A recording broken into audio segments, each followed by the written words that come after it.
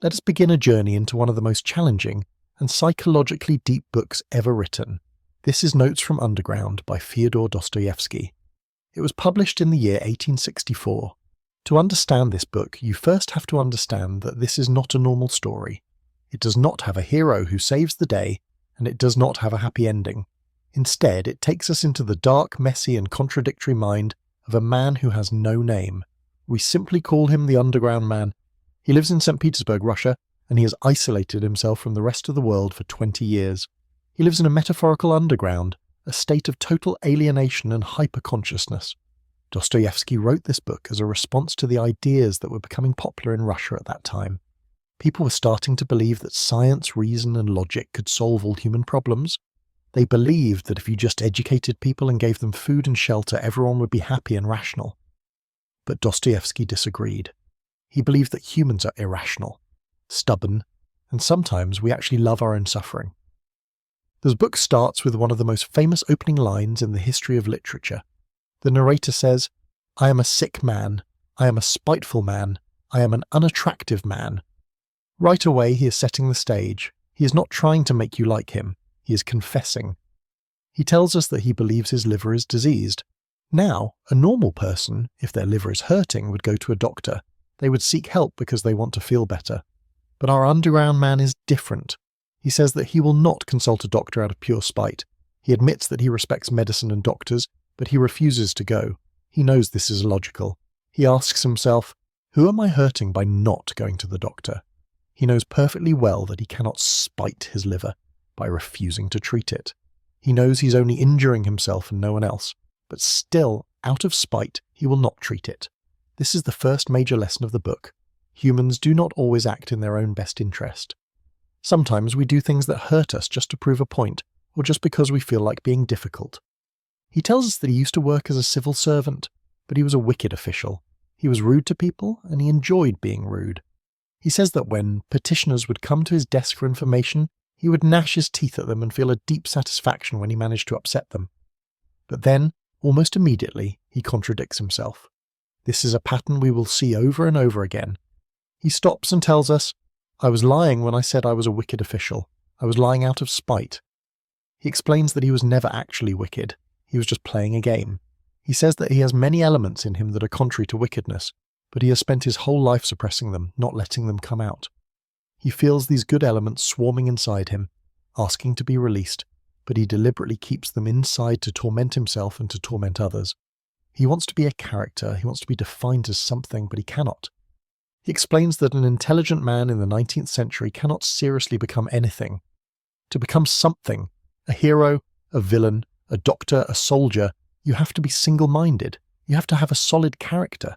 But a man of acute consciousness, a man who thinks too much, can never become anything. He's too busy analysing every side of every question. If he tries to be wicked, he realises it's arguably not his fault, so he stops. If he tries to be good, he questions his motives, so he stops. He says that only a fool becomes something. An intelligent man is doomed to be characterless. This is the tragedy of the underground man. He is paralysed by his own intelligence. He thinks so much that he cannot act. He has retired from his job after inheriting a small amount of money, 6,000 rubles, and now he just sits in his wretched room in St. Petersburg, thinking, analysing, and hating himself. He talks about the city itself. He says that St. Petersburg is the most abstract and intentional city on the whole round earth. It was a city built by command, built on a swamp, forced into existence. It represents the artificial nature of his life. He knows he should leave. He knows the climate is bad for him. He knows it is too expensive for his small budget. But he refuses to leave. Why? Because it does not matter. Whether he leaves or stays, his problem is internal, not external. He's trying to explain to us, the gentleman he's addressing, why he is the way he is. He says that overthinking, or hyperconsciousness, is a disease. It is a genuine illness. For a normal everyday life, a simple human consciousness is enough. You just need enough intelligence to do your job, talk to your neighbours, and eat your dinner. But the underground man has 3 or 4 times the amount of consciousness that is necessary. And because he sees everything, understands everything, and analyses everything, he ends up miserable. He compares himself to a man of action. A man of action is someone who is stupid enough to just do things without thinking about them too much. If a man of action gets angry, he just punches someone. He feels he has the right to punch them because he believes he's seeking justice. He does not doubt himself. But the underground man, if he gets angry, he starts thinking. He thinks about the causes of his anger, the laws of nature, the history of insults, and by the time he's done thinking, the anger is dissolved into a weird chemical sludge of shame. He cannot punch anyone because he does not believe in the justice of the punch. He does not believe in anything firmly enough to act on it. So he sinks back into his corner, grinding his teeth, nursing his spite, feeling humiliated not by anyone else, but by his own mind. He says that even though he claims to be wicked or spiteful, the truth is he cannot even be an insect. He cannot grant himself a definition. This lack of definition is his torment. He wants to say, "I am a lazy man," or "I am a glutton." If he could truthfully say he was lazy, he would have respect for himself because he would possess a defining quality, but he cannot even claim that. He is a void, filled with conflicting thoughts, trapped in the underground of his own making. Continuing from where we left off, the underground man digs deeper into this difference between the man of action and the man of acute consciousness. He uses a very powerful metaphor here, the mouse and the bull. He says the normal man, the man of action, is like a bull. He charges forward with his horns down, the only thing that stops him is a wall. But the man of consciousness, the underground man, is like a mouse. Not a literal mouse, but a highly conscious, constructed mouse. Let us look at how they react to an insult. Suppose someone insults the bull. The bull gets angry, charges, and gets his revenge. He feels satisfied. He feels that justice has been done. But the mouse takes that one insult and multiplies it. He adds his own questions, his own doubts, and creates a whole universe of questions around that one insult. He remembers every past insult, every slight he has ever received. He imagines insults that have not even happened yet. The mouse enters a state of cold, malignant, everlasting spite. The bull's anger is like a flash in the pan. It happens, and then it is gone. But the mouse keeps the anger alive for years. He will remember the offender 40 years later and will have added endless shameful details to the memory, torturing himself with his own imagination. He will plan revenge, but he will never execute it. Why? Because the mouse does not believe in the justice of the revenge. The bull believes that revenge is a natural right. The mouse, because of his hyperconsciousness, analyzes the concept of justice until it falls apart. He realizes there is no objective law that says he has the right to hit back. So instead of acting, the mouse creeps back into its hole, into the underground. There, in the stink and the darkness, the mouse indulges in its fantasy, biting at itself, mocking itself and finding a strange twisted pleasure in its own humiliation. This brings us to one of the most famous concepts in the book, the stone wall. The underground man says that the man of action, the bull, respects the stone wall. When he sees a stone wall, he stops. He accepts it as an impossible barrier. For the man of action, the stone wall is a relief. It means stop, you can go no further, and he accepts this as the truth. He does not argue with the wall. But what is this stone wall? It represents the laws of nature, the deductions of natural science and mathematics. For example, if science proves that you are descended from a monkey, the man of action accepts it. If mathematics says that 2 times 2 equals 4, the man of action accepts it. He says, well, nature is nature, you cannot argue with it. But the underground man refuses to accept the wall. He says, merciful heavens, what do I care for the laws of nature and arithmetic, when for some reason I dislike those laws, and the fact that 2 times 2 equals 4. He knows he cannot break through the wall with his head. He's not strong enough, but he also refuses to accept the wall just because it is there. He will stand in front of it and scream. He hates the inevitability of it. He hates that science wants to reduce human life to a mathematical table. If 2 times 2 equals 4, then free will does not exist. If everything is calculated, then human beings are just piano keys or organ stops played by the laws of nature. The underground man rebels against this. He wants to have the right to say that 2 times 2 equals 5, simply because he chooses to. He sees the stone wall as an insult to his dignity as a human being. The man of action sees the wall as a fact. The underground man sees it as a prison. This rebellion leads him to discuss the enjoyment of suffering. This sounds strange to us. We think everyone wants to be happy and avoid pain. But the underground man claims that there is a deep, refined pleasure in despair. He uses the example of a toothache. Imagine a man with a toothache in the 19th century. At first, he just moans. But after a few days, if he is a man of culture and consciousness, his moans change. He does not moan just to express pain, he moans to irritate his family. He knows that his moans are keeping everyone awake. He knows he is being nasty and malicious, and he enjoys it. He thinks, I am suffering, so you must suffer too. I am not a hero to you anymore. I am a rascal, and that is fine. He finds pleasure in the realization that he is a slave to his teeth, a slave to nature. He cannot make the pain stop unless nature decides to stop it, or the doctor pulls the tooth out.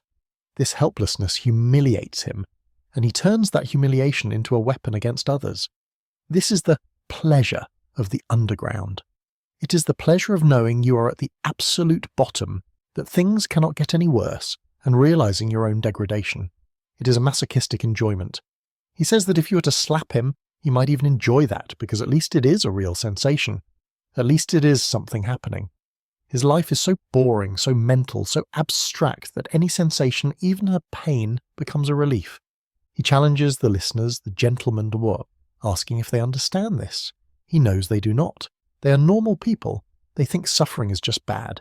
But he argues that man is not just a rational animal who wants prosperity. Man also loves chaos and destruction. Man loves to build roads like an engineer, but he also loves to tear them down. He suggests that perhaps the only goal on earth to which mankind is striving lies in this incessant process of attaining, in other words, in life itself, and not in the thing to be attained. The formula 2 times 2 equals 4 is not life, gentlemen, but is the beginning of death. 2 times 2 equals 4 is an unbearable arrogance. It is a dandy standing with his hands in his pockets, spitting at you. The underground man prefers 2 times 2 equals 5. It is irrational, it is chaos, but it is alive. He admits that he talks a lot about this because he has spent 40 years listening to himself in the cracks of the floorboards. He has invented entire dialogues in his head. He has lived his whole life in his mind, and now it is spilling out. He asks why he is writing all this down. He says he's not writing it for the public. He does not want to publish it. He's writing it as a form of confession, to test himself. Can a man be perfectly frank with himself and not be afraid of the whole truth? He mentions that the poet Heinrich Heine said that true autobiographies are almost impossible because a man is bound to lie about himself. Rousseau, for example, certainly lied in his confessions, out of vanity, but the underground man says he is not writing for an audience, so he has no reason to lie. He wants to dig up the ugliest, darkest memories of his past and face them. He says he has memories that he would not tell to everyone, some he would not tell to his friends, and some he would not even tell to himself until now. But now he wants to drag them out into the light.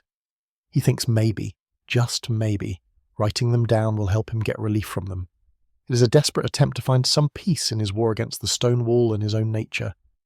We are now deep in the mind of the underground man, standing before the stone wall of logic and natural laws.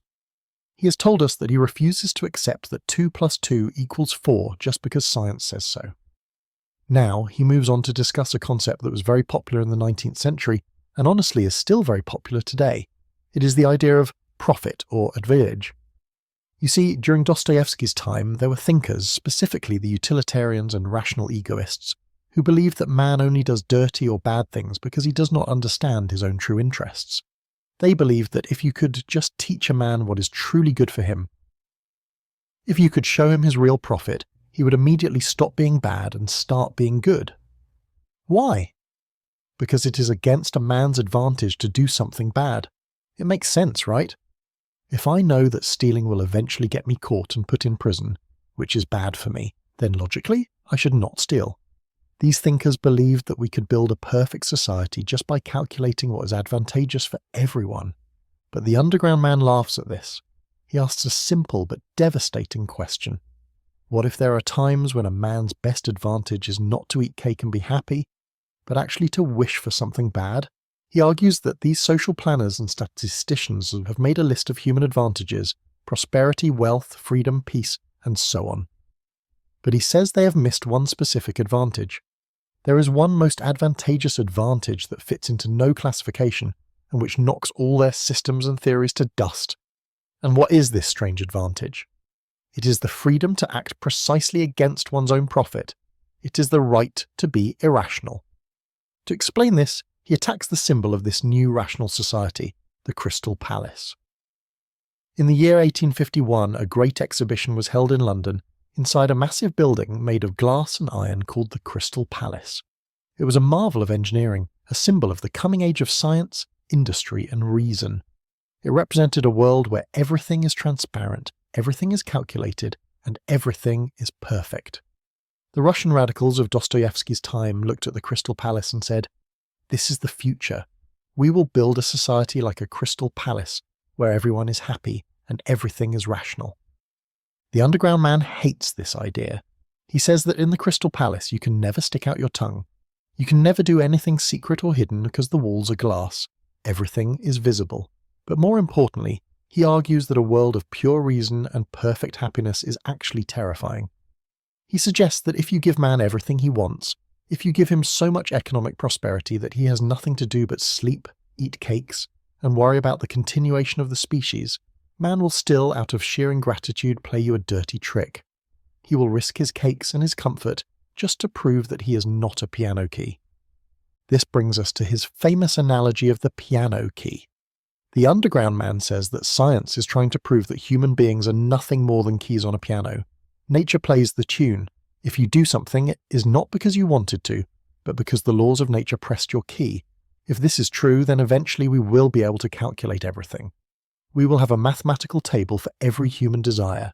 If you want to get married, we can calculate it. If you want to commit a crime, we can calculate it.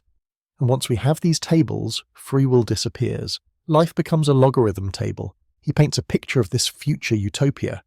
He says that when everything is calculated, there will be no more adventures, no more risks. Everything will be extremely sensible.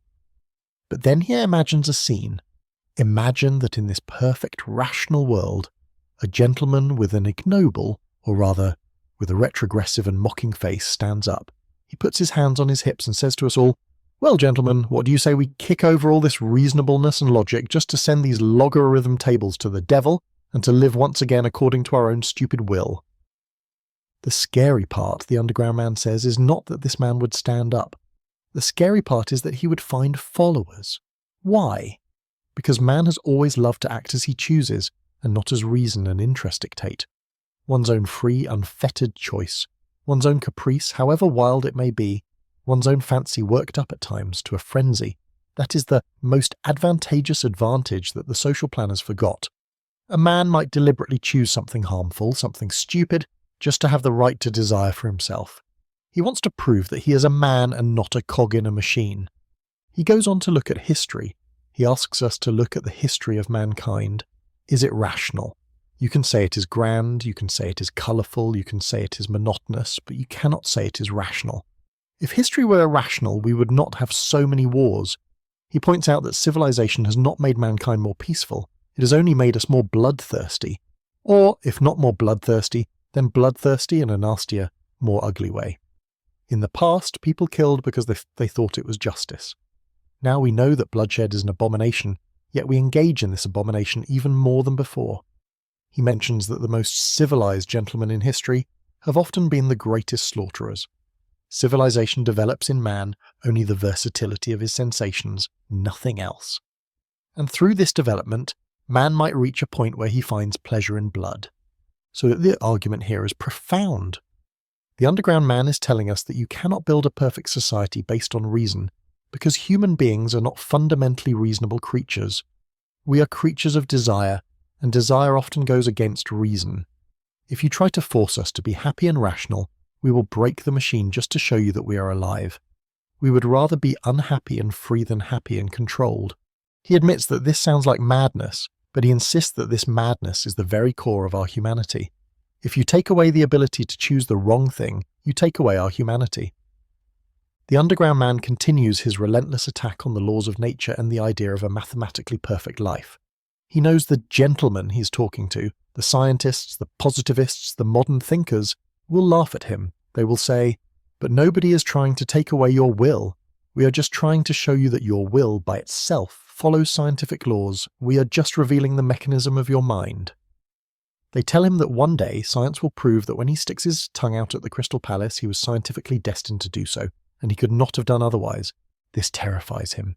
He feels that if his desires can be predicted and calculated, then he ceases to be an individual. He becomes, as he said before, an organ stop or a piece of a machine. He asks, what is a man without desires, without will, and without wantings, if not a stop in an organ pipe? If it turns out that everything we do is just a result of brain chemistry and environment, then we are not responsible for our actions. And if we are not responsible, then we are not really humans, we are just biological robots. He anticipates the argument. The scientists might say, well, if you don't like it, too bad. 2 times 2 makes 4. Nature doesn't ask your permission. You have to accept it. But the underground man says, why do I have to accept it? He admits that perhaps he is just a man in a cellar, a man who has lost touch with real life. But he argues that his underground life, with all its suffering and hyperconsciousness, might be more real than their calculated happiness. He then shifts to talk about wanting.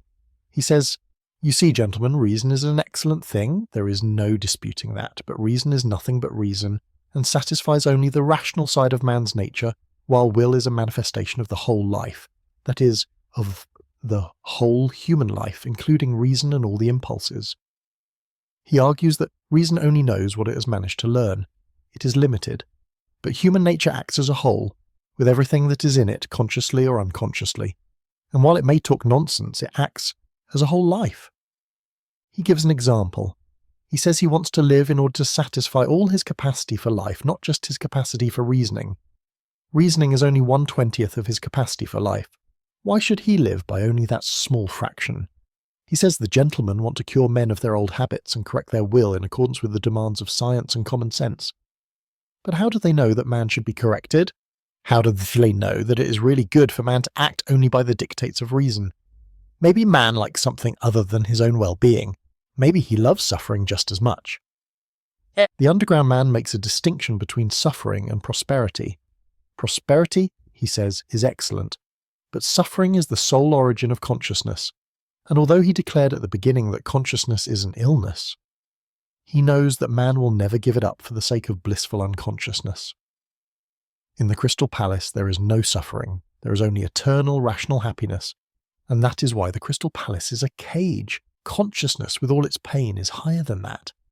He tells us that he is not actually rejecting the Crystal Palace completely. He says, I am not rejecting the Crystal Palace because I'm afraid I won't be able to stick my tongue out at it. I'm rejecting it because it's a lie. He says he would accept a real palace, a true ideal if it actually existed. But the Crystal Palace of the scientists is just a chicken coop. It provides shelter from the rain, yes, and if the only goal of life is to stay dry, then a chicken coop is fine. But a man wants more than to stay dry, he wants to live.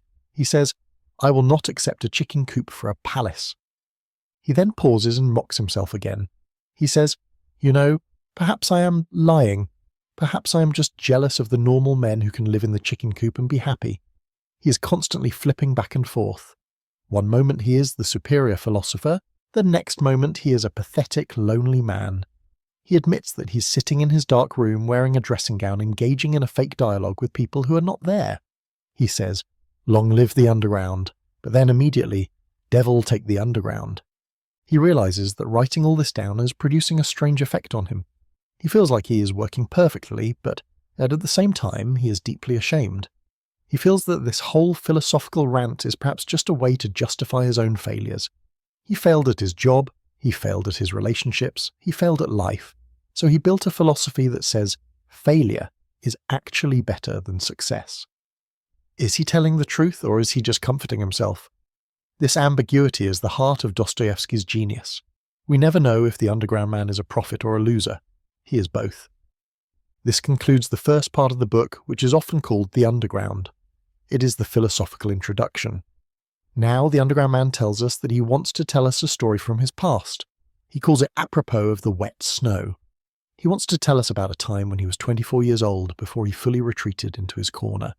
He wants to show us how these philosophical ideas played out in real life. He warns us that it will be ugly. He warns us that it will be painful, but he feels compelled to write it down. He remembers a specific day, a day when the snow was falling, wet, yellow, and dingy. It reminded him of an incident that he cannot forget, an incident that has been stinging him like a poison for years. And so, we move from the abstract world of philosophy into the gritty, humiliating reality of his life in St. Petersburg. We leave the world of 2 times 2 equals 4 and enter the world of human relationships, where nothing adds up and everything hurts. We have now left the dark, abstract cellar of philosophy and stepped out into the cold, wet streets of St. Petersburg. The Underground Man takes us back in time to when he was 24 years old. This is the part of the book called Apropos of the Wet Snow.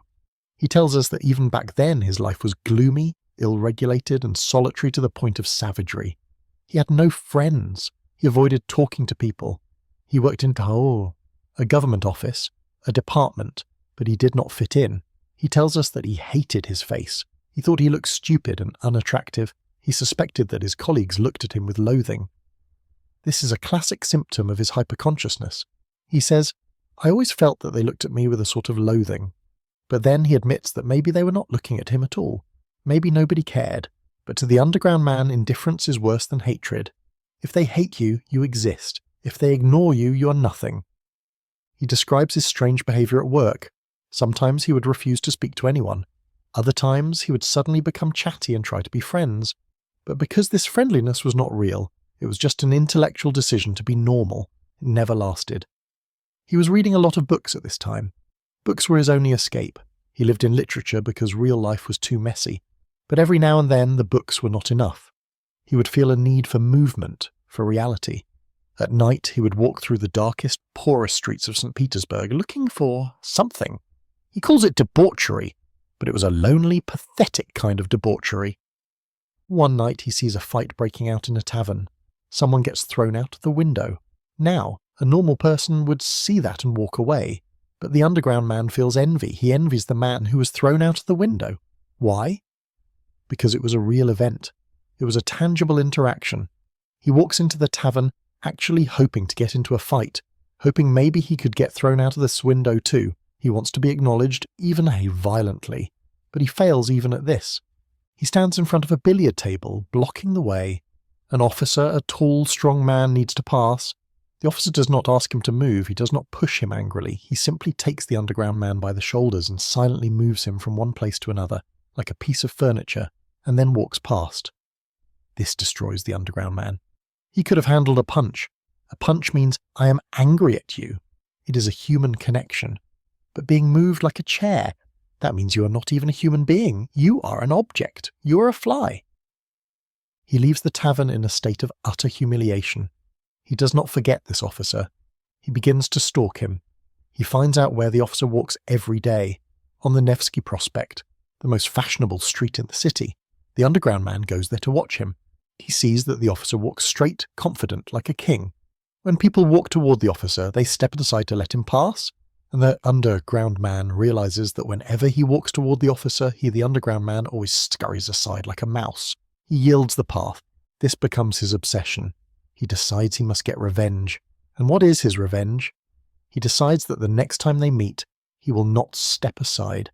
He will walk shoulder to shoulder. He wants to force the officer to acknowledge his existence as an equal.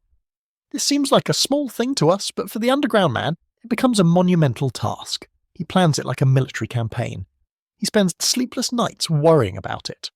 He realizes his clothes are not good enough.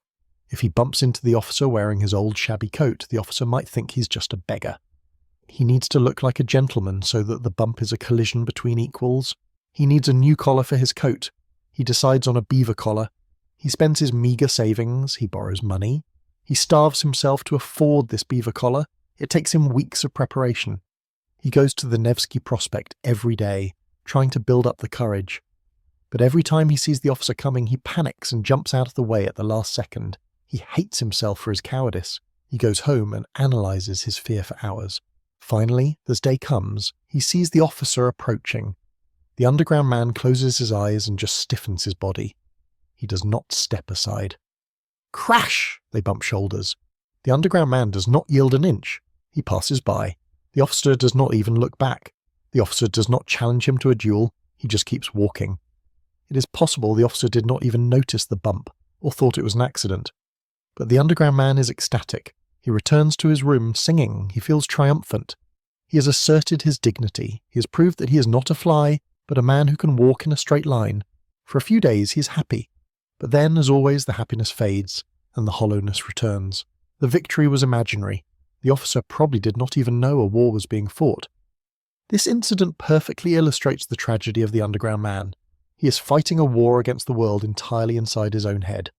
After the triumph of the bump, the Underground Man falls back into his hole. The high wears off. He's lonely again. He has this terrible cycle. He isolates himself until he cannot stand it. Then he rushes out to find society, gets humiliated, and runs back to isolation. 3 months after the officer incident, he feels the urge to be with people again, but he has no friends. He decides to visit his boss, a man named Anton Antonich. This is painful to describe. The underground man goes to his boss's house in the evening. Anton Antonich has other guests, serious people talking about serious things. The underground man sits there for 4 hours drinking tea, saying absolutely nothing. He does not know how to join the conversation. He just sits and stares.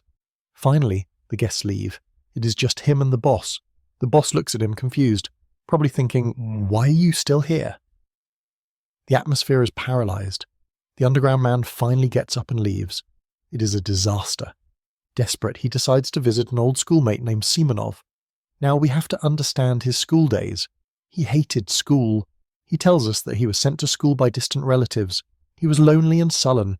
The other boys mocked him. He says they were stupid, concerned only with rank and success. He hated their faces. He hated their laughter. But in his typical contradictory way, he also craved their approval. He wanted to impress them. He was excellent in his studies just to prove he was better than them. But they did not care about books. They cared about who had the most money or the best uniform. Simonov is one of the few he still talks to, mostly because Simonov is quiet and not actively mean. He arrives at Simonov's small apartment. Simonov is there with 2 other former schoolmates, Ferfichkin and Trudolyubov. They are busy discussing something and barely notice the underground man when he walks in. They do not treat him like a friend, they treat him like a common fly that just buzzed into the room. It turns out they are planning a farewell dinner for another schoolmate, Zverkov. Zverkov is everything the underground man is not. Zverkov is an officer. He's handsome, he is rich, he is cheerful. He talks loudly about his conquests with women. He's successful. In school, the underground man hated Zverkov, but Zverkov never hated him back. Zverkov just pitied him, which was worse. Zverkov is leaving St. Petersburg to go to a new posting, and these friends are throwing a dinner at a hotel called the Hotel de Paris. The underground man listens to them planning the dinner. They are talking about the cost. It will be 7 rubles each. That is a lot of money for the underground man. He barely has any money. He has not paid his servant Apollon in weeks. But suddenly, a wave of spite and desire washes over him. He cannot bear to be left out. He feels that if they have this dinner without him, it proves he is a nobody. He interrupts them and says, "I will come too, I will put in my 7 rubles. The room goes silent. Simonov looks annoyed. Ferfichkin, who is Dostoevsky's version of a petty, nasty little enemy, sneers at him and mom. They clearly do not want him there. Trudolyubov asks, "But do we really get along with you? And besides, we didn't invite you." This is a direct rejection. A man with dignity would leave. A man with dignity would say, "Fine, have your stupid dinner," and walk away. But the underground man has no dignity of that kind. He insists. He says, "Why shouldn't I come? I am a schoolmate too."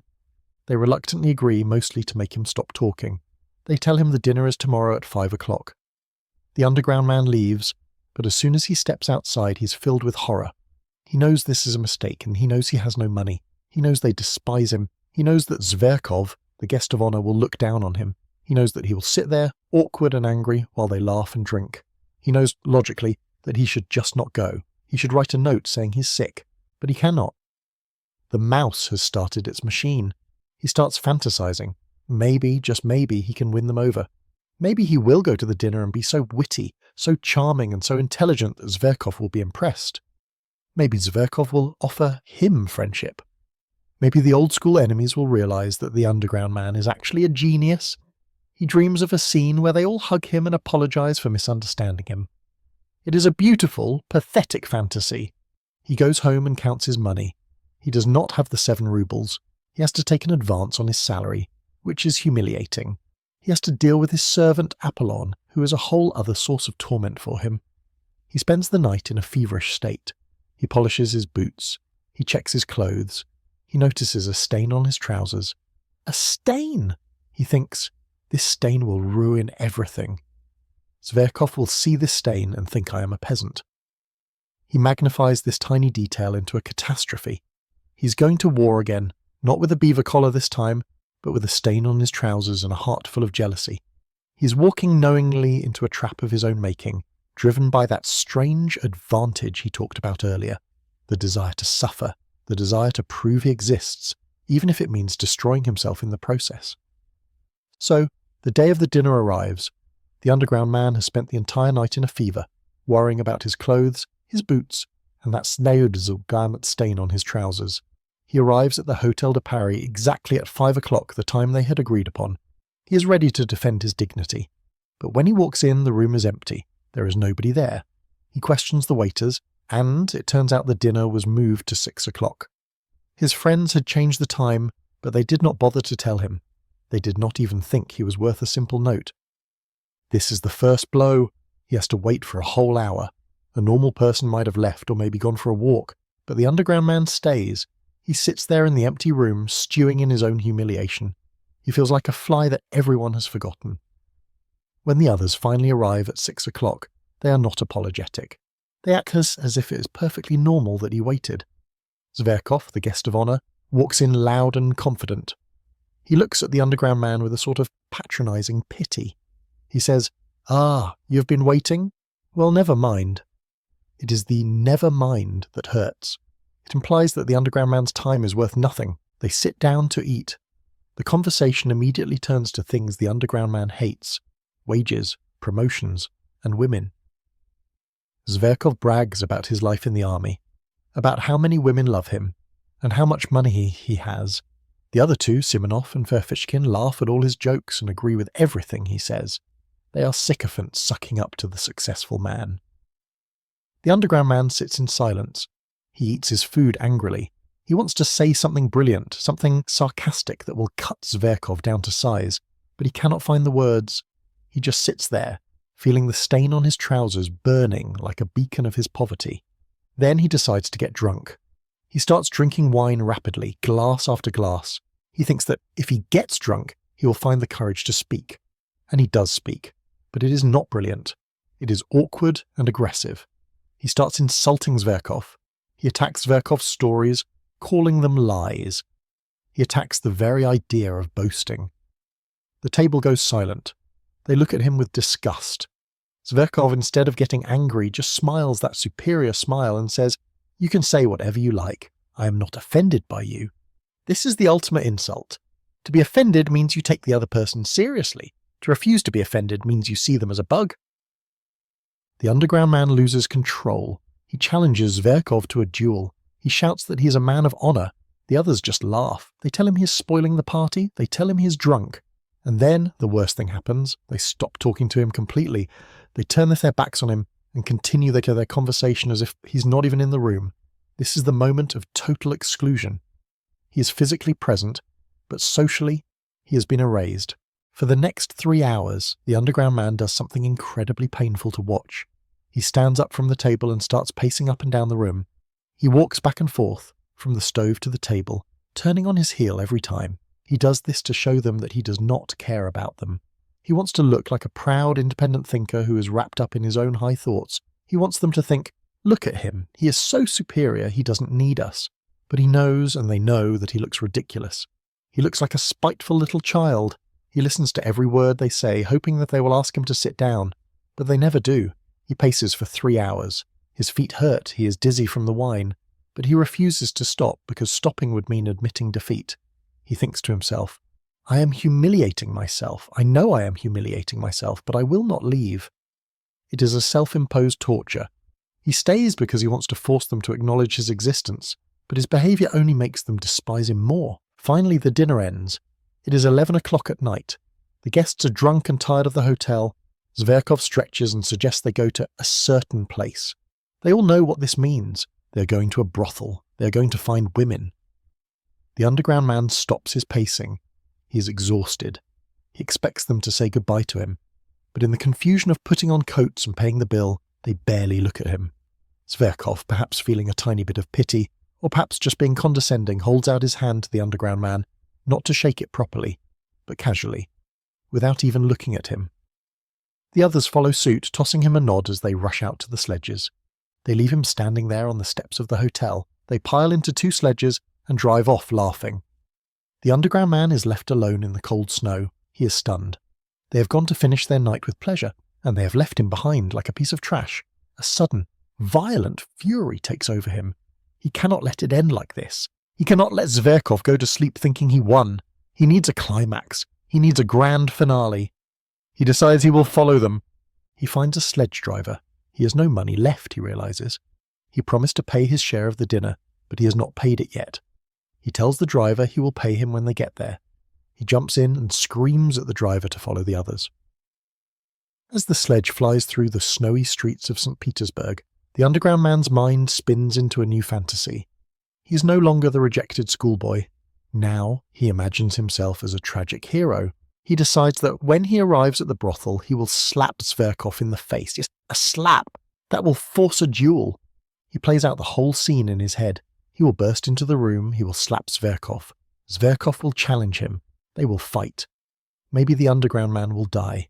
He imagines himself dying with a noble look on his face and Zverkov crying with regret over his dead body. Or maybe, he imagines, Zverkov will refuse to fight. Then the underground man will bite him. He will latch onto his leg like a dog and not let go until they beat him off. He is willing to be beaten, willing to be killed, just to break through that wall of indifference. He wants to turn this pathetic night into a romantic tragedy. But reality, as always, has a different plan. When his sledge finally arrives at the destination, the excitement crashes. He runs into the building ready for violence. But the room is quiet. The reception area is empty. He asks where the gentlemen are. The porter tells him they have already arrived and have already gone to separate rooms. The group has disbanded. There is no audience. There is no Zverkov standing there waiting to be slapped. The moment has passed. The grand confrontation he imagined is impossible. He stands there, confused and deflated. He is drunk, dishevelled, and his beaver collar, the one he spent so much money on, looks sad and wet. He feels like a fool, but he's already here. He cannot just torch and turn around and leave. He sees a door open. A young woman is standing there. She looks at him. This is Liza. She is 20 years old. She is not described as exceptionally beautiful, but she has a face that is fresh, young, and slightly pale. She looks at him with a serious expression. The underground man enters her room. The alcohol and the spite are still swirling in his brain. He feels a need to dominate someone. He failed to dominate Zverkov. He failed to dominate his friends. He failed to dominate the officer. But here, in this room, with this girl who is in a position of servitude, he sees a chance. He sees someone lower than him, someone he can affect. He looks at himself in the mirror. He sees a face that is pale, nasty, and malicious. He thinks, I'm glad I look repulsive. I want her to be afraid of me. They sit in silence for a long time. It is a heavy, awkward silence. The underground man is waiting. He's waiting for the alcohol to wear off, or for a new script to start in his head. He asks her name. She says, Liza, Dewira, begins to talk to her, but he does not talk like a customer. He talks like a judge, and he talks like a preacher. He decides to play a new game. He decides he will save her, not because he cares about her, but because he wants to feel powerful. He wants to use words to break her down, to make her cry, to make her realize how miserable her life is. He wants to be the hero of a story, and she is just the prop. He starts to ask her questions about her life, her family, and why she's here. And with every question, he is sharpening a knife of words that he intends to plunge into her heart. The underground man begins his psychological assault on Liza. He is sitting there in the dim light of the brothel room, feeling the shame of the dinner party and the rejection by his friends. He needs a victory. He needs to feel superior to someone. And here is Liza, young, vulnerable, and trapped in a life she likely does not understand the full horror of yet. He decides to open her eyes, not to help her, but to crush her. He starts speaking, and his voice takes on a tone that is strangely magnetic. Remember, he has read thousands of books. He knows how to speak like a romantic hero, like a preacher, like a philosopher. He uses this eloquence as a weapon. He starts by asking her gentle questions about her background. He finds out she is from a peasant family, that her father was strict but loved her. He latches onto this. He starts to paint a picture of what her life could have been. He talks about the beauty of a normal family life. He describes a father's love for his daughter. He says, to a father, a daughter is sweet blood, gives her his soul. He describes the image of a husband and wife, how they might argue, but their love is a real bond, a holy bond. He romanticizes domestic life to an extreme degree. He speaks of the joy of holding a baby, the quiet pride of a mother. He makes it sound like paradise. He watches Lisa closely. He sees that his words are hitting the mark. Her eyes are wide. She is listening with a mixture of wonder and pain. She has probably never heard a man speak to her like this in this place. Usually men only want one thing from her, but this man is talking about souls and families and love. It disarms her completely. She whispers, "Yes, that is true." She is innocent enough to believe that he is speaking from the heart. She does not realize he is just reciting pages from the sentimental novels he reads in his hole. Then he shifts his tone. He turns the picture dark. He tells her, "But what are you here? You're a slave. You are passing from hand to hand." He tells her that she is in debt to the madam, that she is trapped. But the real horror, he says, is not now. It is the future. He predicts her decline with brutal detail. He tells her that her youth will fade quickly in this place. Her beauty will be used up, and when the beauty is gone, the madam will throw her out. He paints a terrifying scene of her death. He describes her dying of consumption, tuberculosis, which was the common disease of the poor in the 19th century. He says she will die in a cold, damp corner of a basement, shivering and alone. The other girls will ignore her or mock her. The madam will complain that she is taking too long to die and costing money. He says, "They will bury you in the wet snow. No one will cry for you. No one will visit your grave. Your name will vanish from the earth as if you never existed." He uses the image of the wet snow, the same yellow, dingy snow that was falling outside, to symbolize the cold indifference of the world towards her. He tells her, "You have sold your soul, and for what? For a few years of misery and a grave in the mud." He gets carried away by his own performance. He is not just hurting her, he is scaring himself. He feels a lump in his throat. He is almost crying at his own words. This is the strange paradox of the underground man. He's fake, but his emotions become real in the moment. He is caught up in the drama. He looks at Lisa and sees that he has destroyed her. She is shaking. She buries her face in the pillow. Her shoulders are heaving. She begins to sob uncontrollably. It is a deep, tearing sorrow that comes from the very bottom of her soul. She realizes the truth of her situation. He has stripped away any illusion she had. He has forced her to look into the abyss of her future. For a moment, the underground man feels a surge of power. This is what he wanted. He wanted to affect someone. He wanted to be the master of the situation. He has taken a human being and turned her inside out with just his words. But as he watches her cry, the feeling of triumph starts to mix with something else, fear, and perhaps a tiny suppressed spark of guilt. He has broken her, but now he has to deal with the pieces. He stands there, awkward and pale, listening to her stifle her sobs in the pillow, realizing that this game has become terrifyingly real. The sobbing eventually stops. Lisa sits up. She is exhausted. Her face is swollen, but there is a change in her. She looks at him differently now. She does not see him as a customer anymore. She sees him as a savior. She thinks he is a man of deep feeling who genuinely cares about her soul. She does not know he was just venting his own misery. She reaches under her pillow and pulls out a piece of paper. She wants to show him something. She wants to prove to him that she is not just a slave or a piece of meat, as he described. It is a letter. A letter from a young student who had known her before she came to this place. The letter is respectful. The student declares his love for her in a polite, honourable way. He does not know what she has become, or perhaps he does not care. She treasures this letter. It is her only proof of dignity. It is her shield against the world. She shows it to the underground man with a look of naive pride, as if to say, "See, I am loved. I am a person." The underground man reads it. For a split second, he feels a pang of genuine emotion. He realizes that this girl has a pure heart, capable of holding on to goodness even in the filth. He feels a moment of shame, but then the cynic in him takes over. He thinks, it is touching, sure, but it changes nothing. However, he does not say this. He hands the letter back. He feels an urge to escape. The emotional intensity is too much for him. He is not built for real intimacy. He is built for solitary brooding. He gets up to leave. Lisa looks at him with expectation. She thinks this is the beginning of something. She thinks he will come back to save her. In a moment of confusion, or perhaps a final attempt to play the role of the hero, he gives her his address. He writes it down and gives it to her. He says, "I will come to you," implying he will rescue her. But as he walks out into the cold, dark street, the reality hits him like a hammer. What have I done by this song? He thinks, why did I give her my address? He begins to panic. Giving her his address means she can come to him. She can come to his hole. She can see where he really lives. She can see his faded, shabby dressing gown. She can see his cheap furniture. She can see his servant Apollon. Let us talk about Apollon. Apollon is an elderly servant who works for the Underground Man. The Underground Man hates him. He describes Apollon as his plague. Apollon is quiet, judgmental, and incredibly stubborn.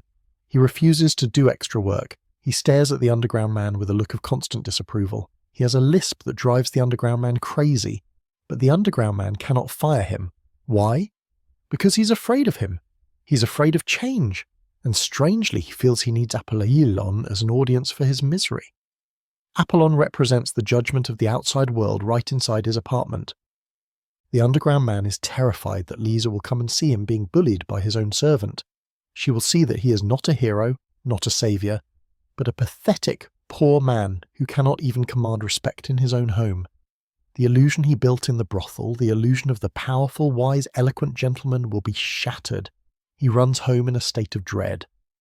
The next day he wakes up in a foul mood. He is waiting. Every footstep on the stairs makes his heart stop. Is it her? He paces around his room. He yells at Apollon. He tries to plan what he will do if she comes. He thinks, I will insult her. I will throw her out. I will tell her it was all a joke. He wants to destroy the connection before it becomes real.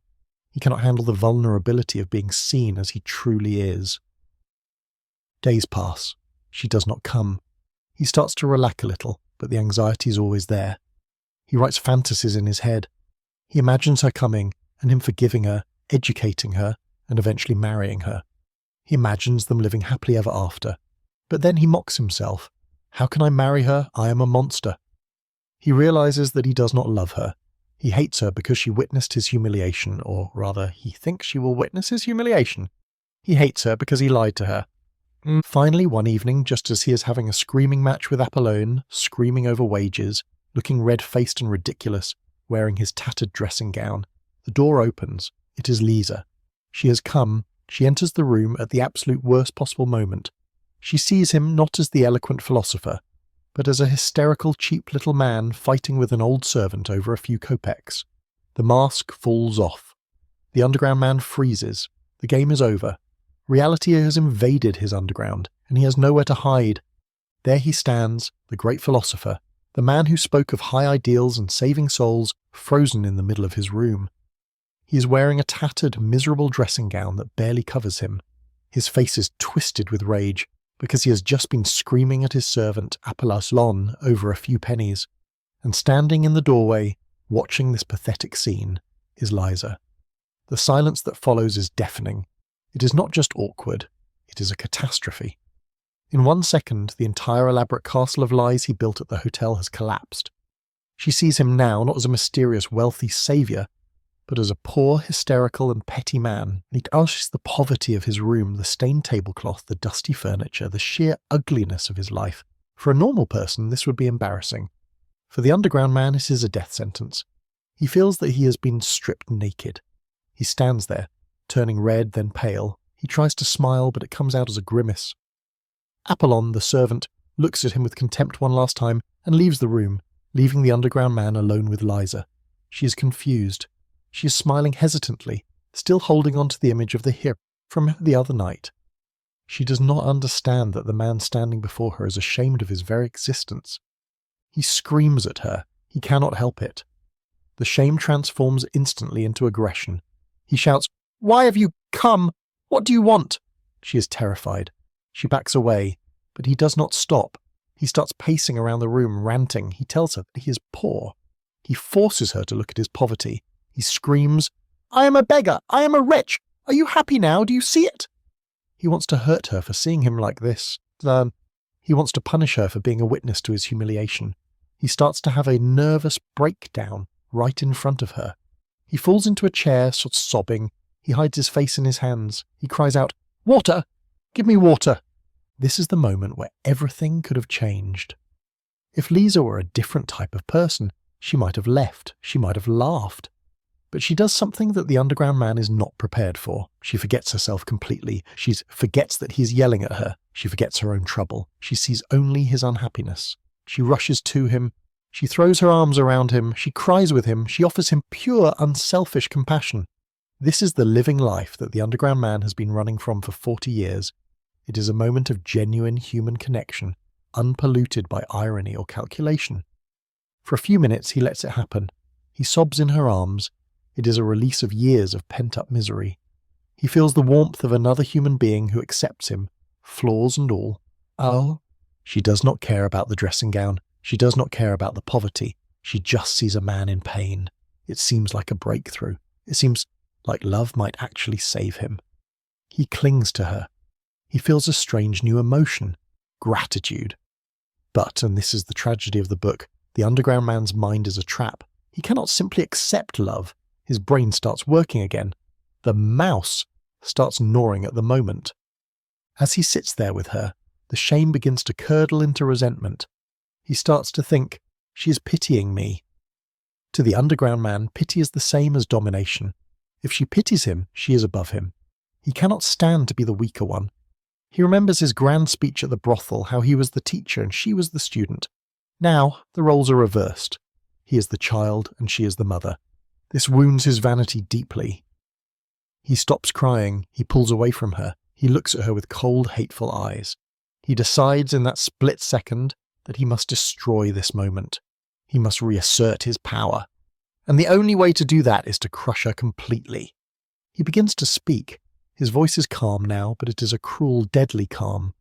He says, "Liza, do you know why I came to you that night? Do you think I came to save you? Do you think I cared about you?" He laughs. It is a dry, harsh laugh. "I came there because I had been humiliated by my friends. I wanted to humiliate someone else. I wanted to have power over someone. You were just there. You were convenient." He watches the colour drain from her face. He continues, twisting the knife. "I was laughing at you the whole time. All those stories about family, about love, about the baby. I made it all up. I was reciting a book. I wanted to see you cry. I wanted to feel like a master. And now I hate you. I hate you because you are here. I hate you because you saw me crying. I hate you because you are a witness to my weakness." He pours out all the venom he has stored up. He tells her that he never wants to see her again. He tells her that she is nothing to him but a reminder of his own failure. He's trying to make himself look like a monster so that she will leave, but also because he believes he is a monster. He believes he is incapable of love. He defines love as the right to tyrannize. Since he cannot tyrannize her now, he cannot love her. Liza listens to this confession in silence. She stands up. She is trembling. Any other woman would have slapped him. Any other woman would have screamed back. But Liza understands something that the underground man does not. She understands that he is lashing out because he is in pain. She sees through his cruelty. She realizes that he is arguably more unhappy than she is. She does not get angry. She just looks at him with a profound, sorrowful look. It is the look of someone realizing that the person they tried to save is drowning and refuses to take the hand. She turns to leave. She goes behind the screen to put on her coat. The underground man sits there, feeling a mix of triumph and horror. He has done it. He has regained his superiority. He has driven her away, but his heart is pounding. He feels a heavy weight in his chest.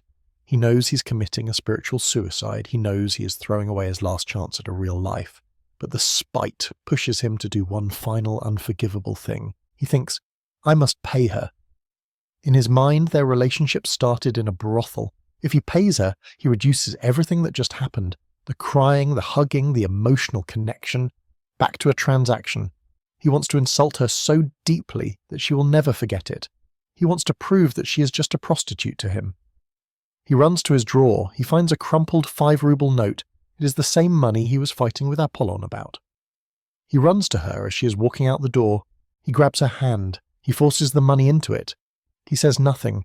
He just thrusts the money into her palm and closes her fingers over it. It is a brutal gesture. It says, "Here, this is what you are worth.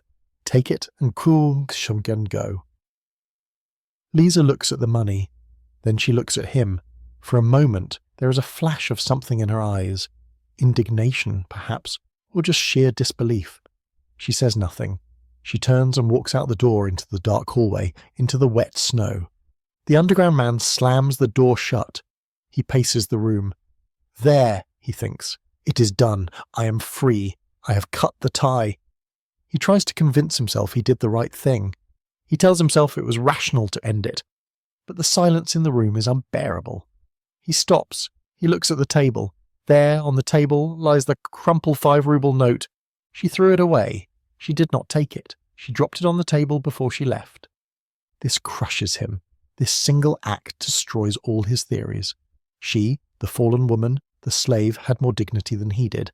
She refused his money. She refused to be bought. She refused to let him define her. By leaving the money, she showed him that she was the noble one, and he was the beggar. He is struck by a sudden, overwhelming realization of what he has lost. He realizes that she loved him, and he threw it away. He panics. He flings the door open. He runs out into the hallway. "Lisa! Liza!" he screams.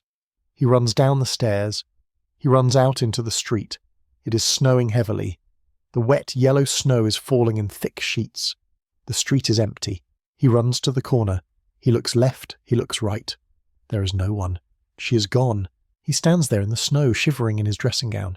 He screams her name again, but the wind swallows his voice. He realizes it is too late. Even if he found her, what would he say? Would he fall at her feet? Would he promise to love her? He knows himself too well. He knows that tomorrow he would hate her again for forgiving him. He knows that he is doomed to his underground. He cannot change. The stone wall of his own character is too high. He drags himself back upstairs to his room. He feels utterly exhausted. He looks at the note on the table. He feels a pain in his heart that he knows will never go away. He says that this memory will stay with him for the rest of his life. It will be the punishment for his spite. This brings us back to the present, to the 40-year-old man writing these notes. He stops his story. He asks him, "Why did I write this? What was the point?" He says he's ashamed of having written it. It is not literature, it is corrective punishment. He says that we, the readers, are also part of this problem. He accuses us of being just like him, only we are less honest. We also hide in our undergrounds. We also fear real life. We prefer to live by books and ideas rather than risking the messiness of reality. He says, we are stillborn, and for generations past have been begotten, not by living fathers, and that suits us better and better. We are developing a taste for it. Soon we shall contrive to be born somehow from an idea. He ends the book abruptly. He says, "But enough. I don't want to write more from underground." Wait, there is a postscript. Dostoevsky, the author, steps in for a brief moment.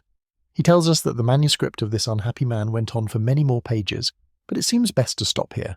The underground man could not stop writing because writing was his only connection to the world, his only way of screaming.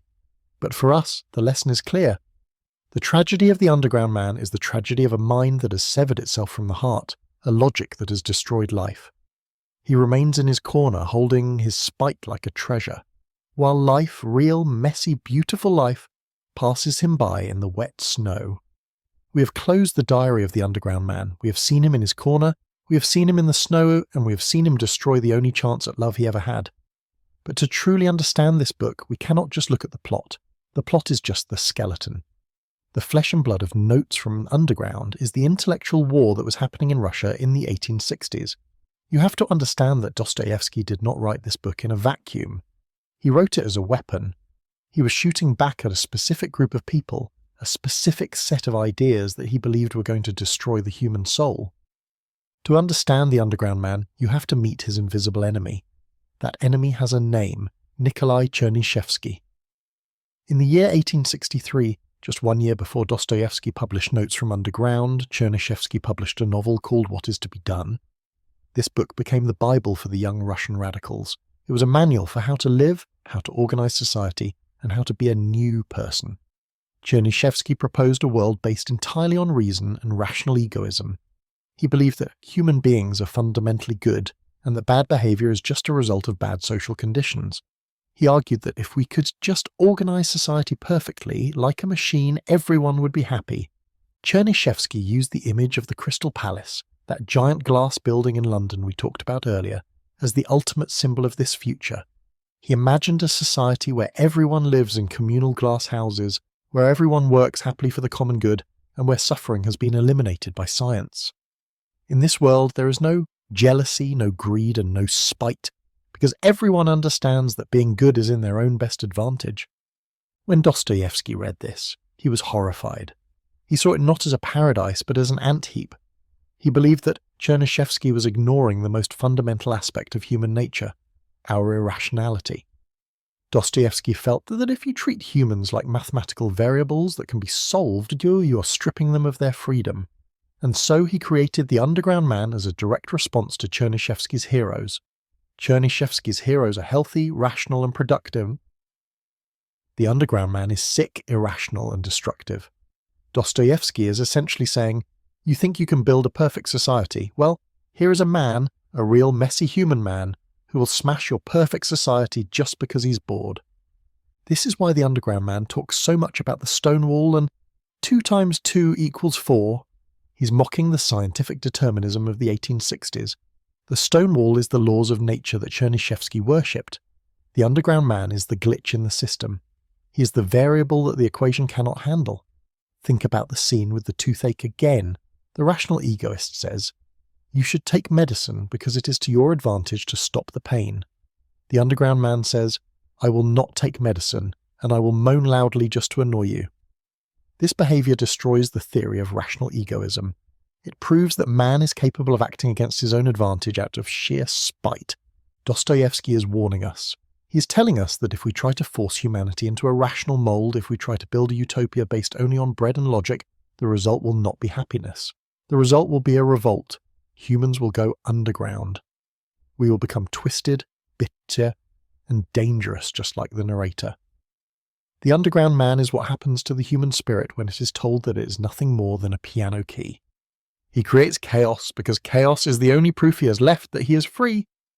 This context transforms the book from a strange rambling into a philosophical thriller. It is a cage match between 2 visions of humanity. In one corner you have the Crystal Palace, clean, logical, perfect, but dead. In the other corner you have the underground, dirty, painful, chaotic, but alive. Dostoevsky is forcing us to choose. Do we want to be happy cows, or do we want to be unhappy humans? It is a terrifying question, and he does not give us an easy answer. He just shows us the cost of both. The cost of the Crystal Palace is your freedom. The cost of the underground is your happiness. Now that we know the enemy, let us look deeper into the psychology of our anti-hero. We call him the Underground Man, but what is he really? Is he a narcissist? Is he a masochist? Is he a genius? The answer is that he is a victim of his own intelligence. This is a condition Dostoevsky explores brilliantly, the paralysis of the intellectual. We often think that being smart is a good thing. We tell our children to study hard, to be clever, but Dostoevsky shows us the dark side of intelligence. He shows us how a mind that thinks too much can eat itself alive. The Underground Man calls this hyper-consciousness. As we discussed in the early sections, he compares himself to the man of action. The man of action is stupid. He sees a wall, he stops, he gets angry, he punches. It is simple, the thought leads directly to the action. But for the Underground Man, between the thought and the action, there is a massive gap filled with doubt. Let us analyse the slap that never happened. Remember the officer in the tavern? The Underground Man wanted to fight him. He wanted to be thrown out of the window. Why? Because he wanted to be part of the real world. But when the moment came to act, what did he do? He thought. He thought about his clothes. He thought about what people would say. He thought about whether the officer would even notice him. He thought so much that the moment passed. This is the tragedy of the intellectual. He can imagine 1,000 different outcomes, and because he can see all of them, he cannot choose one. He remains frozen. This is the Hamlet archetype, the man who cannot act because he thinks too much. But it goes deeper than just hesitation. It is about the stories we tell ourselves. The Underground Man is constantly writing a movie in his head where he is the star. He imagines himself as a hero saving Liza. He imagines himself as a noble duelist fighting Zverkov. He has these grand romantic ideals, what he calls the sublime and the beautiful. This was a popular concept in philosophy, referring to things that are morally high and aesthetically perfect. The Underground Man is obsessed with the sublime and beautiful. But here is the irony. Because he's so obsessed with these high perfect ideals, he cannot handle the messy, imperfect reality. When reality fails to match his movie script, he crashes. He expects the dinner with his friends to be a meeting of intellectuals where they toast to friendship. Instead, they talk about wages and girls. Because reality falls short of his sublime expectation, he rejects it completely. He reacts with spite. He thinks, if I cannot be the absolute hero, then I will be the absolute villain. If I cannot be loved by everyone, I will make everyone hate me. This is a classic defense mechanism. It is all or nothing. He cannot accept being an average person. The idea of being ordinary is terrifying to him. This is where the narcissism comes in. The underground man hates himself, yes. He calls himself a mouse, a fly, a wretch. But at the same time, he thinks he's better than everyone else. He thinks he's smarter than the officer, deeper than Zverkov, and more sensitive than Liza. He looks down on the world from his mouse hole. This combination of an inferiority complex and a superiority complex is explosive. He feels like a king in his own mind, but a beggar in the real world. The tension between these two self-images is what drives him crazy. He uses bookish language to protect himself. Did you notice how he spoke to Liza? He spoke like he was reading from a novel. He did not use his own words. He used the words of society, the words of literature. He used them as a shield. If he speaks like a book, he does not have to be vulnerable. Real vulnerability requires simple, honest words. It requires saying, I am lonely or I am scared. The underground man cannot say those things. He has to dress them up in philosophy and rhetoric. He hides his naked soul behind a wall of beautiful words. And finally, let us look at his addiction to suffering. We talked about the toothache, but let us look at the suffering of shame. He keeps the memory of his humiliation alive for years.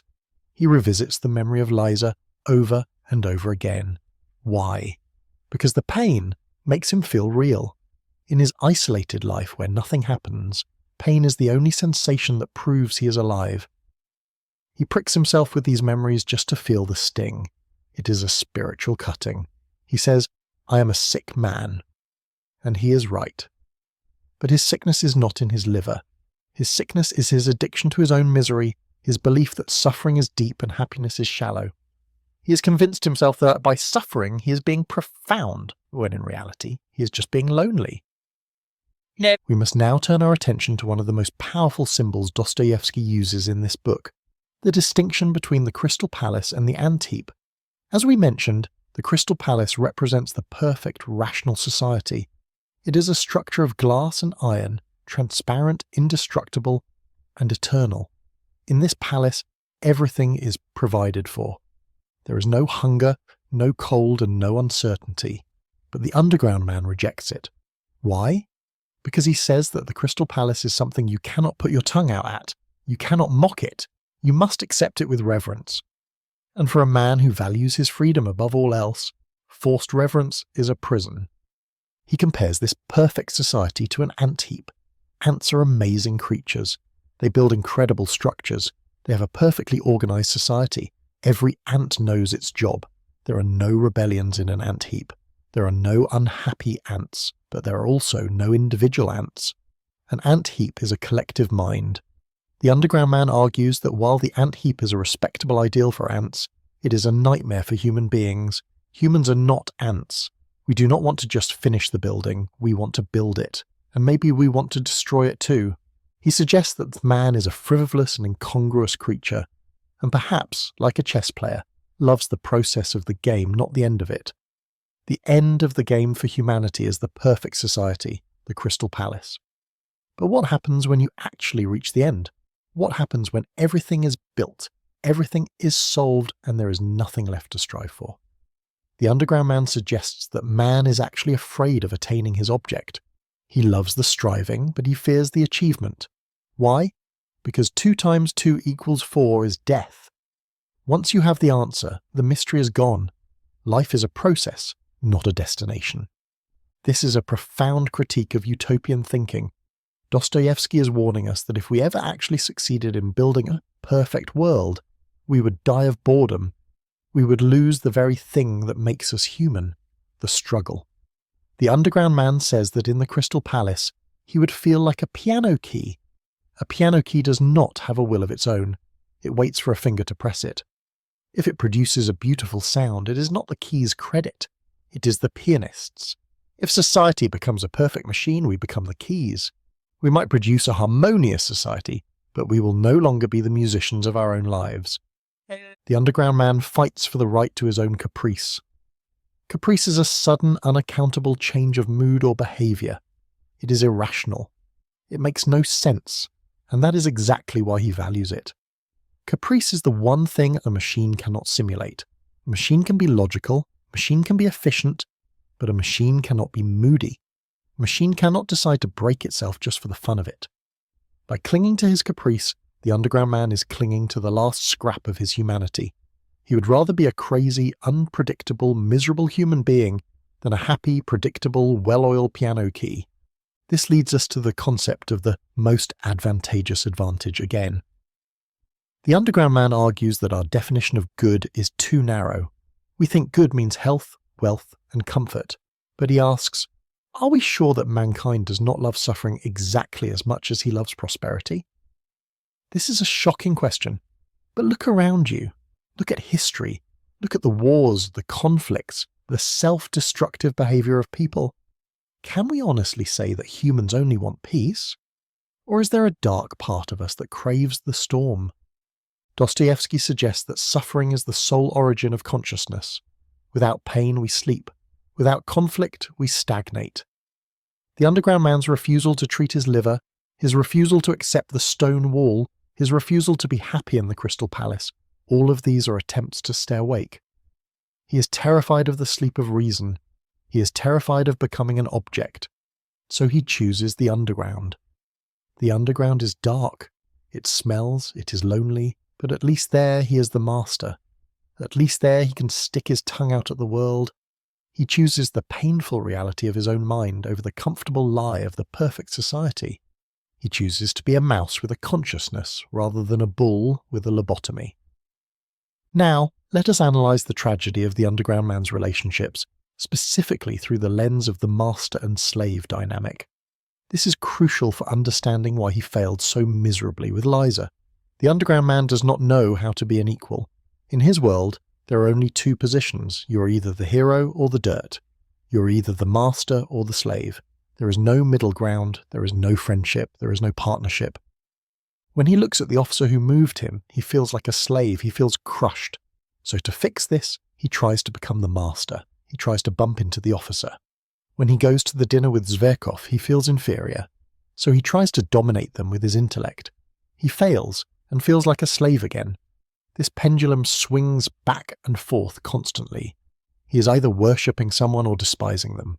With Liza, he finally found someone he could dominate. She was in a vulnerable position. She was socially lower than him. This triggered his master complex. He played the role of the benevolent god saving the poor sinner. He enjoyed her tears because they were proof of his power. He says explicitly, "I cannot love without tyrannizing." For him, love is not a connection between two souls. It is a battle for control. He believes that to love means to conquer the other person, to make them dependent on you. This is why he broke down when Lisa came to his apartment.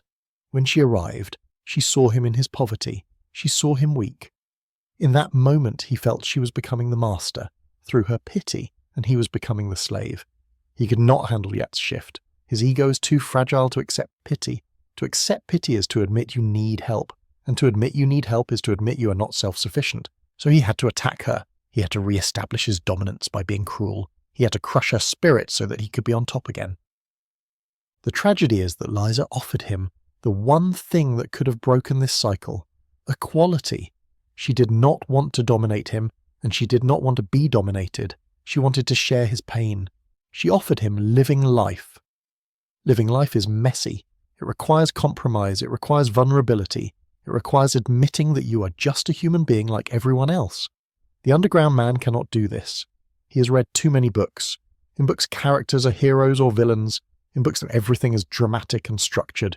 In real life, things are just things. He calls himself a bookish man. He says that we are all becoming bookish men. We have lost touch with living life. We find real life to be hard work, a painful task. We beg to be allowed to go back to our books. We prefer the abstract idea of humanity to actual human beings. The underground man loves humanity with a capital H in his dreams, but he hates actual people in his room.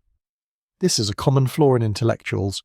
They love the theory of doing good, but they cannot stand the smell of a real person who needs help. When he gives Liza the money, he is trying to turn their relationship back into a transaction. A transaction is safe. It has rules. You give money, you get a service, it is impersonal. But Liza's refusal to take the money is the final blow. By refusing the transaction, she proves that she operates on a higher moral level than him. She operates in the realm of the heart while he is stuck in the realm of the head. She leaves him alone with his money and his books, and in that moment we see the ultimate failure of his philosophy. He ends the book by saying that we are stillborn. This is a devastating conclusion. He means that we are born without the capacity for real life.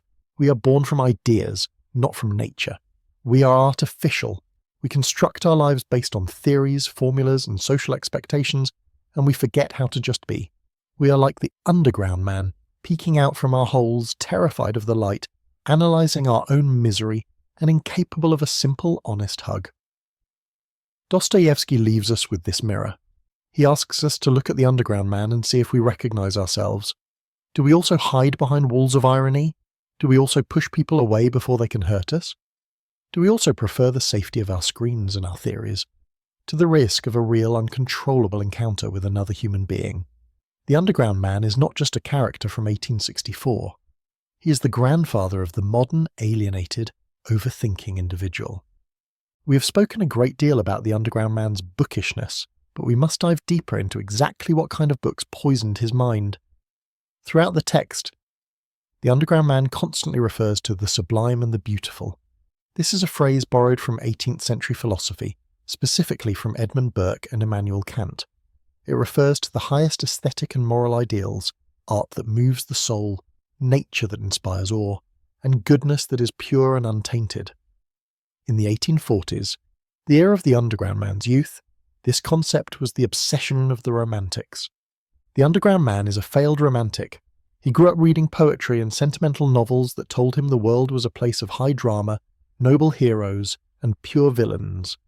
He swallowed these stories whole. He believed that a man of feeling should spend his time contemplating the stars, weeping over beauty and dreaming of saving the world. But Dostoevsky shows us the disastrous side effect of this worldview. When you spend all your time dreaming of the sublime, you lose the ability to navigate the ordinary.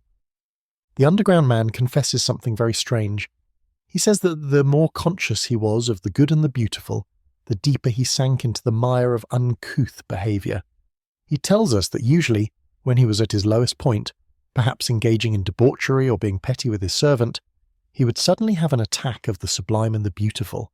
He would retreat into his mind and dream of being a hero. In his dreams, he was perfect. He triumphed over everyone. Everyone loved him. He forgave his enemies. He says, "I launched out into the sublime and the beautiful, in my dreams, of course." But here is the trap. These dreams did not make him a better person. They actually made him worse. Why now? Because these dreams gave him a fake sense of satisfaction. After spending hours fantasizing about being a savior, he felt satisfied. He felt he had paid his dues to humanity just by thinking about it. So when he stepped back into the real world, he felt he had the right to be a scoundrel. He used his high ideals to justify his low behaviour. He essentially says, "I can treat people like dirt in real life because in my pool, I am a poet who loves humanity." This is Dostoevsky's brutal critique of the Russian romantic.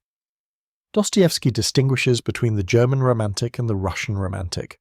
He says the German romantic is a fool who actually believes in his ideals and floats in the clouds, ignoring reality completely. But the Russian romantic, Dostoevsky argues, is broad. The Russian romantic can see the sublime and the beautiful, but he can also see the reality of the gutter, and he manages to live in both at the same time. He is a hypocrite. He will cry over a poem in the morning and cheat you at cards in the evening, and he will feel no contradiction because his soul is still pure. The underground man's interaction with Liza is the perfect example of this toxic romanticism. When he started preaching to her in the brothel, he was channeling the sublime and the beautiful. He was acting out a scene from a sentimental novel. He was moved by his own words. He felt noble.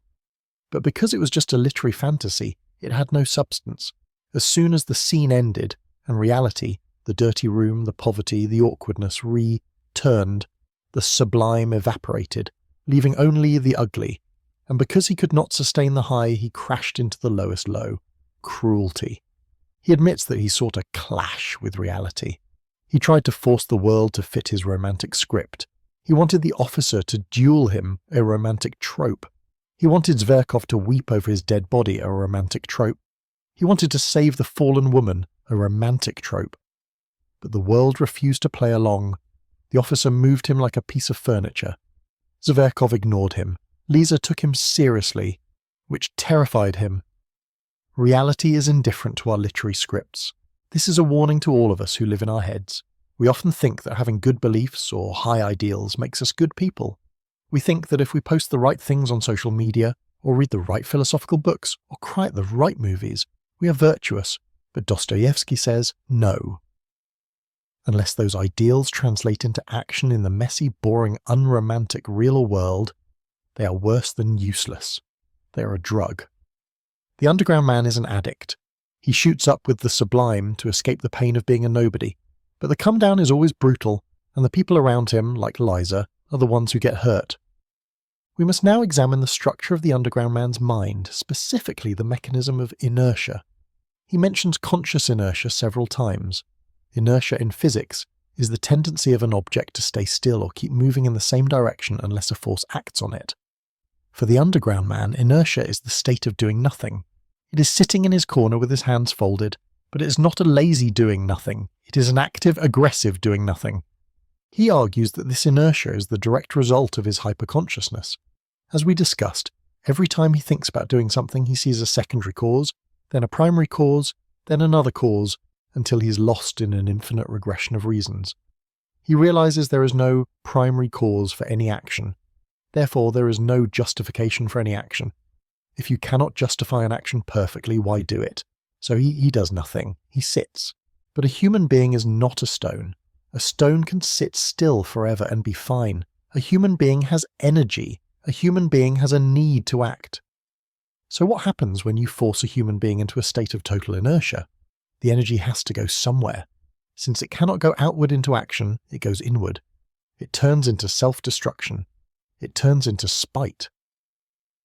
The underground man says that spite is simply a chemical reaction to his dissatisfaction. He cannot punch the wall, so he punches himself. This brings us to the unique narrative style of the book. Have you noticed how he talks to us? He is constantly addressing gentlemen. Who are these gentlemen? They are us. They are the imaginary audience of judges he has created in his head. He is terrified of our judgment, yet he desperately seeks our attention. He writes a sentence, and then immediately predicts that we will laugh at it. He says, "I bet you think I am trying to be funny. Well, I am not." Then he says, "Wait, I lied. I was trying to be funny, but it was a bad joke." This is the loop of the unreliable narrator. He contradicts himself sometimes in the same paragraph. He says, "I am a wicked man." Then he says, "I am not a wicked man." He says, "I don't want your pity." Then he cries out for understanding. Why does he do this? Is he just lying? No, he is trying to be honest, but honesty is impossible for a hyperconscious man. Every time he states a fact about himself, his mind jumps in and says, "But wait, is that really true? Or are you just saying that to sound interesting?" He compares himself to Jean-Jacques Rousseau.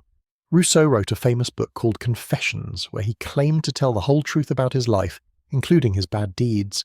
The underground man despises Rousseau. He says Rousseau lied. Rousseau confessed his sins because he wanted to be praised for his honesty. He confessed to stealing a ribbon, or doing something petty so that the public would say, "Oh, what a noble, humble man to admit such a thing."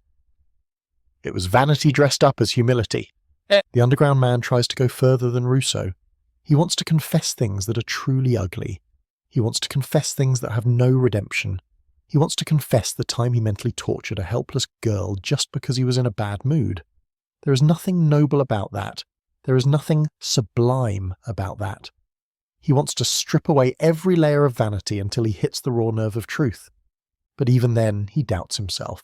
He wonders, am I writing this down just to punish myself? Is this just another form of masochism? Am I enjoying this confession? This is the hell of the underground. There is no solid ground. You cannot even trust your own remorse, and you cannot even trust your own suffering. Everything is performative. He is performing for Apollon, performing for Liza, performing for the gentleman, and performing for himself. This inertia is not just about staying home, it is about the inability to ever land on a solid identity. He cannot say, I am X. He can only say, I am thinking about X, but I am also thinking about Y. He is a fluid, chaotic mess of contradictions held together only by his pain. He says that a direct person, a stupid person, can be honest because they don't see the contradictions. They just act. But for the man of the 19th century, the man of intelligence, honesty is a desperate losing battle against his own complexity. This is why the book feels so modern. We live in an age of irony, of self-referential humour, of overthinking. We are terrified of being cringe. We analyse our own texts before we send them. We delete social media posts for fear that they don't get enough likes. We are all performing. We are all watching ourselves from the outside. The Underground Man is the prophet of this anxiety. He shows us what happens when the watcher in your head becomes stronger than the actor in your body. You freeze. You rot. You become a mouse in a hole dreaming of a life you are too paralysed to live. We have explored the psychology of the Underground Man, but now we must confront the central philosophical nightmare that keeps him awake at night. It is a nightmare made of numbers. Throughout the book, he is obsessed with the idea of mathematical certainty. In the year 1864, the scientific community was confident that they were closing in on a final explanation for everything. They believed that the universe was a giant clock, and once you understood the gears, the laws of physics, biology, and chemistry, you could predict every tick and tock. The Underground Man looks at this clockwork universe, and he sees a prison. He talks about a future where human actions will be calculated according to these laws. He says, all human actions will then, of course, be tabulated according to these laws, mathematically, like tables of logarithms, up to 100,000, and entered in an index. He imagines a world where there are no secrets, no mysteries, and most importantly, no choices. If you commit a crime, it's not because you're evil, it's because your environment and your biology forced you to do it. If you save a child, it's not because you're good, it's because your instincts compelled you. This is the concept of determinism. If determinism is true, then the Underground Man asks a terrifying question. What is left for us to do? If everything is written in the table of logarithms, then we are not living. We are just existing. We are, as he famously puts it, piano keys. A piano key does not decide when to make a sound. A finger presses it, and it strikes the string. The Underground Man screams, I am not a piano key, I am a man. But how do you prove you're not a piano key? If the laws of nature say you must act in a certain way to be happy and healthy, the only way to prove you're free is to act against those laws. You must choose to be unhappy, you must choose to be sick, you must choose chaos. This is why the Underground Man defends 2 times 2 equals 5. He admits that 2 times 2 equals 4 is a fact. He calls it a pert fop, who stands with his hands in his pockets and spits at you. It is undeniable. But he says, 2 times 2 equals 4 is not life, but the beginning of death. Why is it death? Because once you accept that everything is fixed, there is no more striving, there is no more struggle. And for the Underground Man, life is struggle. He argues that man loves the process of attaining but does not quite like to have attained. We love climbing the mountain, but we get bored when we reach the top. The Crystal Palace is the top of the mountain. It is the end of history. It is a place of eternal static happiness. And the Underground Man says that if you put man in that palace within a week, he'll pinch himself or break something just to see something happen. He calls man the ungrateful biped. This is a fantastic description. He says that even if you showered man with all earthly blessings, drowned him in a sea of happiness, so that only bubbles of bliss rose to the surface, gave him economic prosperity so that he had nothing to do but sleep, eat cakes, and worry about the continuation of the species. Even then, out of sheer ingratitude, sheer spite, man would, I'd play you some nasty trick. He would risk his cakes and his destiny just to prove that he is still free to do something stupid. This is the core of his rebellion. He values his own sweet, foolish will more than he values happiness. He believes that the ability to say no to logic is the definition of humanity. If we lose the ability to be irrational, we lose ourselves. So when he acts spitefully towards Liza, or when he refuses to see a doctor, he is not just being a jerk. In his twisted mind, he is fighting a war for the survival of the human soul against the machine of logic. He is shouting, I can suffer! Therefore I am free. What? Let us now look closer at the specific literary structure Dostoevsky uses to deliver this message, because the structure itself is a weapon. The book is divided into two parts, Underground and Apropos of the Wet Snow. The first part is a monologue, the second part is a memory. Why did Dostoevsky arrange it this way? The first part is the theory. It is the underground man at 40 years old, fully formed, fully bitter, explaining his philosophy. He is speaking to us, the gentleman, trying to justify why he lives in a hole. He sounds intelligent, aggressive and superior. If we only read the first part, we might think, wow, this guy's a dark genius. He sees through the lies of society. He is a rebel. We might even admire him. But then comes the second part. This is the practice.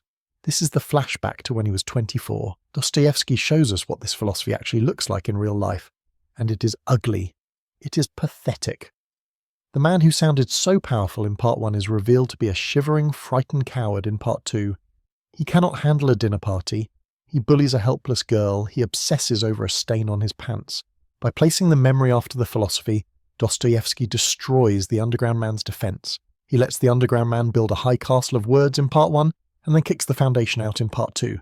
He shows us that this rebellion against reason is not a glorious revolution, it is just a lonely man making for himself miserable. The freedom the underground man fights for turns out to be the freedom to be cruel and alone. This brings us to the symbol of the wet snow. The title of the second part is Apropos of the Wet Snow. Snow is usually a symbol of purity, of white, clean stillness. But this snow is wet. It is yellow. It is dingy. It turns into slush and mud. It represents the sticky, uncomfortable reality that the underground man cannot escape. He wants life to be sublime and beautiful, like pure white snow. But life is wet, yellow snow. It is cold, it soaks through your boots, and it makes you miserable. The underground man tries to hide from the wet snow in his books. He constantly refers to literature. When he wants to challenge Zverkov, he thinks of Pushkin or romantic duels. When he talks to Lisa, he thinks of George Sand or sentimental novels. He uses literature as a shield against the wet snow, but the snow keeps falling. It falls on the coffin of Lisa, in his imagination. It falls on his angry walk to the hotel. It falls on the silence after he drives her away. The wet snow is the physical manifestation of his depression and the indifference of the universe. And finally, we must discuss the anti-hero. The underground man calls himself an anti-hero. This was a revolutionary concept. In the 19th century, novels were supposed to have heroes, people you could look up to, people who learned lessons and became better. Dostoevsky gives us a character who learns nothing. He starts in a hole and ends in a hole. He is spiteful, vain, and cruel. Why write a book about such a person? Because Dostoevsky believed that the hero was a lie. He believed that the 19th century literature was lying to people by presenting polished, noble characters. He wanted to show the truth of the modern soul. He says, "I have only carried to an extreme in my life what you have not dared to carry halfway." He accuses us, the readers, of being just like him, only we are too cowardly to admit it. We also have spite. We also have envy. We also want to stick our tongues out at the truth, but we hide it behind politeness and success. The underground man is the mirror that reflects the ugly face we hide from the world. He's not a villain to be defeated. He is a part of us that we must acknowledge if we want to be whole. We must now turn our microscope onto one of the most agonizing features of the underground man's existence, the complete paralysis of the will caused by overthinking. In the earlier sections, we touched upon the difference between the man of action and the mouse. But let us dig deeper into why the mouse cannot act. It is not simply fear, it is a structural failure of his mind. The underground man explains that for a man to act, he must feel that his action is entirely justified. He must believe that what he's doing is the absolute truth. The bull, or the man of action, never doubts. If he takes revenge, he believes revenge is justice. He feels a sense of righteousness that propels him forward like a charging animal. He does not look back. He does not hesitate. He simply is. But the underground man cannot achieve this state of simple being. Every time he prepares to act, his mind fractures. Let us take the example of revenge. If someone slaps the underground man, his immediate instinct might be to slap them back, but instantly his intellect wakes up. It asks, What is the cause of this slap? He traces it back to the other man's character, but then he asks, what caused that character? He traces it back to society, to biology, to the laws of physics. Eventually he realizes that the man who slapped him is just a collection of atoms that's acting according to the laws of nature.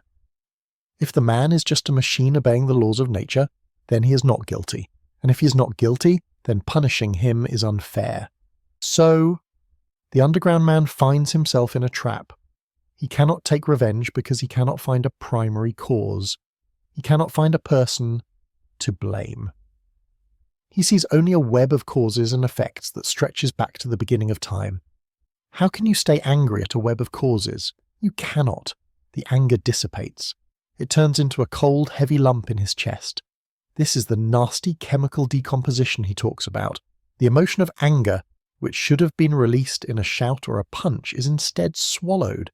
It rots inside him. It turns into spite. Spite is the only emotion left when you cannot justify real anger. It is a pointless, passive-aggressive lashing out that solves nothing and only increases the suffering. This paralysis extends to everything, not just revenge. It destroys his ability to be kind, to be productive, or to be happy. He says, I could not become anything, neither good nor bad, neither a scoundrel nor an honest man, neither a hero nor an insect. To become something, for example, to define yourself as a doctor or an activist, you have to ignore all the reasons not to be that thing. You have to wear blinders. You have to simplify the world. The underground man sees too much complexity. He sees every side of every issue. This is a condition often called analysis paralysis, but Dostoevsky shows it as a spiritual disease. It is the curse of the modern intellectual who understands everything but can do nothing. He creates a devastating image of himself lying in his hole for 40 years. He says he occupies himself with spiteful fancy. Since he cannot act in the real world, he acts in his imagination. But the imagination is a dangerous place for a lonely man. In his mind, he wins every argument. In his mind, he is the conqueror. But because these victories are fake, they leave him feeling empty. He knows he's lying to himself. This creates a split in his personality. There is the public self, which is a shivering, awkward mouse that moves aside for officers, and the private self, which is a giant, a tyrant, a hero. The gap between these two selves is the source of his profound shame. He is ashamed because he knows that his real life is happening entirely in a phantom world. He asks the gentleman and us a direct question. Which is better, cheap happiness or exalted sufferings? This is the central question of his paralysis. Cheap happiness is the life of the bull, is the life of the unthinking man who works, eats, procreates, and dies without ever questioning the nature of his existence. He is happy because he is stupid. Exalted suffering is the life of the underground man. It is miserable, lonely, and painful, but it is conscious. He is awake. He sees the horror and the beauty of the world in high definition. He argues that consciousness is suffering, but he refuses to trade it for the cattle-like happiness of the common man. He chooses to be paralyzed and miserable because he believes that his misery is a badge of honor. It proves he is superior. It proves he is deep. But as we watch him rot in his chair, we have to ask, is he right? Or is this just another lie he tells himself to excuse his cowardice? Moving on, we must explore the concept of the wall versus the road. The underground man is obsessed with walls. We have discussed the stone wall of science, which says, stop, you can go no further. But there is another kind of wall, the wall of his own character. He has built a prison around himself made of habits, fears, and pride. But interestingly, he contrasts this with the idea of the road. The road represents the process of life, the striving, the journey. He argues that man is a creative animal, doomed to strive consciously toward a goal. He compares man to a road builder. We love to build roads. We love the work. But, he suggests, maybe we do not actually want to reach the destination. Why? Because the destination is the end. The destination is death. If you are building a road to a city, once you reach the city, the work is done. You have to stop. The underground man suggests that humans are instinctively terrified of finishing the job. We want the illusion of progress, but we secretly sabotage ourselves because we don't want the game to end. This is why he believes utopias like the Crystal Palace are impossible. The Crystal Palace is the end of the road. It is the finished city. If we lived there, we would have nothing to build, nothing to strive for. we would just exist. And so the underground man predicts that if we were ever placed in such a paradise, we would smash it. We would destroy the Crystal Palace just to have the road back again. We would create chaos just so we could have the job of fixing it. We are addicted to the struggle. We need obstacles. If there are no obstacles, we invent them. This explains the underground man's self-sabotage. Every time he gets close to a destination, like friendship with his schoolmates or love with Lisa, he destroys it. Why? Because he is afraid of arriving. If he actually became friends with Semenov, he would have to do the hard, boring work of maintaining a friendship. He would have to be normal. He would lose his social status as the suffering outsider. If he loved Liza, he would have to care for her, pay bills, and live a mundane life. That is a destination. It is too concrete. It is too final. So he blows it up. He chooses to stay on the road of his own longing. He prefers to long for love rather than to have love. Longing's infinite, having is finite. Longing is romantic, having is boring. He mocks the ants again here. He says the ant loves the anthill. The ant is happy to finish the building and live in it forever. But man is not an ant. Man is a frivolous and incongruous creature. We are the only animals that will build a house and then refuse to live in it.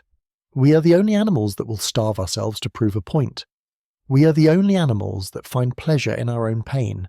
He calls this the most advantageous advantage, the freedom to act against our own self-interest just to keep the road open, just to prove we are still moving, still choosing, even if we are choosing destruction.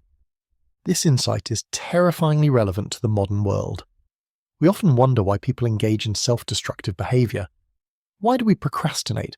Why do we ruin good relationships? Why do we vote against our own interests? Dostoevsky gives us the answer. Because we are terrified of being finished. We are terrified of being reduced to a formula. We create drama and chaos in our lives because chaos feels like freedom. The underground man is the patron saint of self-sabotage. He shows us that the human will is not a tool for happiness. It is a wild, untamable thing that will burn down the house just to see the fire. He warns us that any system of government or science or psychology that ignores this dark side of the will is doomed to fail. You cannot build a crystal palace for a creature that loves the rain. You cannot build a utopia for a creature that needs the underground. We must now turn our attention to a character who often gets overlooked in the grand philosophical debates of this book, but who is absolutely critical to understanding the underground man's daily hell. That character is Apollon, his servant.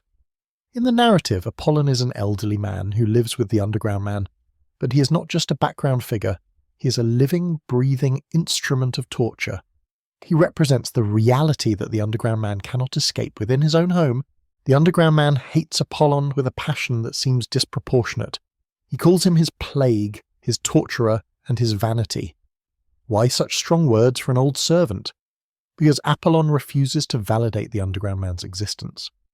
Apollon is described as pedantic, silent, and judgmental. He speaks with a lisp, which infuriates the underground man. But the most maddening thing about Apollon is his stare.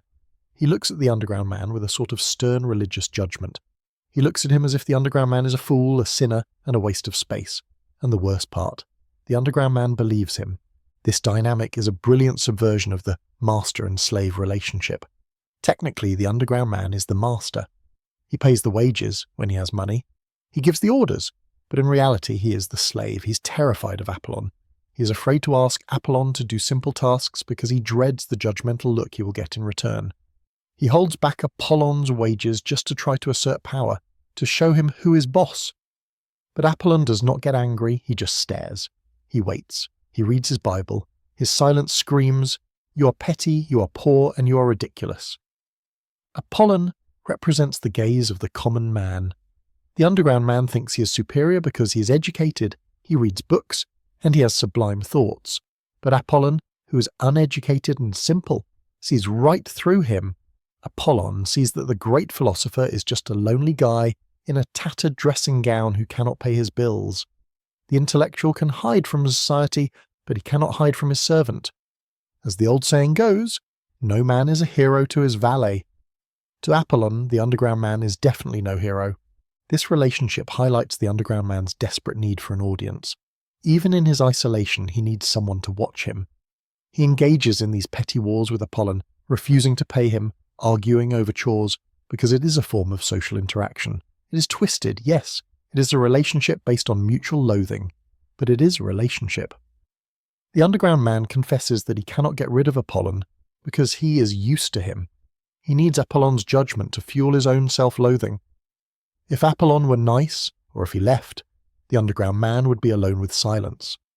And silence is the one thing he cannot handle. The interactions with Apollon also foreshadow the disaster with Liza. When Lisa enters the apartment, she walks right into the middle of a war between the underground man and Apollon. She sees the master screaming hysterically, while the servant stands there calmly. This shatters the underground man's mask. He cannot pretend to be a romantic hero when his own servant treats him like a naughty child. Apollon serves as the anchor to the ugly, mundane reality that the underground man tries so hard to escape.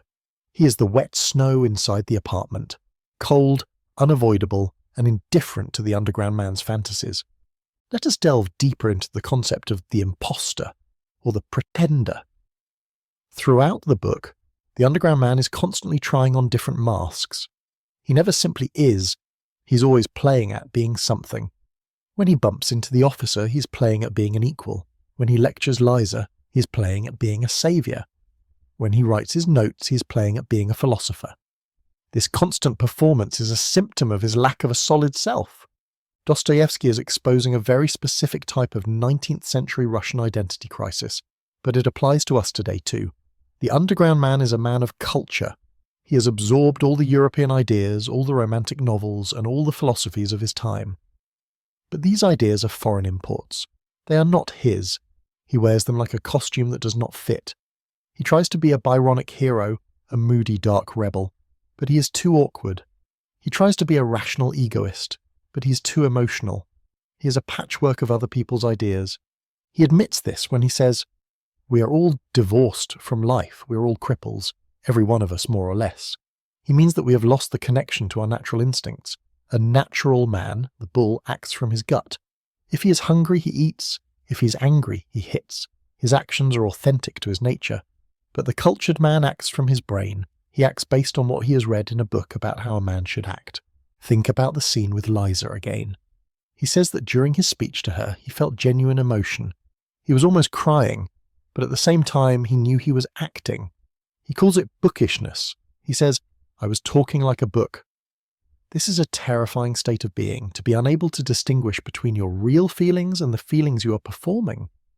When you cry, are you crying because you are sad or because you know that this is the part of the scene where the character cries? The underground man does not know the difference anymore. This is why he eventually hates Liza. She is real. Her suffering is real. Her love is real. She is not performing. When she hugs him, it is a raw, natural impulse. This reality exposes his fakeness. It shines a bright light on his imposter syndrome. He feels naked in front of her authenticity. He has to destroy her to protect his costume. He has to reduce her to a character in his play, a prostitute he can pay off, rather than accept her as a real person who is seen behind his mask. This theme of the imposter links back to the stone wall. The laws of nature and science tell us that we are just biological machines. If that is true, then authenticity is a myth. We are just reacting to stimuli. But the underground man desperately wants to believe he has a real self, a free self. He acts out these bizarre, dramatic scenes to try to force a real moment into existence. He wants to feel something, anything that is not just a reaction to a book or a law of physics. He fails, of course. He ends up just mimicking the books he reads. But the struggle is what matters. Dostoevsky is showing us that in a world dominated by abstract ideas and scientific theories, the hardest thing to be is simply yourself. We are all pretenders, copying the behaviours we see in movies, on social media or in novels, terrified that if we stop performing, we might disappear completely. The underground man is the ultimate warning. If you spend your life pretending to be a hero in your head, you will end up being a villain in reality. We must now confront the terrifying definition of love that exists in the underground man's mind. Throughout the story, we see him desperate for connection. He stalks the officer, he crashes the dinner party, and he opens his soul to Liza. But every time he gets close to another human being, he destroys the bond. Why? It is because he suffers from a specific psychological blindness. He cannot conceive of a relationship between equals. For the underground man, the world is a vertical hierarchy. You are either above someone looking down or you are below someone looking up. He explicitly states this in one of the most chilling lines of the book. He says, "To love is to tyrannize and to be morally superior." Think about that. For most of us, love is about sharing, about mutual support, about vulnerability. But for him, love is a power struggle. It is a war. If he loves someone, he believes his job is to conquer them, to mold them, to make them dependent on him. He says that he cannot imagine any other kind of love. He admits that even in his underground dreams, his fantasies of love were always about him being the benevolent dictator and the other person being the grateful subject. This explains his disaster with Lisa perfectly. When he was in the brothel, he was loving her in his own twisted way. He was saving her. He was the wise teacher, and she was the fallen student. He felt good because he was above her. He was the tyrant of her soul, dictating what she should feel and what she should fear. But the moment she came to his apartment and offered him pity, the hierarchy flipped. Suddenly, she was the one with the moral strength. She was the one offering comfort. She was above him. And because he defines love as tyranny, he felt that she was tyrannizing him with her pity. He could not handle being the subject. He could not handle being the one who needed help. So he had to attack her. He had to humiliate her to push her back down into the slave position so that he could feel safe again. He threw the money at her to say, "You're not my savior, you're a commodity, I am the one with the power to pay." It was a desperate attempt to restore the vertical order of his world.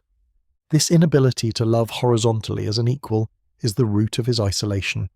Friendship requires equality. It requires you to admit that you are not the center of the universe. The underground man is a narcissist who hates himself.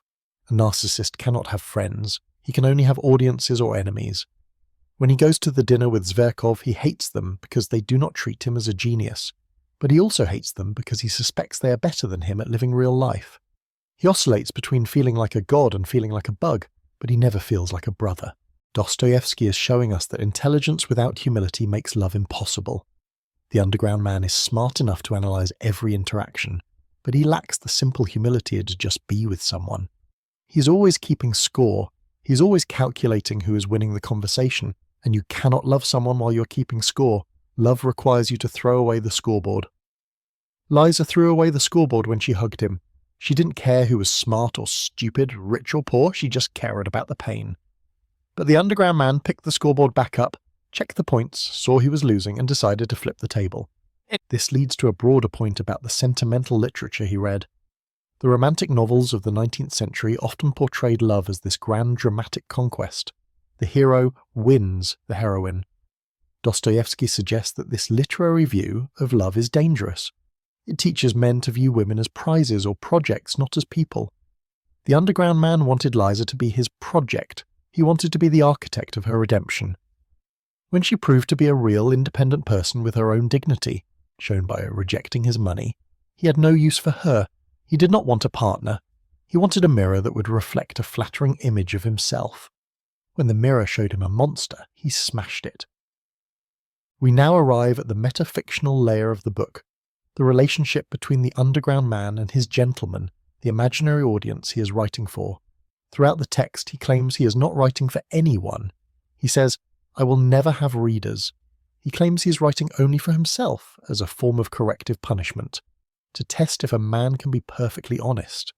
He says that if he addresses the gentleman, it is only a habit, a literary device to make the writing easier. But is this true? Absolutely not. The underground man is obsessed with his audience. He is constantly anticipating their reactions. He writes a sentence, then immediately argues with what he thinks we are thinking. He says, "You're laughing at me now," or "You think I am seeking your forgiveness." He is hypersensitive to the judgment of others. Even in his hole hidden from the world, he is performing for an invisible crowd. This reveals the paradox of isolation. You can lock your door, you can shut out the world, but you cannot shut out the other in your head. The underground man has internalized society. The gentlemen he argues with are the voices of society, the scientists, the romanticists, the successful men of action. They are living rent-free in his mind. He cannot write a single honest word without worrying about what they would think of it. This makes the text a dialogue disguised as a monologue. He is desperately pleading for understanding while simultaneously pushing everyone away. It is the literary equivalent of his behaviour at the dinner party pacing the room to show he doesn't care, while desperately hoping someone will ask him to sit down. He insults the reader. I know you will think this is stupid, but he keeps writing. He wants to be heard, he wants to be validated, but he's too proud to ask for it nicely. He calls his writing corrective punishment. He says that by writing down these ugly memories, he hopes to get relief from them. He hopes that by dragging the wet snow into the light, it will melt. There is a psychological truth here. Shame grows in the dark. By writing it down, by giving it form, he is trying to externalize the pain. He says, memory is like a sore tooth. It aches and aches. Writing is his attempt to pull the tooth. But does it work? Does he find peace? The ending suggests no. The book ends abruptly. The Underground Man says, but enough. I don't want to write more from Underground. It sounds like a conclusion. It sounds like he has given up. But then Dostoevsky adds that final note. However, the notes of this paradoxalist do not end here. He could not refrain from going on. This is the final cruel twist. There is no catharsis. There is no happy ending where he learns his lesson and leaves the hole. He keeps writing, he keeps ranting, he is trapped in the loop. Why? Because writing about your problems is not the same as solving them. This is the trap of the intellectual. The Underground Man thinks that if he analyzes his sickness enough, he will cure it. But analysis is not a cure. Often, it is just another symptom. You can understand exactly why you are miserable. You can trace it back to your childhood, your philosophy, your environment, and still remain miserable. Insight does not equal change. Change requires action, and action is the one thing the Underground Man cannot do. So the text itself becomes a symbol of his inertia. It is a pile of words that leads nowhere. It is a scream into the void that echoes back. But for us, the readers, it is not useless. For us, it is a warning. Dostoevsky holds up this paradoxalist as a mirror. He shows us that the desire to be right, the desire to be smart, and the desire to be independent can, if taken to the extreme, lead to a living death. The Underground Man wins every argument in his book, but he loses his life. He proves that 2 times 2 equals 5, but he dies alone in the cold. It is a terrifying trade-off. Dostoevsky leaves us with the heavy plunce after the last page, forcing us to ask, are we building our own undergrounds? Are we writing our own notes that no one will read? Or are we brave enough to step out into the wet snow and actually live? We have spent a lot of time analysing what is in the book, but now we must discuss something very important that is missing from the book. When Fyodor Dostoevsky originally wrote Notes from Underground, there was a specific section in chapter 10 where the Underground Man hinted at a solution to his misery. He spoke about faith. He spoke about Christ. He suggested that the only way to break down the stone wall of logic and the only way to heal the wound of the underground was through spiritual belief and love. Dostoevsky, being a deeply religious man, believed that the ultimate answer to the Crystal Palace was not chaos, but God. However, a strange thing happened. The Russian censors, the government officials who checked books for dangerous ideas, read the manuscript. They were confused. They saw a character who was spitting on everything, cursing the laws of nature and acting like a madman. And then suddenly, this madman started talking about God. The censors thought it was blasphemous. They thought Dostoevsky was mocking religion by putting holy words in the mouth of such a sick character. So they cut it out. They forced Dostoevsky to remove the references to faith. Now here is the mystery. When Dostoevsky published the book again years later, he did not put those passages back in. He left the book as a fragment. He left the sickness without the cure. Why? Some scholars believe Dostoevsky realized that the book was actually stronger without the explicit religious solution. By leaving the Underground Man trapped in his hole with no way out, the warning becomes louder. If Dostoevsky had given him a happy religious ending, we might have dismissed the Underground Man's problems. We might have said, "Oh, well, he found God, so everything is fine." By leaving the wound open, Dostoevsky forces us to find the answer. He forces us to stare into the abyss of a godless, loveless, purely rational life. He shows us that if you remove the spiritual dimension from human being, if you reduce him to just a brain and a nervous system, this is what you get, a creature that eats itself alive. The missing chapter haunts the book like a ghost. We can feel that something is absent. The Underground Man screams for something. He calls it living life, but he cannot name it. That sentence where the name of God should be is the loudest part of the book. This connects to the Russian literary concept of the superfluous man. In the 19th century, Russian literature was full of these characters, aristocrats who were educated, wealthy and talented, but who did nothing. They were extra or superfluous to society. They did not fit in. But the underground man is the dark evolution of this type. The earlier superfluous men were romantic and tragic. They died in duels or faded away beautifully. The underground man is not beautiful. He is ugly. He is poor. He is not an aristocrat. He is a low-level bureaucrat. Dostoevsky is telling us, you thought the superfluous man was a romantic tragedy? No, this is what he really looks like. He looks like a rat in a hole, grinding his teeth. The underground man is divorced from the soil. In Dostoevsky's philosophy, the soil represented the Russian people, the simple peasants, and their orthodox faith. The intellectuals, like the underground man, had separated themselves from the soil. They tried to live by European ideas, by Western logic. Dostoevsky believed that this separation was a spiritual death. The underground man cannot love Liza because Liza is the soil. She is simple, she is suffering, but she is real. She has a soul. The underground man is a floating brain cut off from the source of life. His rejection of her is the final confirmation that he is a ghost. He is a man who knows everything about life but does not know how to live. This section teaches us that knowledge without connection is poison. You can be the smartest person in the room, you can win every debate, you can deconstruct every argument, but if you are cut off from the soil, from the basic, messy human reality of love and faith, you will wither.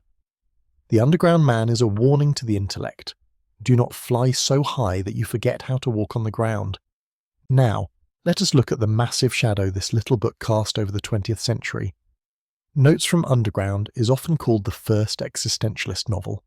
Existentialism is a philosophy that became huge in the 1900s with thinkers like Jean-Paul Sartre, Albert Camus and Friedrich Nietzsche. But it all started here, in a cellar in St. Petersburg. Friedrich Nietzsche, the German philosopher who famously said God is dead, discovered Dostoevsky in a bookstore by accident. He read Notes from Underground and was stunned. He wrote to a friend, "I have found a brother." Nietzsche saw in the underground man the ultimate destruction of systems. Nietzsche hated the idea that there was one universal morality or one universal truth. He believed that the individual had to create his own values. The underground man is doing exactly that. He is rejecting the universal truth of 2 times 2 equals 4. He is rejecting the universal morality of the Crystal Palace. He is screaming, "My will is the only law." However, Nietzsche also saw the underground man as a sick example. The underground man breaks the old values, but he fails to create new ones. He gets stuck in the resentment. Nietzsche believed the goal was to become an Übermensch, Superman, who creates his own destiny with joy. The underground man is the opposite of joy. He is pure reaction. He is defined by what he hates, not by what he loves. He is a failed Superman. Then we have Jean-Paul Sartre, the French philosopher. Sartre talked a lot about bad faith. Bad faith is when you lie to yourself to avoid the responsibility of freedom. The underground man is the king of bad faith. Remember when he says, "I am a sick man, it is my liver." He is blaming his body for his misery. That is bad faith. Remember when he says he cannot slap the officer because of the laws of nature? That is bad faith. He is constantly using logic and philosophy as an excuse to avoid acting. He claims he has no choice, but Dostoevsky shows us he does have a choice. He's just too terrified to make it. Sartre famously said, "Existence precedes essence." This means we are born first existence and then we define who we are, essence, through our actions. There is no preset blueprint for a human being. The underground man embodies this struggle.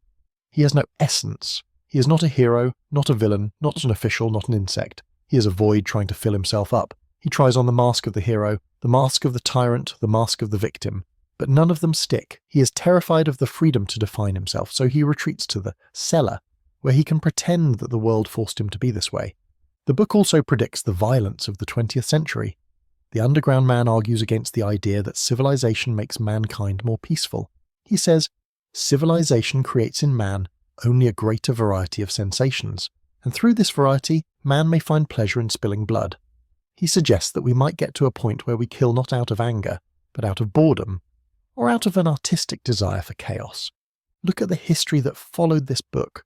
World War I, World War II, the gulags, the atomic bomb. These were not committed by barbarians. They were committed by highly civilized, highly scientific, rational nations. The gentlemen who built the gas chambers were often educated men who loved music and mathematics. They were the builders of the Crystal Palace. Dostoevsky predicted that reason alone would not stop us from being monsters. In fact, reason might make us more efficient monsters. The Underground Man warns us that if we build a society based only on advantage and logic, we will repress the dark, irrational side of human nature. And what happens when you repress something? It explodes. You cannot design a society that ignores the underground. If you do, the underground will rise up and destroy the building. This is why the book feels so dangerous even today. It tells us that the chaos is not out there in the world. The chaos is in here, in the heart of every civilized person, waiting for the moment to stick its tongue out and smash the piano keys. We must now turn our eyes to the stage upon which this tragedy plays out. In many novels, the setting is just a backdrop, a painted scenery where the characters move. But in Notes from Underground, the setting is an active participant. It is a villain. The Underground Man lives in St. Petersburg, Russia. He describes it with a very specific, strange phrase. He calls it the most abstract and intentional city on the whole round earth. What does he mean by this, and why does it matter? St. Petersburg was not a city that grew naturally over centuries like Moscow or London. It was built by a decree. Tsar Peter the Great decided in the early 18th century that he wanted a window to the west. He looked at a desolate, frozen swamp on the edge of the Baltic Sea and said, "There will be a city here." Thousands of serfs died building it. It was constructed on bones. It was an act of pure will, forcing order onto chaos. It was a city designed with straight lines, broad avenues, and European architecture, all imposed on a wild Russian landscape. This intentionality mirrors the Underground Man's own mind. Just like St. Petersburg is an artificial city built on a swamp, the Underground Man is an artificial personality built on the chaos of human nature. He is a St. Petersburg man. He could not exist anywhere else. In a traditional village, people have roots, they have community, they have the soil, but in this abstract city, people are cut off from nature. They live in boxes, small rented rooms, stacked on top of each other, yet they are total strangers. The Underground Man complains constantly about the climate. He says it is bad for his health. The wet snow that falls throughout the second part of the book is not just weather, it is a mood. It is slushy, dirty, and depressing. It soaks through your boots and chills your bones. It represents the uncomfortable, sticky reality that the Underground Man tries to escape with his sublime dreams. The city is grand and imperial on the outside with its palaces and statues, but inside the apartments it is dark, damp, and lonely. This duality perfectly matches the Underground Man, a grand hero in his imagination, but a shivering mouse in his reality. Dostoevsky is suggesting that the modern planned city is a machine for creating alienation. In the crowded streets of the Nevsky Prospect, the Underground Man is surrounded by thousands of people, yet he is completely alone.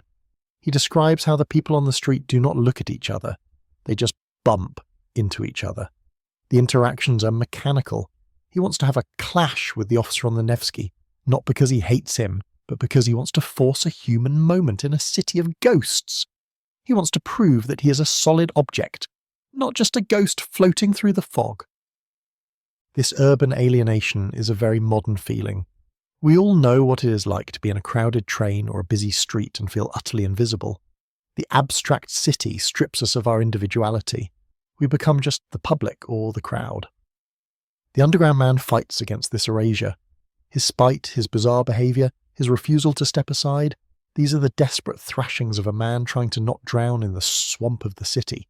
He is a victim of the architecture. The stone walls of the city have entered his soul. He has built a St. Petersburg inside his own head, rigid, theoretical and cold, suppressing the natural swamp of his emotions until they bubble up in toxic ways. As we move toward the final psychological analysis, we must confront the Underground Man's terrifying prophecy about the future of human identity. In the very last paragraphs of the book, he makes a strange confession about real life. He says, We are oppressed at being men, men with a real individual body and blood, our own body and blood. He says we're ashamed of it. We think it is a disgrace. We try to be some sort of generalized man. And what does he mean?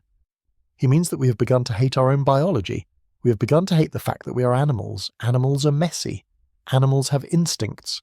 Animals feel pain. Animals die. The civilized man of the 19th century, and even more so the man of the 21st century, wants to escape this biological reality. We want to be pure minds. We want to be concepts. The underground man prefers the world of books because in books people are clean. They are defined by ideas. They are heroes or lovers. They do not have toothaches unless it is a plot point. They do not have stains on their trousers. They do not have awkward silences. Real life, the underground man says, is hard work. It is a task that we want to avoid.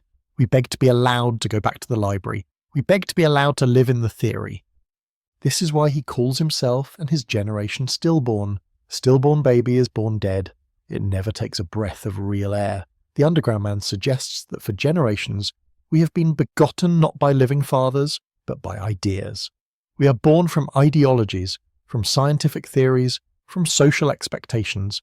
We are not the children of nature anymore. We are the children of the printing press, and today, the internet. This hatred of real body and blood explains his cruelty to Lisa. Liza is undeniable biological reality. She is warm, she cries, she shivers.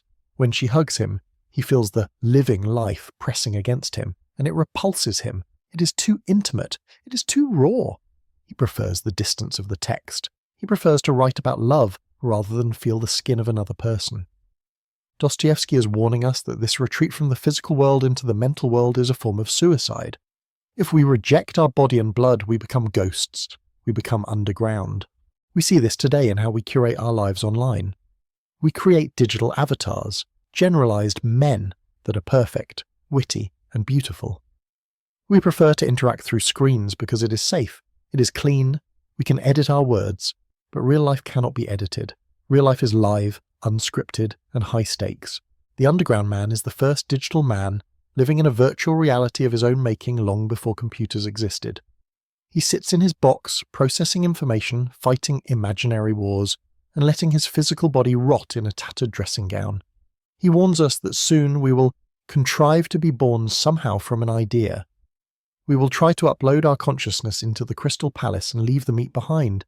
But Dostoevsky, through the wet snow and the pain of the toothache, reminds us that without the body, without the soil, without the messy, painful, uneditable reality of being a human animal, there is no life, only a logarithm table and a deep dark hole. To truly grasp the darkness of the underground man, we must step away from the fictional text for a moment and look at the man who created him, Fyodor Dostoevsky. You cannot separate the author from this specific book. Notes from Underground was published in 1864, a year that was arguably the absolute bottom of Dostoevsky's life. His wife was dying, his brother was dying. He was drowning in gambling debts. His literary magazine was failing, but the seeds of the underground man were planted long before that, in a moment of sheer terror that changed Dostoevsky forever. Let us go back to 1849. Dostoevsky was a young man in his late 20s. He was not yet the great religious philosopher we know today. He was a radical. He was part of a group called the Petrashevsky Circle, a group of intellectuals who met to discuss banned books, socialism, and the liberation of the serfs. They were idealists. They believed in the sublime and the beautiful. They believed they could save Russia with French philosophy. But the Tsar, Nicholas I, was terrified of revolution. He cracked down. One night, Dostoevsky and his friends were arrested. They were thrown into the Peter and Paul Fortress, a grim prison in St. Petersburg. For months they sat in solitary confinement, not knowing their fate. Then, on a freezing morning in December, they were dragged out of their cells and taken to Semyonov Square. What happened next is one of the most famous and traumatic events in literary history. The prisoners were lined up. A priest came out and gave them the last rites. They were dressed in white burial shrouds. They were tied to stakes in groups of 3. Soldiers stood opposite them, raising their rifles. Dostoevsky was in the second group.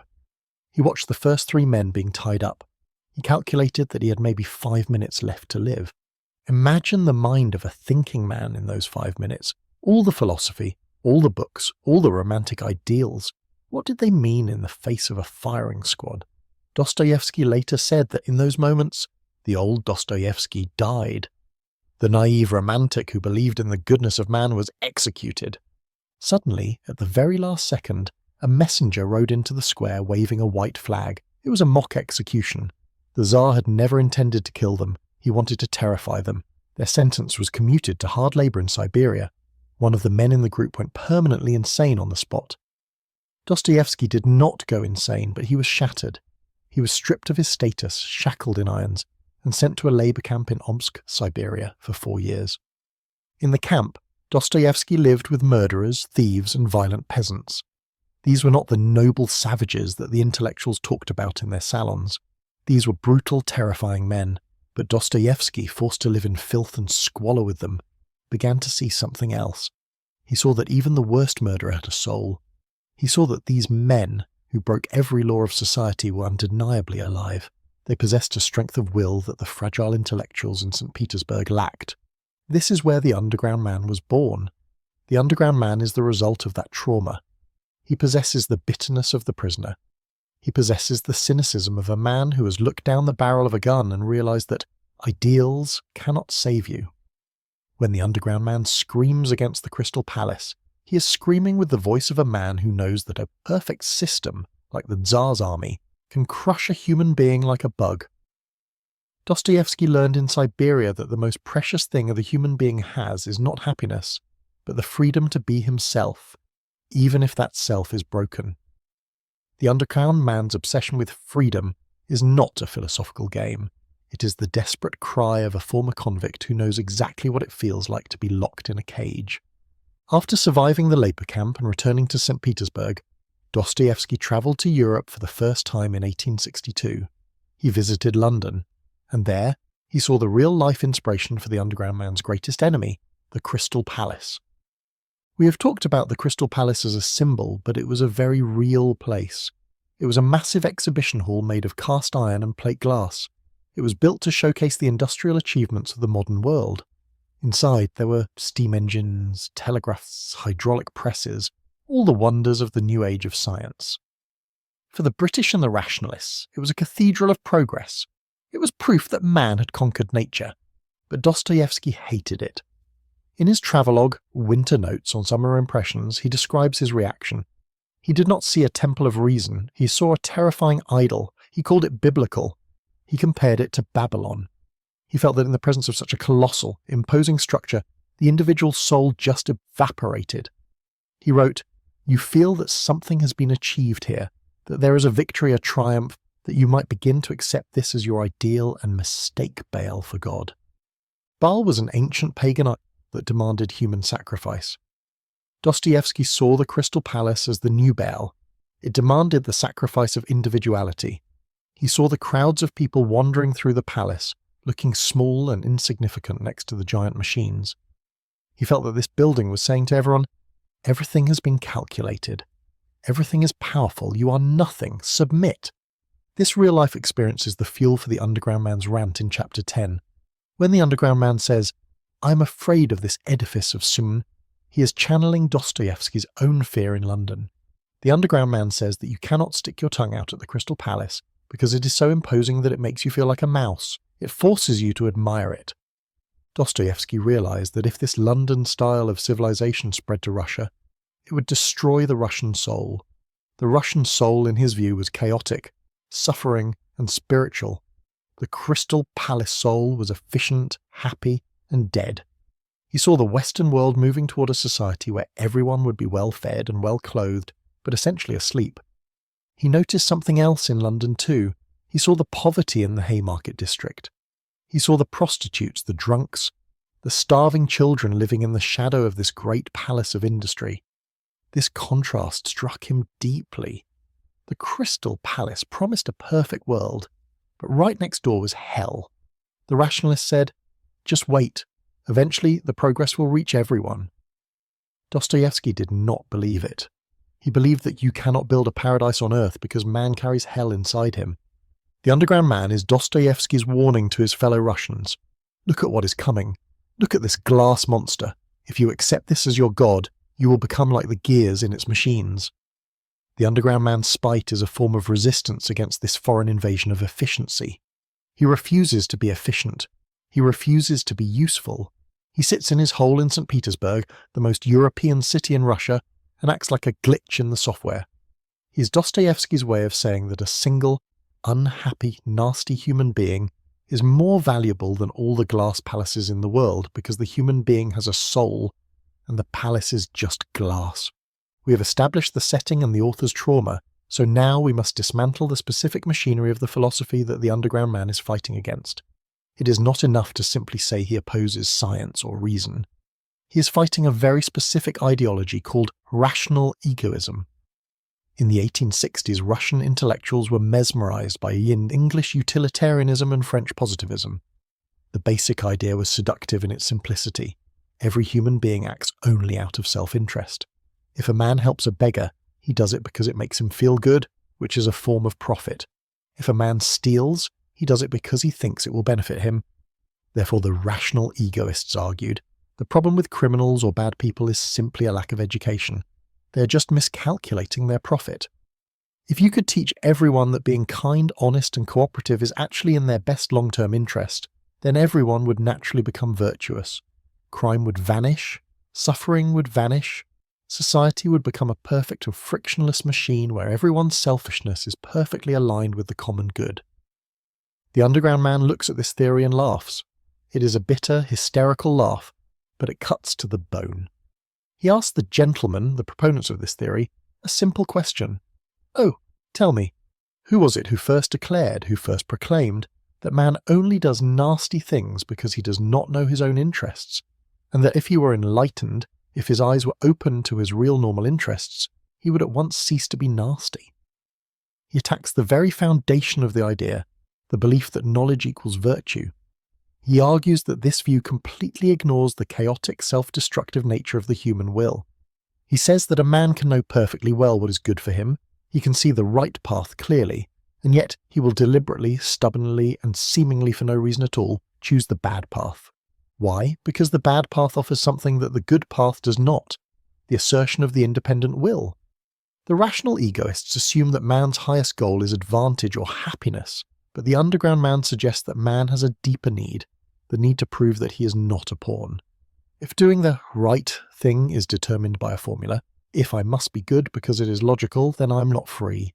I am just a slave to logic. But if I choose to do the wrong thing, if I choose to ruin my liver, or insult my friends, or destroy a relationship, then I have proven that I am the master of my own destiny, even if that destiny is a wreck. He calls this the most advantageous advantage, the one advantage that fits into no classification and knocks all the systems of the social reformers to dust. He uses the example of a man who would risk his cakes and ale, his comfort and security, just to keep his noxious habits. Why? Because those noxious habits are his. They are the only things that distinguish him from a farm animal. The rational egoists want to turn the world into a well-managed farm, where all the humans are fed, healthy, and productive. The underground man says, I would rather be a starving, sick, miserable human being than a healthy cow. This is a defense of the irrational. Dostoevsky is arguing that what makes us human is not our ability to do math or build bridges. It is our capacity for caprice, for whim, for doing things that make absolutely no sense. This critique is devastating because it attacks the optimism of the modern world. We still believe deep down that education is the cure for everything. We think, if we just explain the facts to people, they will change. If we tell smokers that smoking kills, they will stop. If we show people the data on climate change, they will fix it. But the underground man tells us, no, they won't. People know the facts, they know the math, and they do the wrong thing anyway. Why? Because sometimes destruction feels good. Sometimes sticking your tongue out at the facts is more satisfying than obeying them. He forces us to confront the dark reality that human beings are not rational computers. We are emotional, volatile creatures who will burn down paradise just to see the flames. The profit that the rational egoists talk about is too narrow. They forgot to include the profit of pure, unadulterated spite. This brings us to the most famous metaphor in the entire book, the stone wall. The underground man uses the stone wall to represent the finality of scientific laws and mathematical certainties. He contrasts the man of action, the bull, with with the man of acute consciousness, the mouse, by watching how they react to this wall. When the man of action sees a wall, he stops. He says, "Well, it is a wall, I cannot go through it. That is a fact." He accepts the wall with a sense of relief. The wall simplifies his life. It tells him his limits. He makes his peace with it. He respects the wall, but the underground man, he hates the wall. He looks at the wall, which represents things like 2 times 2 equals 4, or the fact that we are descended from apes, and he feels personally insulted. He says, "Merciful heavens, what do I care for the laws of nature and arithmetic, when for some reason I dislike those laws and the fact that 2 times 2 equals 4? This is a startling statement. He's admitting that his rebellion is absurd. He knows he cannot break through the wall with his head. He is not strong enough, but he refuses to accept the wall just because it is there. He refuses to say 2 times 2 equals 4 is the final truth. Why does he do this? Is he stupid? No, he is protesting against the inevitability of the wall. He is protesting against a universe that does not care about his feelings. The wall stands there, cold and indifferent.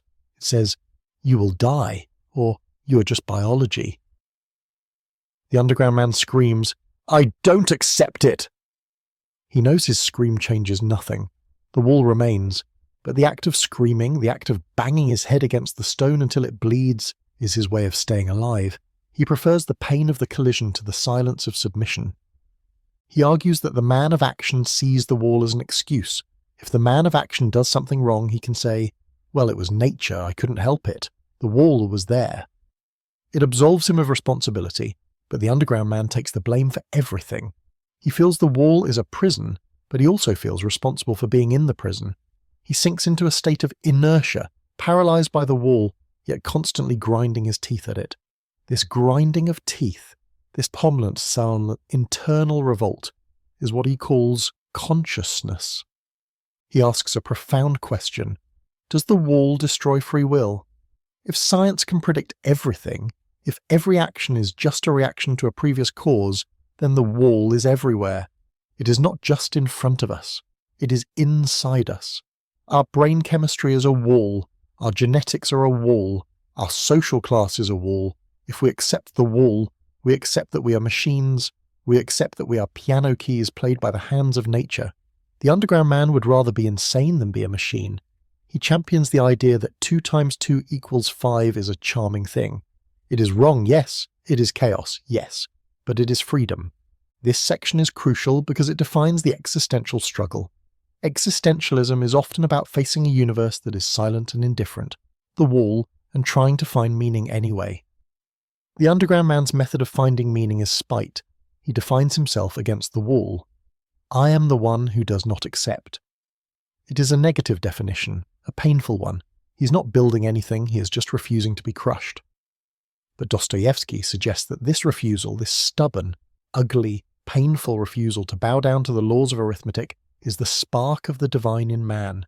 It is the proof that there is something in us that transcends the physical world, something that can look at a mathematical fact and say no.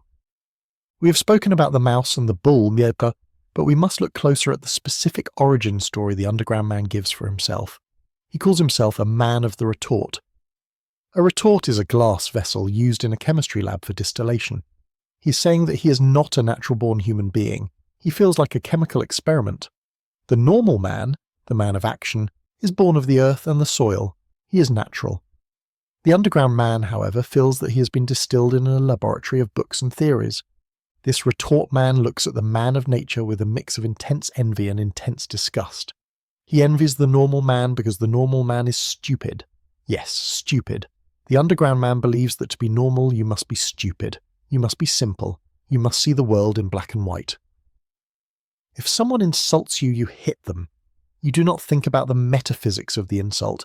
The underground man wishes he could be this stupid, because then he could be at peace. He could act.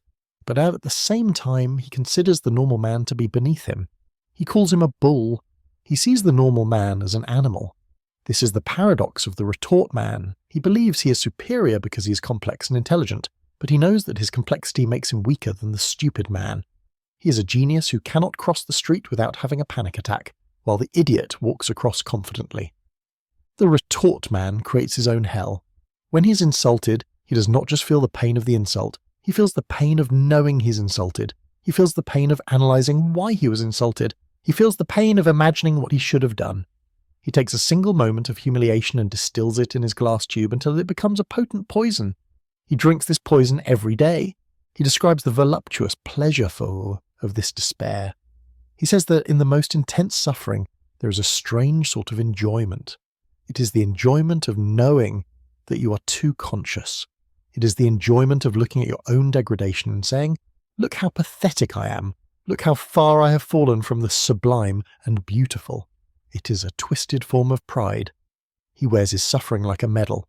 He thinks, "The normal man suffers because he's in pain. I suffer because I'm deep."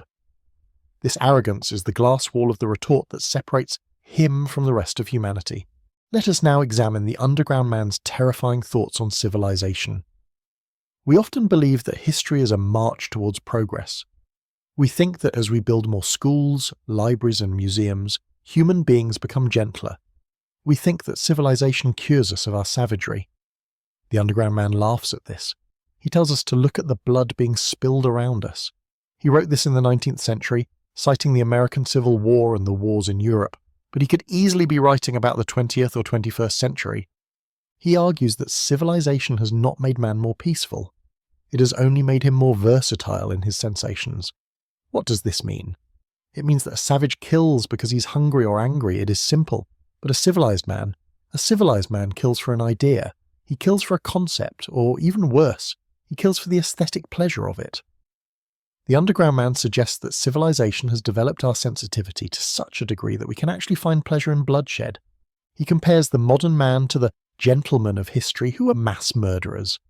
He says that the famous tyrants of old were mere children compared to the civilized killers of the modern age. Why?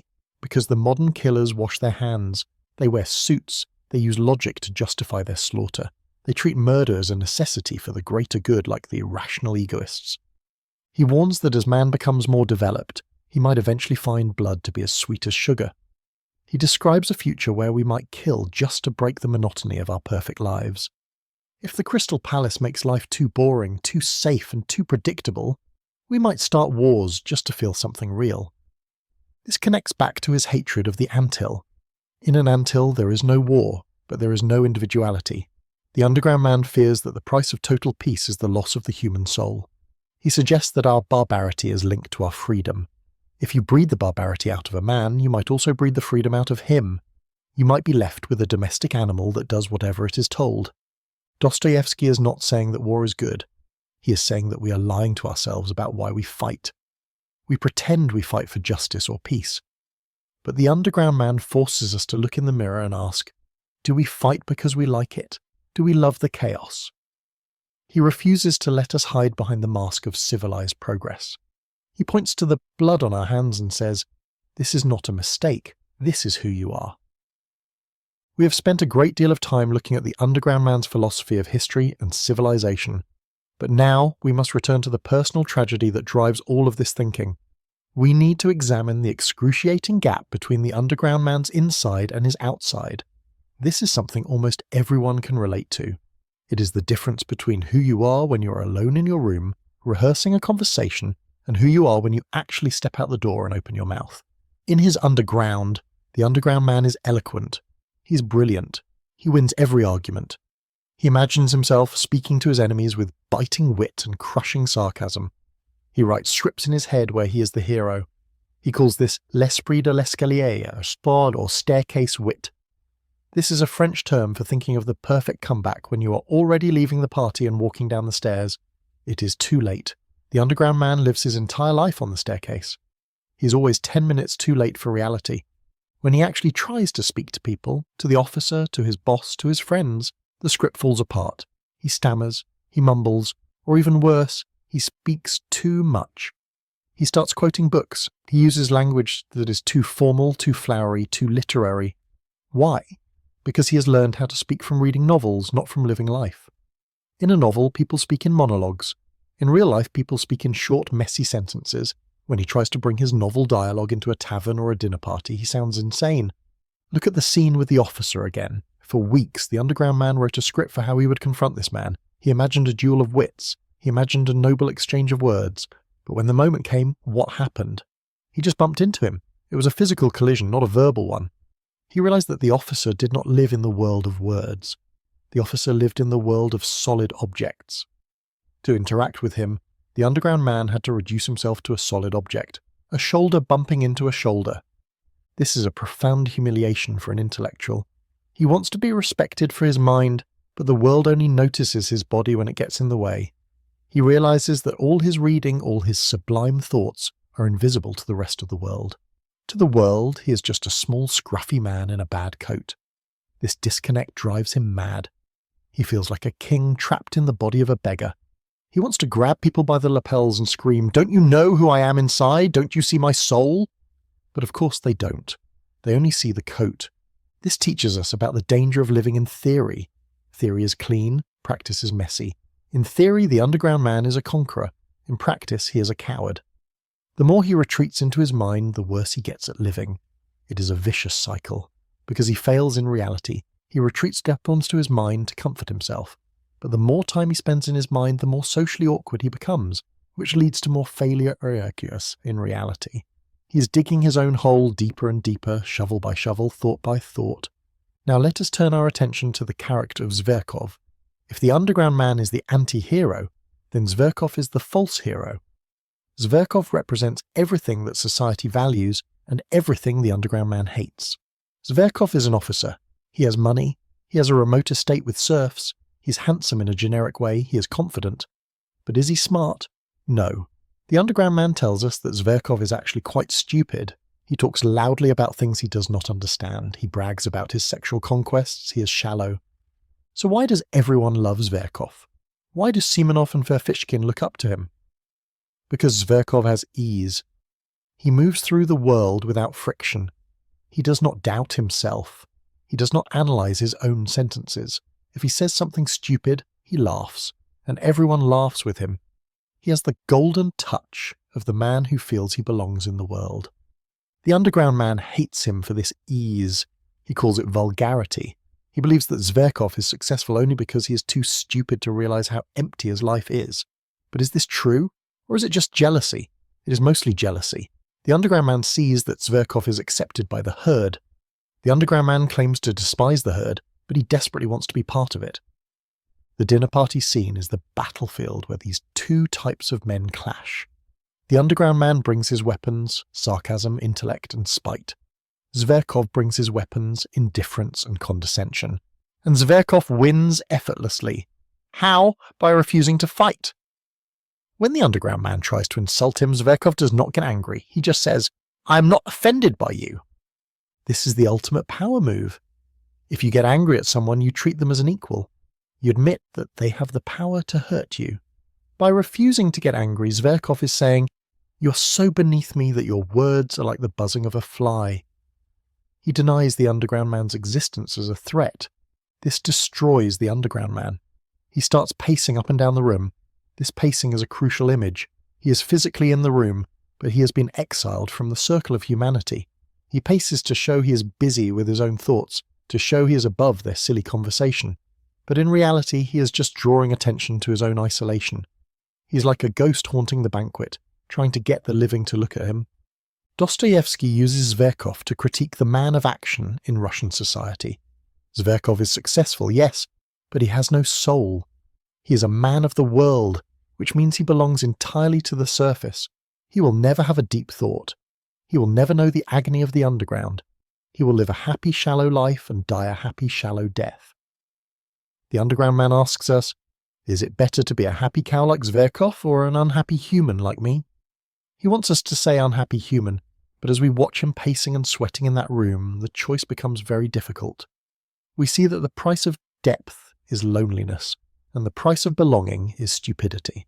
It is a terrible choice, and Dostoevsky refuses to make it easy for us. We left the underground man pacing the room at the dinner party, ignored by Zverkov and the others. Now we must look at the moment the party breaks up. This is the moment of the pursuit. It is 11 o'clock. The friends decide to leave. They are going to a brothel. They do not invite the underground man. In fact, they barely say goodbye. Zverkov offers 2 fingers to shake, not a whole hand. This is the final insult. They leave him standing on the steps of the hotel, alone in the cold. A normal person would go home. A normal person would say, well, they are jerks, and I am better off without them. But the underground man is not normal. He's possessed by a demon of vanity. He cannot let them win. He feels that if he goes home now, he accepts his defeat. He accepts that he is a fly.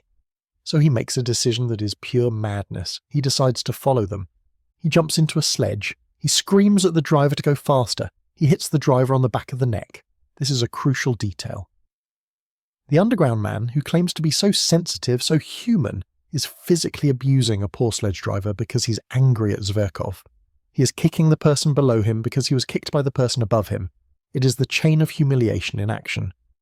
As he rides through the snow, his mind starts to spin a fantasy. He imagines the scene at the brothel. He will burst in, the others will be shocked.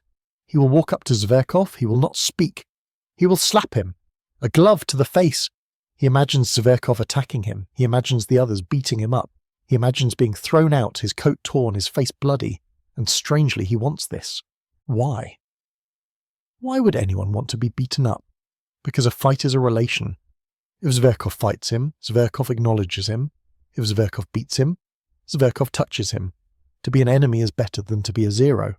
The underground man prefers a catastrophe to indifference. He wants a tragedy. He wants to be the hero of a dark romantic story where he dies for his honour. He calls this the point. He is driving towards the point where reality will finally break. But notice the contradiction. He's going to a brothel, a place of paid sex, a place of dirty transaction, but he's dreaming of jewels, honour, and noble death. He's trying to force a Shakespearean tragedy onto a tawdry, cheap reality. He is trying to turn a dirty joke into a sublime poem. When he arrives, reality hits him in the face. The sledge stops. He runs up the stairs, heart pounding, ready to slap Zverkov, but the room is empty. They have already dispersed to the bedrooms. There is no audience. There is no Zverkov to slap. The point is gone. He is just a drunk man standing in an empty hallway with wet snow melting on his beaver collar. He looks ridiculous. The romantic hero costume falls off, and he is left as the mouse again. This is the punishment of the dreamer. Reality does not care about your script. You prepare for a battle, and the world gives you an empty room. And so we find him in the room with Liza.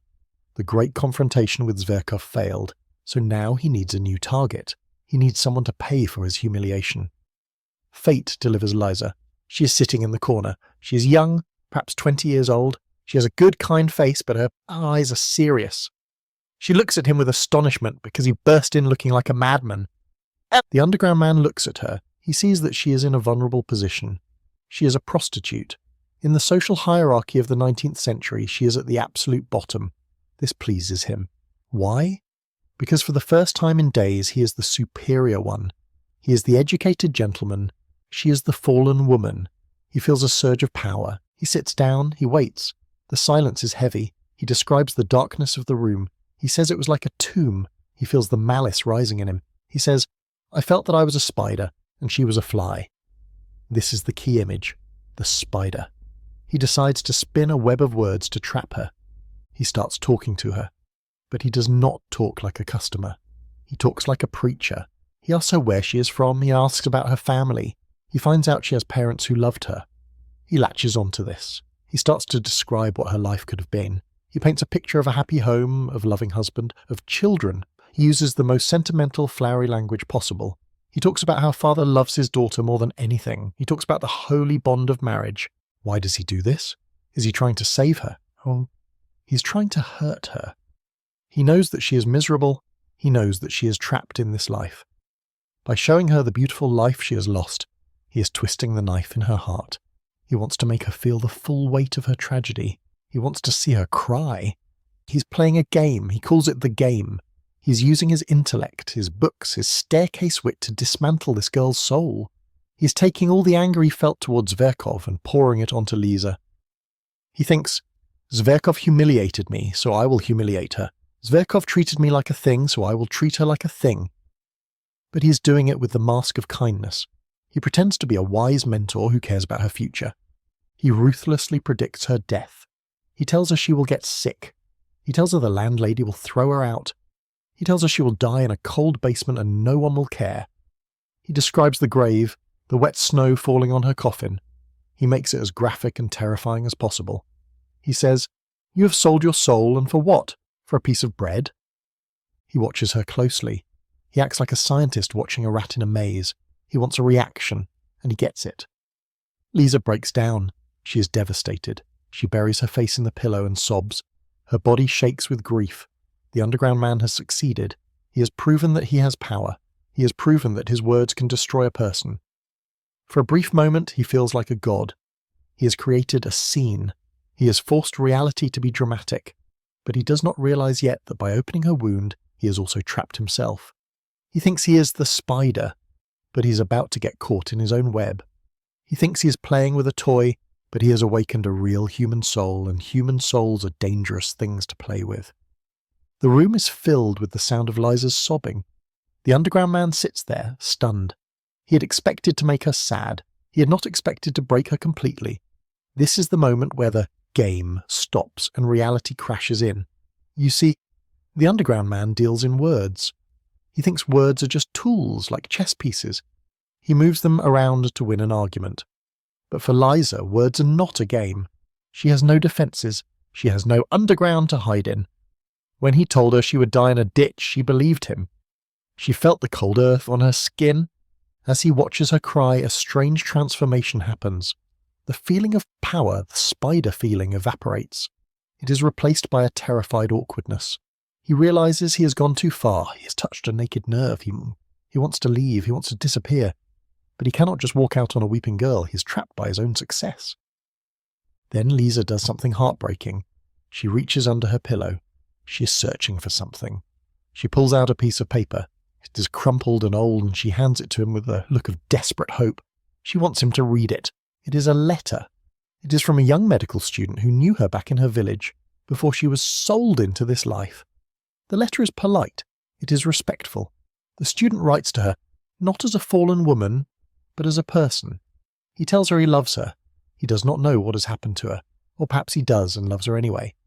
Why does she show this to the underground man? Because he has just spent an hour stripping her of her dignity. He has told her she's trash. She shows him the letter to say, "Look, someone loved me. I'm not trash, I'm a human being." This letter is her only treasure. It is her proof of existence. She keeps it under her pillow like a holy relic. The underground man reads it, and for a second, just a split second, the cynicism in his brain shuts off. He feels a pang of genuine emotion. He sees the tragedy of her life. He sees that she is clinging to this scrap of paper to keep from drowning. He thinks, poor thing. But then the underground wakes up again. His mind starts analysing. He thinks, it's pathetic. It's a romantic cliché. She is holding on to a fantasy. But he does not say this aloud. He hands the letter back to her. This moment is pivotal. It is the moment where two souls touch. She has opened her heart to him. She trusts him now. She thinks he is a saviour because he spoke the truth about her misery. She thinks he cares. She looks at him with those big, serious eyes, waiting for the next move. She expects him to save her. But the underground man is panicked. He is not a saviour. He is a clerk with a liver problem and a bad coat. He played the role of the saviour because it felt good, but he has no intention of actually saving anyone. He wants to escape. He stands up. He smooths his hair. He tries to regain his composure. He needs to get out of this room before the reality of her pain swallows him whole. He feels like an imposter who has snuck onto a stage and is suddenly asked to sing an opera. He doesn't know the song. He just wants to run back to his hole. Let us now examine the underground man's terrifying thoughts on civilization. We often believe that history is a march towards progress. We think that as we build more schools, libraries and museums, human beings become gentler. We think that civilization cures us of our savagery. The underground man laughs at this. He tells us to look at the blood being spilled around us. He wrote this in the 19th century, citing the American Civil War and the wars in Europe, but he could easily be writing about the 20th or 21st century. He argues that civilization has not made man more peaceful. It has only made him more versatile in his sensations. What does this mean? It means that a savage kills because he's hungry or angry. It is simple. But a civilized man kills for an idea. He kills for a concept, or even worse, he kills for the aesthetic pleasure of it. The Underground Man suggests that civilization has developed our sensitivity to such a degree that we can actually find pleasure in bloodshed. He compares the modern man to the gentlemen of history who are mass murderers. He says that the famous tyrants of old were mere children compared to the civilized killers of the modern age. Why? Because the modern killers wash their hands. They wear suits. They use logic to justify their slaughter. They treat murder as a necessity for the greater good like the irrational egoists. He warns that as man becomes more developed, he might eventually find blood to be as sweet as sugar. He describes a future where we might kill just to break the monotony of our perfect lives. If the Crystal Palace makes life too boring, too safe, and too predictable, we might start wars just to feel something real. This connects back to his hatred of the anthill. In an anthill there is no war, but there is no individuality. The Underground Man fears that the price of total peace is the loss of the human soul. He suggests that our barbarity is linked to our freedom. If you breed the barbarity out of a man, you might also breed the freedom out of him. You might be left with a domestic animal that does whatever it is told. Dostoevsky is not saying that war is good. He is saying that we are lying to ourselves about why we fight. We pretend we fight for justice or peace. But the Underground Man forces us to look in the mirror and ask, do we fight because we like it? Do we love the chaos? He refuses to let us hide behind the mask of civilized progress. He points to the blood on our hands and says, this is not a mistake, this is who you are. We have spent a great deal of time looking at the Underground Man's philosophy of history and civilization, but now we must return to the personal tragedy that drives all of this thinking. We need to examine the excruciating gap between the Underground Man's inside and his outside. This is something almost everyone can relate to.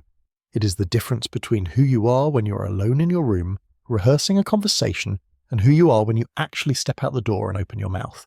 In his underground, the Underground Man is eloquent. He's brilliant. He wins every argument. He imagines himself speaking to his enemies with biting wit and crushing sarcasm. He writes scripts in his head where he is the hero. He calls this l'esprit de l'escalier, or sport or staircase wit. This is a French term for thinking of the perfect comeback when you are already leaving the party and walking down the stairs. It is too late. The Underground Man lives his entire life on the staircase. He is always 10 minutes too late for reality. When he actually tries to speak to people, to the officer, to his boss, to his friends, the script falls apart. He stammers, he mumbles, or even worse, he speaks too much. He starts quoting books. He uses language that is too formal, too flowery, too literary. Why?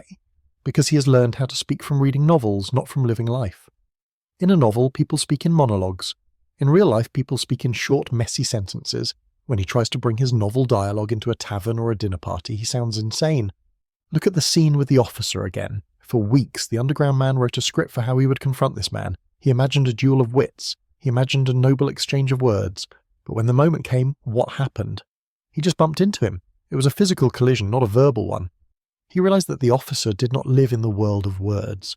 The officer lived in the world of solid objects.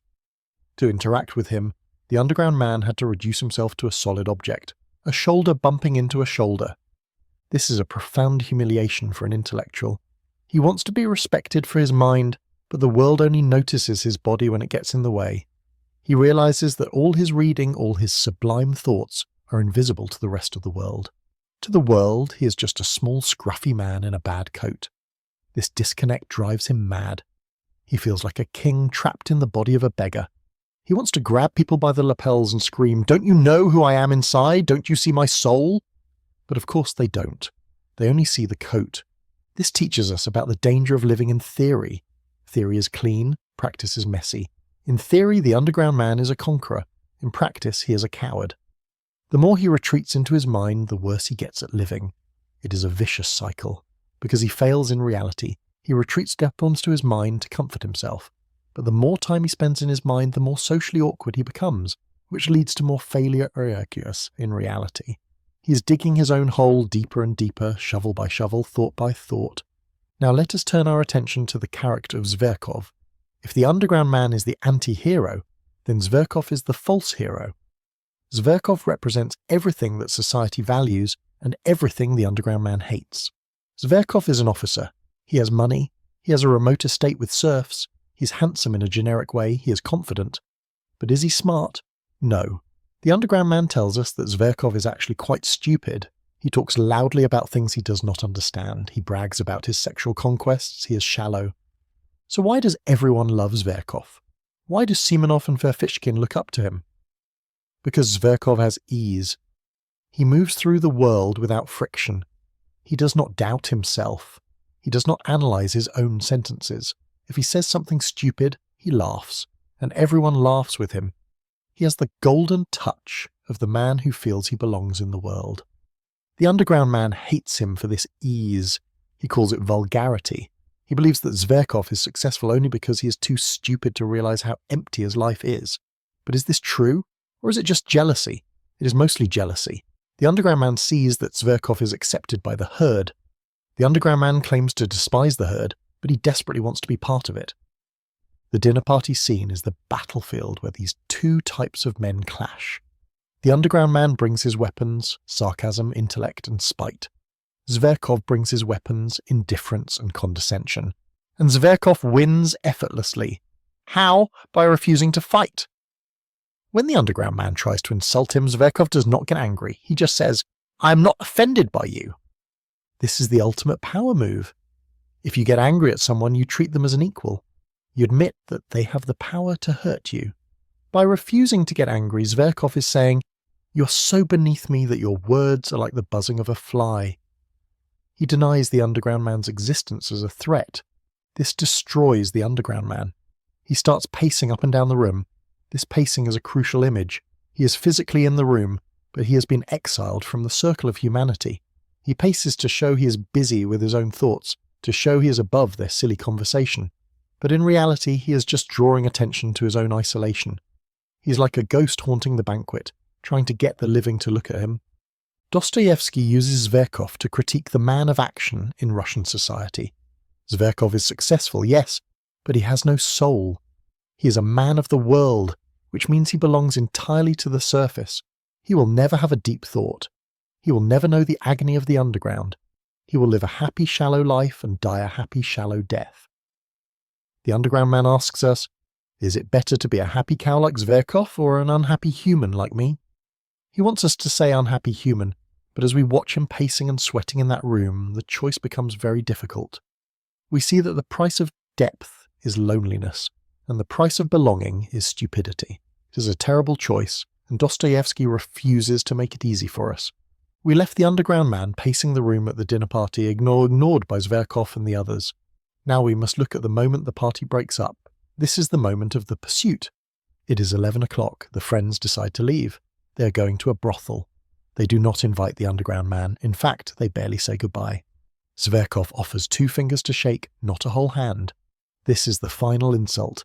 They leave him standing on the steps of the hotel, alone in the cold. A normal person would go home. A normal person would say, well, they are jerks, and I am better off without them. But the Underground Man is not normal. He's possessed by a demon of vanity. He cannot let them win. He feels that if he goes home now, he accepts his defeat. He accepts that he is a fly. So he makes a decision that is pure madness. He decides to follow them. He jumps into a sledge. He screams at the driver to go faster. He hits the driver on the back of the neck. This is a crucial detail. The Underground Man, who claims to be so sensitive, so human, is physically abusing a poor sledge driver because he's angry at Zverkov. He is kicking the person below him because he was kicked by the person above him. It is the chain of humiliation in action. As he rides through the snow, his mind starts to spin a fantasy. He imagines the scene at the brothel. He will burst in, the others will be shocked. He will walk up to Zverkov, he will not speak. He will slap him. A glove to the face. He imagines Zverkov attacking him. He imagines the others beating him up. He imagines being thrown out, his coat torn, his face bloody. And strangely, he wants this. Why? Why would anyone want to be beaten up? Because a fight is a relation. If Zverkov fights him, Zverkov acknowledges him. If Zverkov beats him, Zverkov touches him. To be an enemy is better than to be a zero. The Underground Man prefers a catastrophe to indifference. He wants a tragedy. He wants to be the hero of a dark romantic story where he dies for his honor.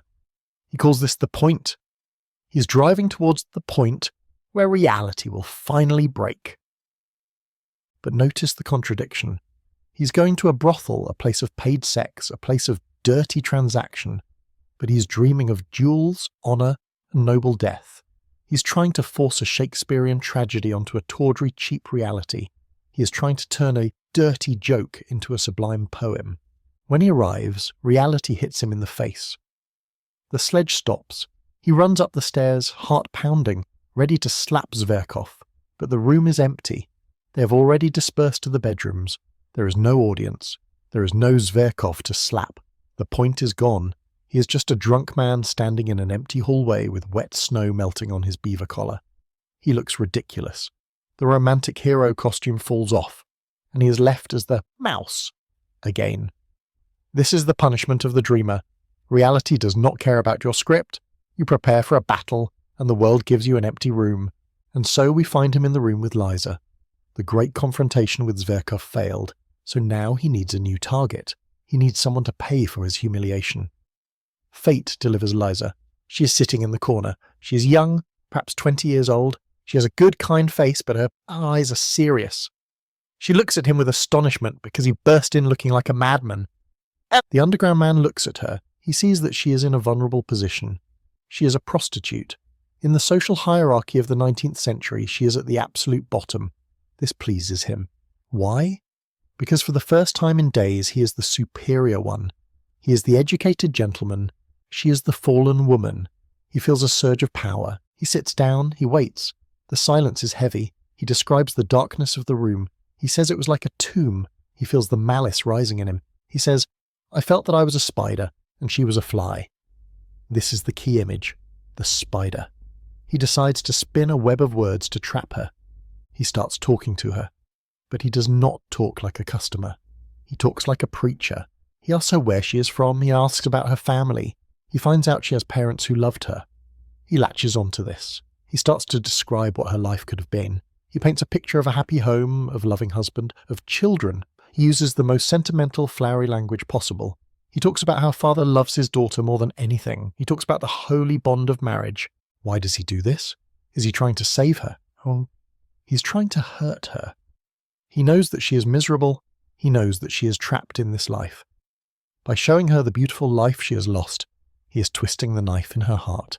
He wants to make her feel the full weight of her tragedy. He wants to see her cry. He's playing a game. He calls it the game. He's using his intellect, his books, his staircase wit to dismantle this girl's soul. He's taking all the anger he felt towards Zverkov and pouring it onto Liza. He thinks, Zverkov humiliated me, so I will humiliate her. Zverkov treated me like a thing, so I will treat her like a thing. But he is doing it with the mask of kindness. He pretends to be a wise mentor who cares about her future. He ruthlessly predicts her death. He tells her she will get sick. He tells her the landlady will throw her out. He tells her she will die in a cold basement and no one will care. He describes the grave, the wet snow falling on her coffin. He makes it as graphic and terrifying as possible. He says, "You have sold your soul, and for what? For a piece of bread?" He watches her closely. He acts like a scientist watching a rat in a maze. He wants a reaction, and he gets it. Liza breaks down. She is devastated. She buries her face in the pillow and sobs. Her body shakes with grief. The underground man has succeeded. He has proven that he has power. He has proven that his words can destroy a person. For a brief moment, he feels like a god. He has created a scene. He has forced reality to be dramatic. But he does not realize yet that by opening her wound, he has also trapped himself. He thinks he is the spider, but he is about to get caught in his own web. He thinks he is playing with a toy, but he has awakened a real human soul, and human souls are dangerous things to play with. The room is filled with the sound of Liza's sobbing. The underground man sits there, stunned. He had expected to make her sad. He had not expected to break her completely. This is the moment where the game stops and reality crashes in. You see, the underground man deals in words. He thinks words are just tools, like chess pieces. He moves them around to win an argument. But for Liza, words are not a game. She has no defences. She has no underground to hide in. When he told her she would die in a ditch, she believed him.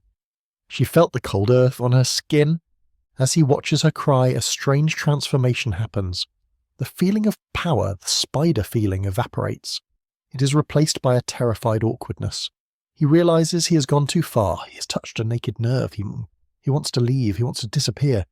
But he cannot just walk out on a weeping girl. He is trapped by his own success. Then Lisa does something heartbreaking. She reaches under her pillow. She is searching for something. She pulls out a piece of paper. It is crumpled and old, and she hands it to him with a look of desperate hope. She wants him to read it. It is a letter. It is from a young medical student who knew her back in her village before she was sold into this life. The letter is polite. It is respectful. The student writes to her, not as a fallen woman, but as a person. He tells her he loves her. He does not know what has happened to her, or perhaps he does and loves her anyway. Why does she show this to the underground man? Because he has just spent an hour stripping her of her dignity. He has told her she's trash. She shows him the letter to say, look, someone loved me. I'm not trash, I'm a human being. This letter is her only treasure. It is her proof of existence. She keeps it under her pillow like a holy relic. The underground man reads it, and for a second, just a split second, the cynicism in his brain shuts off. He feels a pang of genuine emotion. He sees the tragedy of her life. He sees that she is clinging to this scrap of paper to keep from drowning. He thinks, poor thing. But then the underground wakes up again. His mind starts analysing. He thinks, it's pathetic. It's a romantic cliché. She is holding on to a fantasy. But he does not say this aloud. He hands the letter back to her. This moment is pivotal. It is the moment where two souls touch. She has opened her heart to him. She trusts him now. She thinks he is a saviour because he spoke the truth about her misery. She thinks he cares. She looks at him with those big serious eyes, waiting for the next move. She expects him to save her. But the underground man is panicked. He is not a saviour. He is a clerk with a liver problem and a bad coat. He played the role of the saviour because it felt good, but he has no intention of actually saving anyone. He wants to escape. He stands up. He smooths his hair. He tries to regain his composure. He needs to get out of this room before the reality of her pain swallows him whole. He feels like an imposter who has snuck onto a stage and is suddenly asked to sing an opera. He doesn't know the song. He just wants to run back to his hole. We are now in the final act of this tragedy. The days following the visit to the brothel are a blur of anxiety for the underground man. He sits in his room, listening to the silence, terrified that Lisa will actually use the address he gave her. But as the days pass, 1 day, 2 days, 3 days, he begins to relax. He thinks, she is not coming, thank God. He starts to breathe again. He convinces himself that the danger has passed. But the universe has a cruel sense of humour. It waits until the underground man is at his absolute lowest point to spring the trap. And his lowest point always involves a pollen. Let us look at the scene that is unfolding just minutes before Liza arrives. The underground man is engaged in a war with his servant. The war is over wages. He owes Apollon 7 rubles. He has the money in his drawer, but he refuses to pay it. Why? He tells himself it is to punish Apollon for being disrespectful. He wants Apollon to beg. He wants Apollon to come to him and say, "Sir, please forgive me. I need my wages." But Apollon does not beg. Apollon sits in his room reading his Bible, sewing and sighing. He does not ask for the money, he just stares. This silence drives the underground man insane. He feels that Apollon is winning. He feels that Apollon knows exactly what is happening and is laughing at him from behind his glasses. Finally, the underground man snaps. He flies into a rage. He screams at Apollon. He calls him names. He threatens to throw him out. He is wearing his miserable, tattered dressing gown. His hair is a mess. His face is red and distorted with petty anger. He looks like a chaotic, screaming child, not a philosopher. He shouts, "I will not pay you. I will never pay you. You are my tormentor." And at that exact second, the second where he looks most ridiculous, most ugly, and most small, the door opens. It is Liza. She has arrived. She enters quietly, hesitantly. She is probably expecting a warm welcome.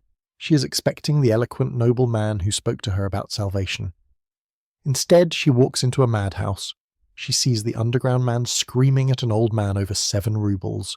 The room freezes. The underground man stops mid-scream. He turns and sees her. Imagine the horror. It is not just embarrassment. It is a total collapse of his identity. The mask he wore at the hotel, the mask of the wealthy, superior intellect, is instantly incinerated. She sees the poverty of the room. She sees the stained furniture. She sees the cheapness of his life. But worst of all, she sees his face. She sees the look of terrified shame. Apollon, maintaining his dignity, simply looks at the intruder, looks back at his master, and slowly walks away to his own room. He leaves the undershout man alone with Liza. For a long time, neither of them speaks. The underground man stands there, wishing the floor would open up and swallow him. He is trembling. He knows he is ruined. He knows he cannot go back to the game. He cannot pretend to be the hero anymore. The reality of his underground life, the pettiness, the squalor, the anger, is right there in the open. Liza looks confused. She smiles a little, uncertainly. She is trying to be polite. She does not know what to do. She probably thinks she came at a bad time. She does not realize that for the underground man any time is a bad time because his life is a lie. Finally, the silence becomes unbearable. The underground man has to break it. But he does not break it with kindness. He breaks it with aggression. This is his defense mechanism. When he is cornered, he bites. He starts to mutter, then to shout. He acts as if she is the one who has done something wrong. He acts as if she has committed a crime by entering his home. He's trying to push the shame onto her. He's trying to make her feel small so that he can feel big again. He thinks, if I can make her afraid of me, maybe she won't notice that I'm a pathetic worm. The tension in the room explodes. The underground man loses all control. He's not just shouting, he's having a nervous breakdown right in front of her. The shame is burning him like fire. He starts pacing the room, ranting incoherently. He yells, "Why did you come? What do you want? Do you see how I live? Do you see this dressing gown? Do you see that I am a beggar?" He forces her to look at his poverty. He rubs her nose in it. He wants to destroy any illusion she has left. He screams, "I am a scoundrel. I am the nastiest man on earth. And you came to me for help?" He is hysterical. He falls into a chair. He hides his face in his hands. He starts to sob. These are not the polite tears of a movie star. These are ugly, hacking sobs of a man who hates himself. He cries out, "Water! Give me water!" It is a melodramatic cry, but the pain behind it is real. He is completely exposed. He's a child crying in the dark. Now look at Lisa's reaction. This is the moment that defines the moral core of the book. A rational person would run away. A proud person would be offended. A cynical person would laugh. But Liza is none of these. She is a soil person. She acts on instinct, and her instinct is love. She does not see a nasty man. She does not see a failure. She sees a human being in pain. That is all she sees. All the insults he just threw at her, all the screaming, it vanishes. She forgets herself completely. She rushes to him. She falls on her knees beside his chair. She throws her arms around him. She pulls his head to her chest. She cries with him. This is the sublime that the underground man always dreamed of, but it is happening in a way he never predicted. He dreamed of being the strong hero saving the weak girl, but here the weak girl is saving him. She is the strong one. She is the one offering comfort. She is the mother, and he is the child. For a few minutes, the underground man allows this to happen. He lets himself be held. He lets himself be comforted. He sobs into her dress. It is a moment of pure, unadulterated human connection. It is the closest he has ever come to living life. The walls of the underground have cracked. The wet snow is gone, replaced by the warmth of another person. He feels a new emotion. It is not spite. It is not vanity. It is gratitude. He looks at her through his tears. He sees that she loves him. Not because he's smart, not because he's rich, but simply because he is him. She loves him because he is suffering. This is the Christ-like love that Dostoevsky believed in, love that does not judge, love that embraces the sinner. But then, the clock starts ticking. The underground man's brain starts to reboot. The mouse wakes up.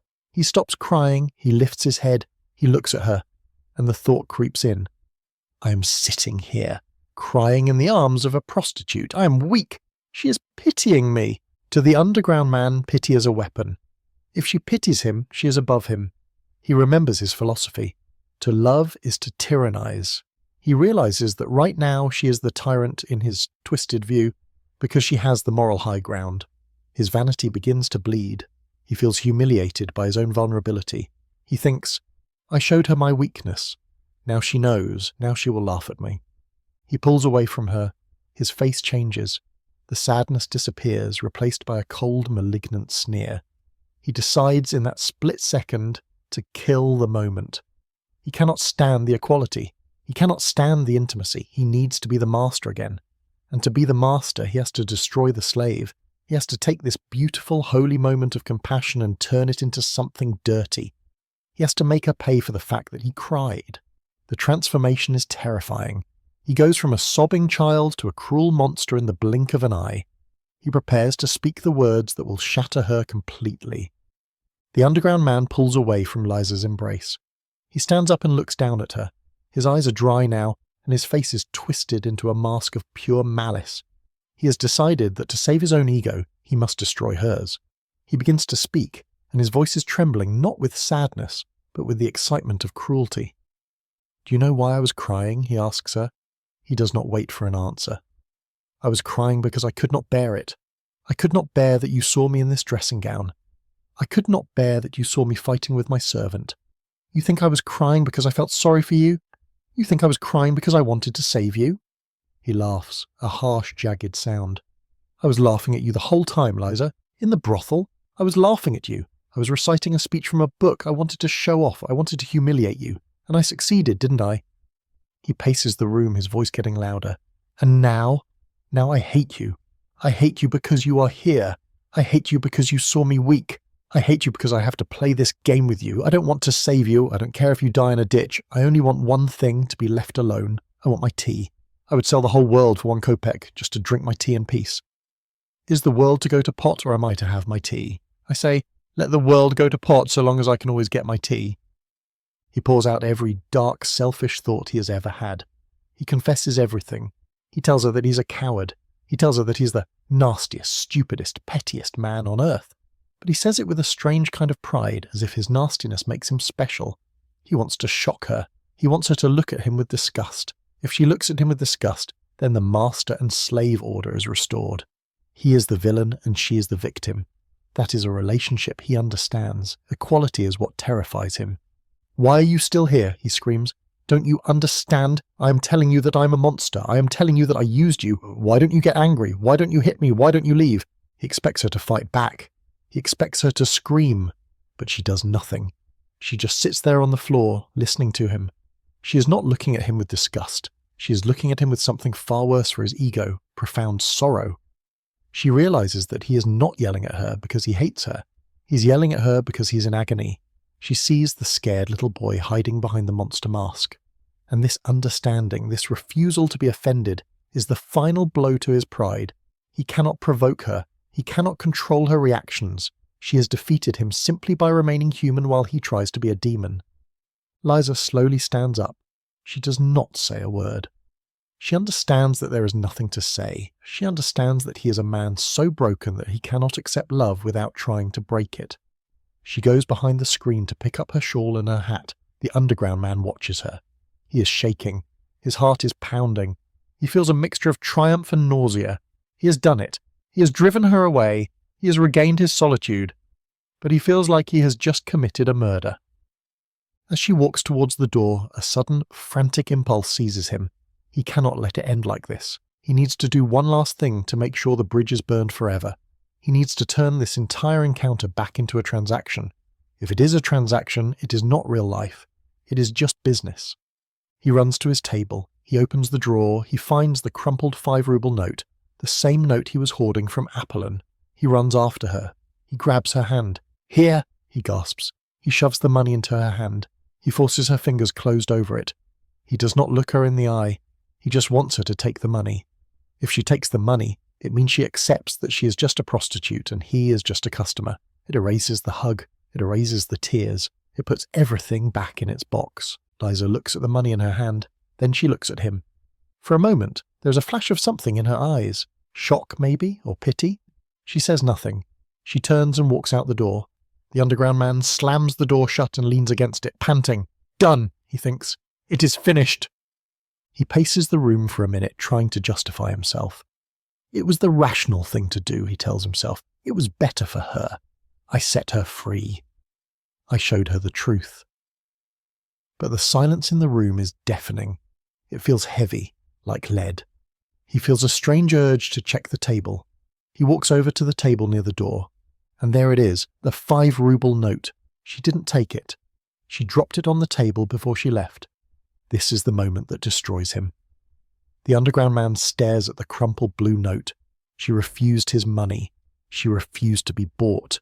She, the fallen woman, still the slave, had more dignity in her little finger than he has in his whole body. By leaving the money, she has asserted her moral superiority one last time. She has told him without words that what happened between them was real, and he is the one who cheapened it. He panics. He flings the door open. He runs out onto the landing. "Liza!" he screams. He runs down the stairs, tripping over his dressing gown. "Liza, come back!" He runs out into the street. It is snowing. Thick, wet yellow snow is falling, covering the city in a slushy blanket. The street is empty. He runs to the corner, he looks left, he looks right. There is no one. The street lamps flicker in the fog. She is gone. He stands there in the snow, shivering, with the wind cutting through his thin clothes. He realizes that he has lost her. He realizes that for a brief moment, living life knocked on his door, and he slammed the door in its face. He screams her name again, but the wind swallows it. He knows deep down that even if he found her, nothing would change. He would bring her back, cry again, and then tomorrow he would hate her again. He is doomed to his cycle. He drags himself back upstairs, back to his hole, back to his books, knowing that he will remember this moment for the rest of his unhappy life. And so the story of Liza ends, but the book does not quite end yet. The underground man returns to his room, defeated. The memory of that night becomes a permanent scar. He says, "I have been remembering it all these years. It is like a sore tooth." But then, true to his nature, he tries to twist this pain into a philosophy. He tries to justify why he failed. He turns to us, his imaginary audience, one last time. He launches a furious counterattack. He anticipates that we are disgusted by him. He hears us saying, "This is all shameful. You're a coward. You're making a spectacle of your own misery." And he admits it. He says, "Yes, it is shameful." But then he flips the mirror around. He tells us, "Look at yourselves. You're just as bad as I am, only you are not honest enough to admit it." He delivers one of the most famous lines in literature. "I have only in my life carried to an extreme what you have not dared to carry halfway. And what's more, you have taken your cowardice for good sense and have found comfort in deceiving yourselves."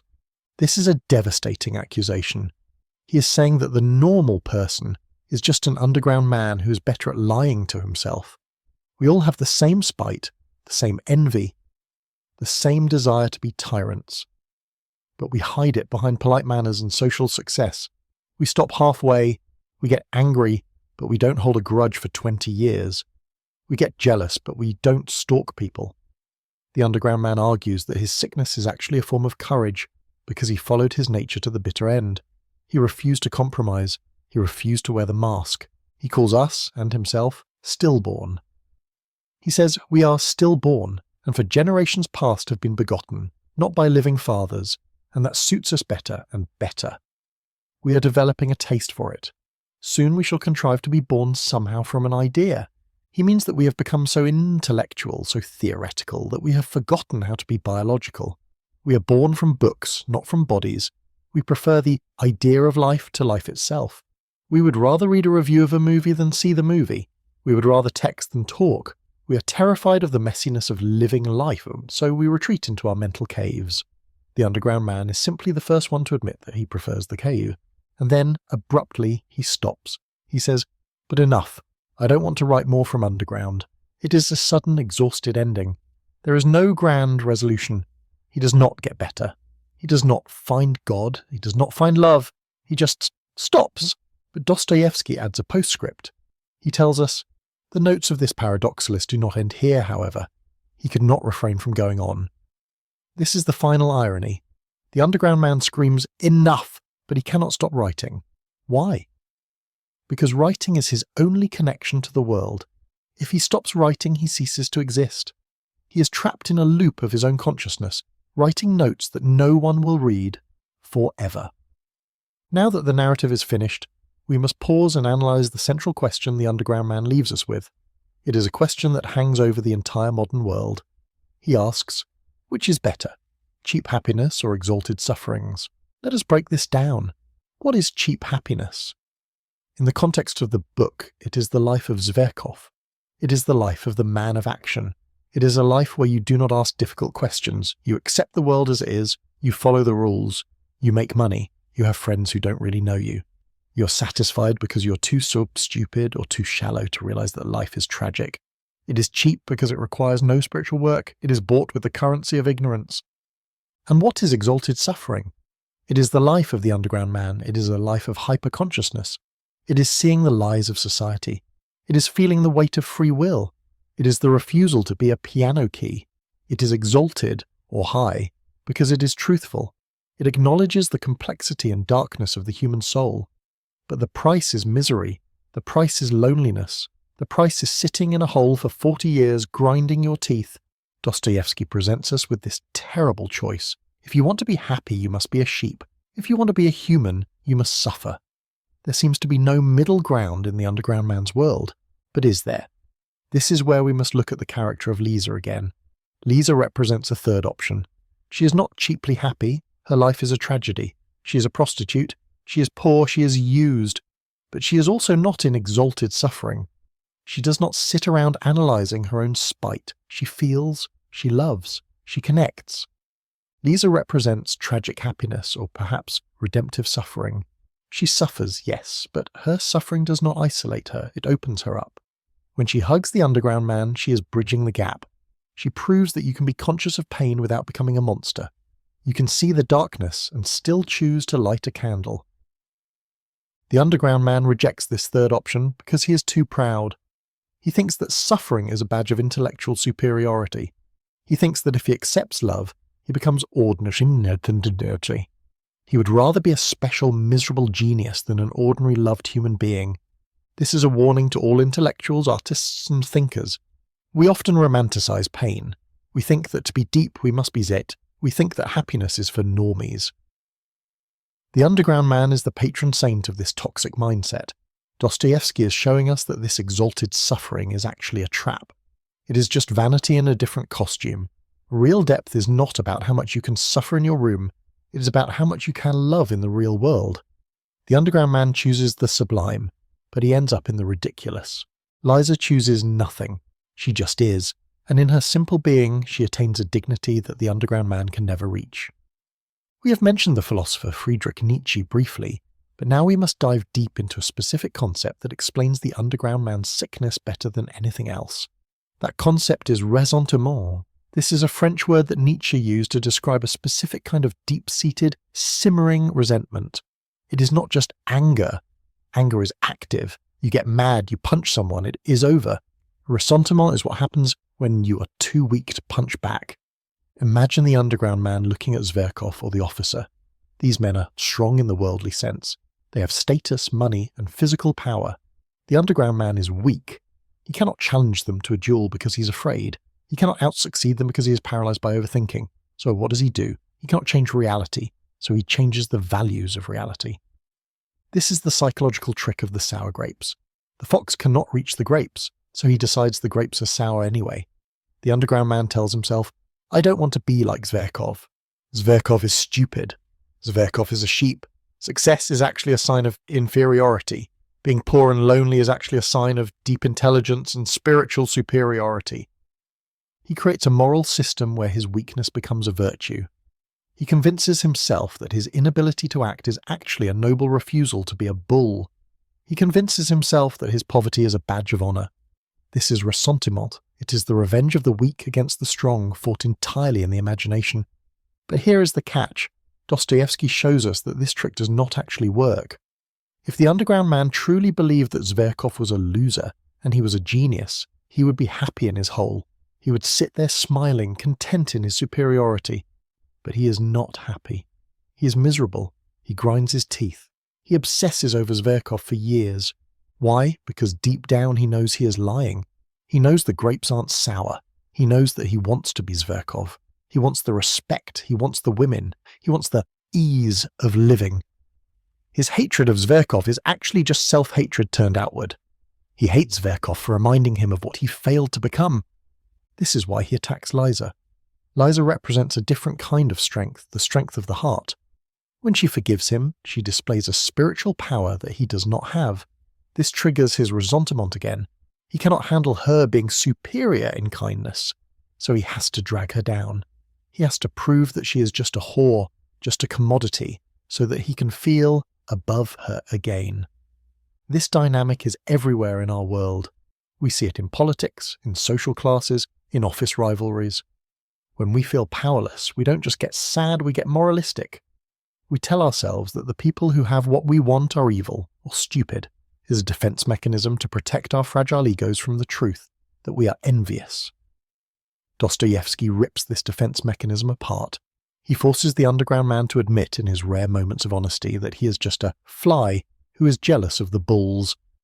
He shows us that building your identity on hating others is a recipe for a slow poisoning death of the soul. Now, let us bring the underground man into the 21st century. If Fyodor Dostoevsky were alive today, he would not need to invent the underground man. He would just need to open a laptop. The underground has moved from the damp basements of St. Petersburg to the comment sections of the internet. The internet is the perfect habitat for the underground man. It is the ultimate crystal palace of information, but it is also the ultimate sewer of spite. Think about the structure of the internet. It allows you to watch the world without participating in it. You can sit in your room in your dressing gown or pajamas and judge everyone. You can look at the Zverkovs of Instagram, the influencers, the rich, the beautiful people living their easy lives, and you can hate them. You can type a nasty comment, you can tear them down, and you can do it anonymously. Anonymity is the mouse hole of the modern age. In the real world, if you insult an officer, he might hit you. There are consequences. The stone wall of reality hits back. But online, there are no consequences. You can be a tyrant, you can be a genius, you can destroy someone's reputation with a few keystrokes. You can feel that voluptuous pleasure of spite that the underground man talks about, without ever risking your own skin. We see the underground man in the troll. What is a troll? It is someone who disrupts conversation just to prove they exist. It is someone who says 2 × 2 = 5 just to make people angry. The troll does not care about the truth. The troll cares about the reaction. Like the underground man stalking the officer, the troll wants to force the world to acknowledge him. I am here! I can make you mad! Therefore I matter! We also see the underground man in the phenomenon of the incel, involuntary celibate. These are young men who feel rejected by women, rejected by society, and who retreat into digital corners to nurse their resentment. They develop elaborate theories about why the world is unfair, about why Chads, Zverkovs, get all the girls, and why they are the victims of a rigged game. They intellectualize their loneliness. They turn their pain into a philosophy of hate. The underground man's treatment of Liza is the original incel tragedy. He craves love, but he is terrified of it. He wants a woman, but he hates women for having the power to reject him. When a woman finally offers him kindness, he attacks her because he cannot trust it. He would rather be alone and write about how cruel women are than take the risk of being vulnerable and potentially happy. Dostoevsky warns us that this digital underground is dangerous. When you live entirely in your head or on your screen, you lose touch with the living life. You lose the ability to read facial expressions, to feel empathy, to handle the awkwardness of real human contact. You become a brain in a jar, and a brain in a jar eventually goes mad.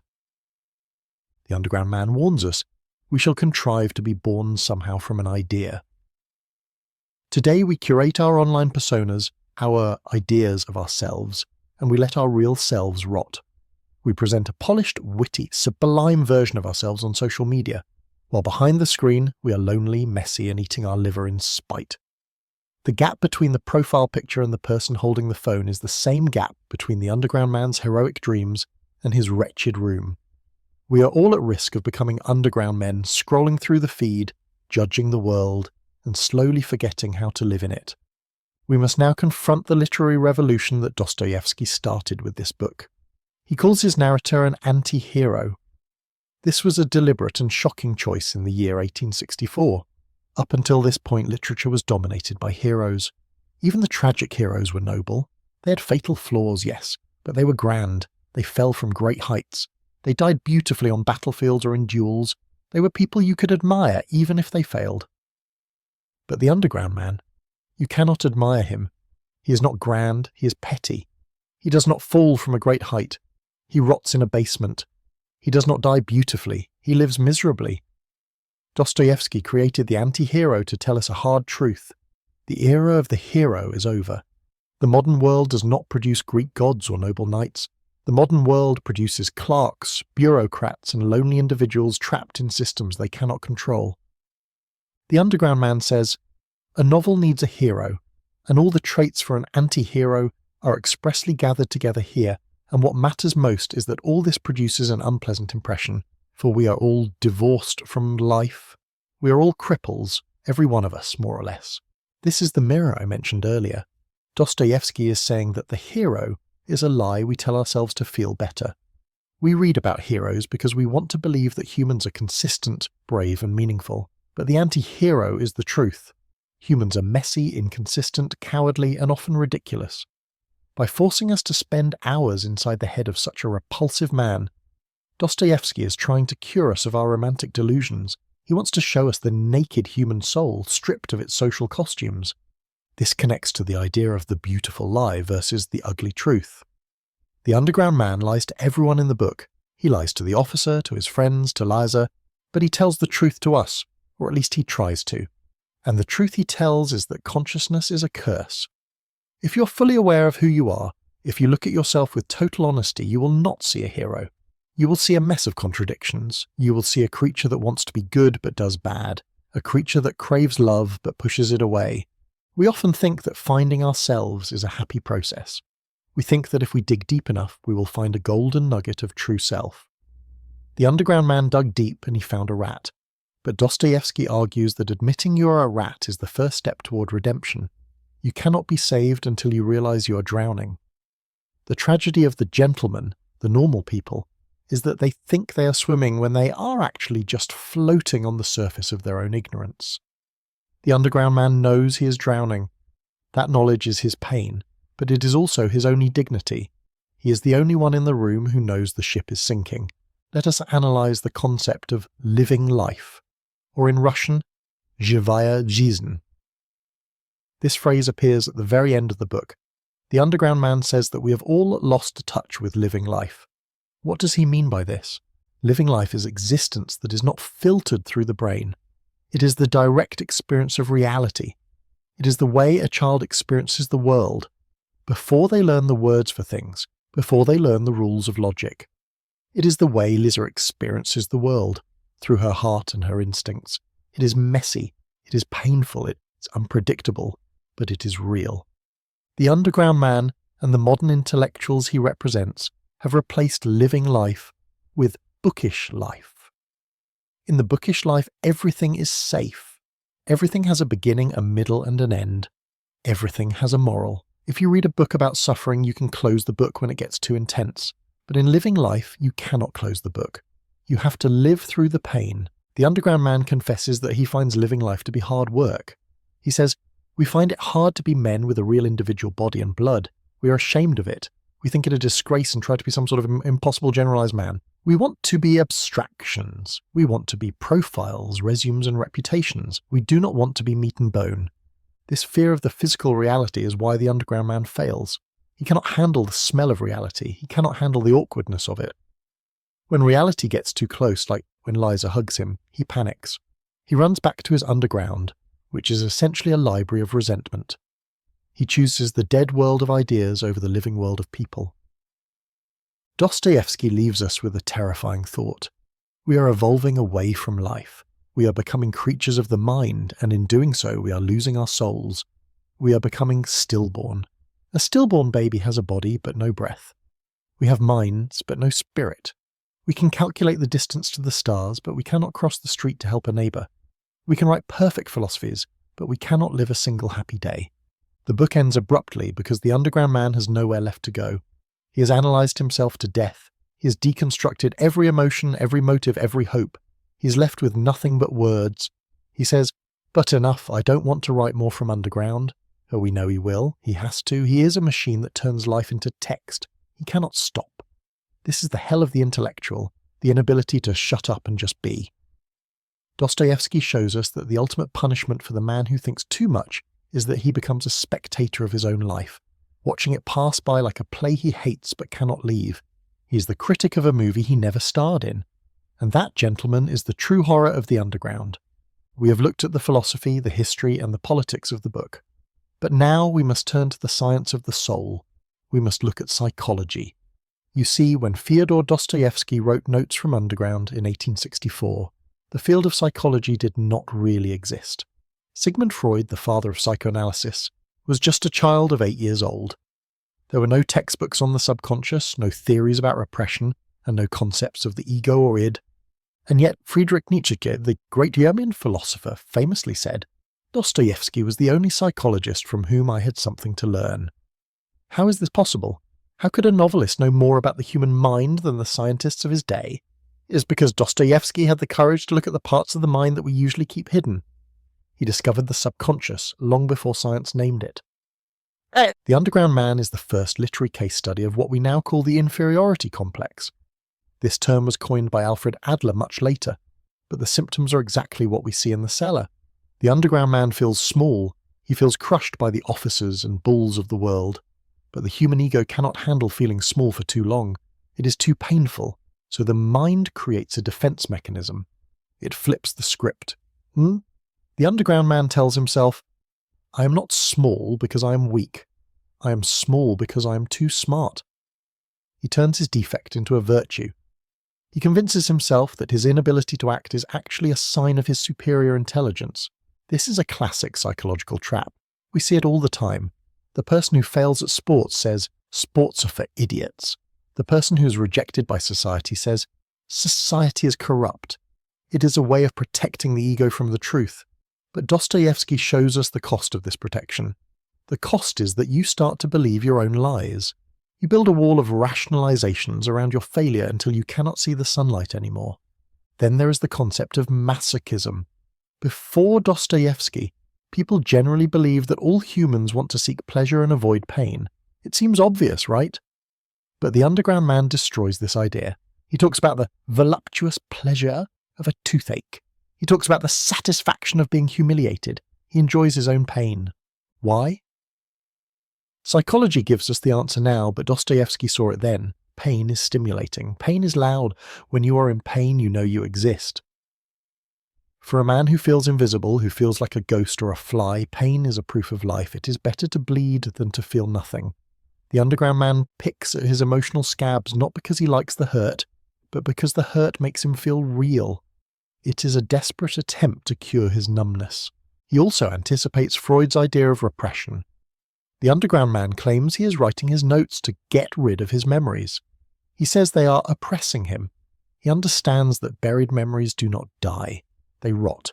They turn into spite.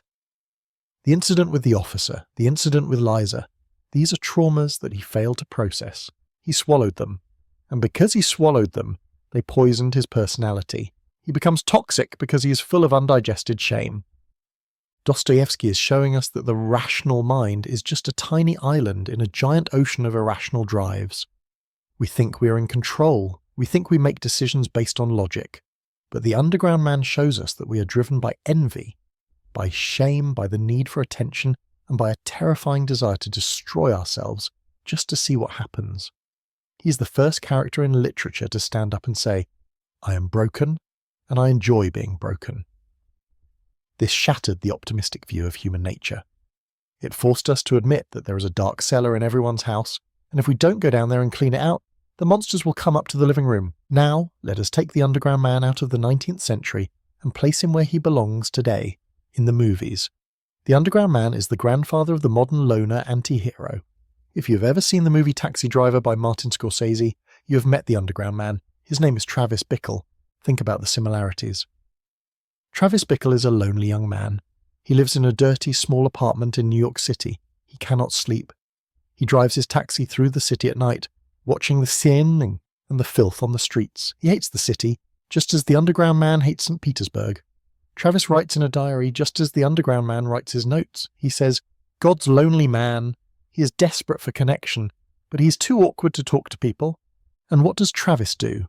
He becomes obsessed with a woman, a beautiful, distant woman named Betsy, who is his Zverkov, the symbol of the success he cannot have. When he fails with her, he turns his attention to a young prostitute named Iris. He tries to save her. Does this sound familiar? It is the exact plot of Notes from Underground. Travis Bickle tries to lecture Iris just as the Underground Man lectures Liza. He wants to be her saviour because he needs to feel superior to someone. But the endings are different, and this is where the comparison gets scary. The Underground Man ends his story with a whimper. He insults Liza and goes back to his mouse hole. He remains passive. But Travis Bickle buys a gun, he shaves his head, he turns his spite into violence. This is the evolution of the Underground Man in the 20th and 21st centuries. In Dostoevsky's time, the alienated man sulked in his room. In our time, the alienated man buys a weapon. We see this archetype again in the movie Joker, the 2019 film. Arthur Fleck is a classic underground man. He is ignored by society. He is laughed at. He feels invisible. He writes in his journal. He wants to be a comedian. He wants to be on stage. He wants an audience, just as the underground man wants to give a speech at the dinner party. When society rejects Arthur Fleck, he does not just go home. He dances, he kills, and when he kills, he finally feels real. He says, "For my whole life, I didn't know if I even really existed, but I do, and people are starting to notice." This is the scream of the underground man amplified by modern media. Notice me!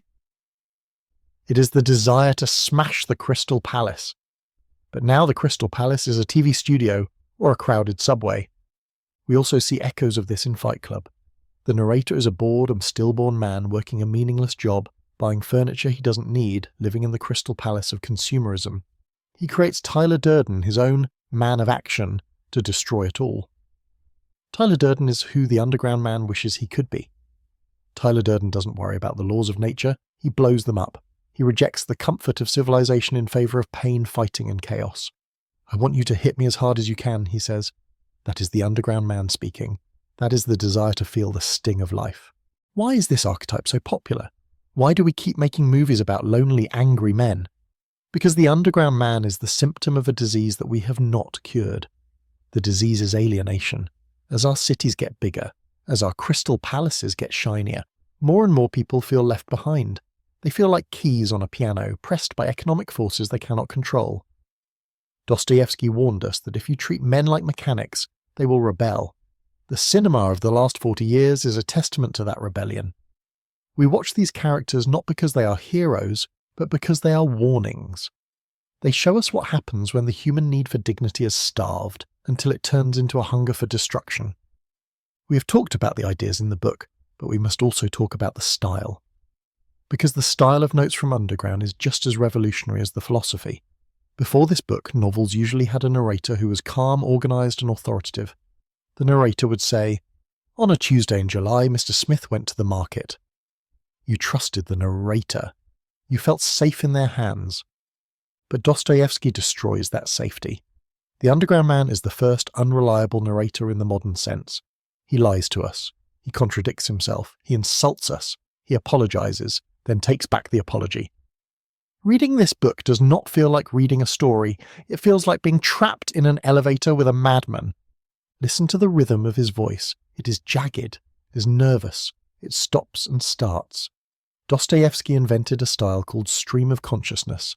Decades before it became famous with writers like James Joyce or Virginia Woolf, he captured the actual speed of thought. And thought is not a straight line. It is a swarm of bees. The underground man interrupts himself constantly. He says things like, "You think I am trying to justify myself?" No, but wait, maybe I am. He is constantly second-guessing his own motives. This creates a feeling of claustrophobia. We feel trapped inside his skull. We cannot escape his circular logic. This was Dostoevsky's genius. He used the structure of the writing to make us feel the prison of the character. He also uses a technique called the loop.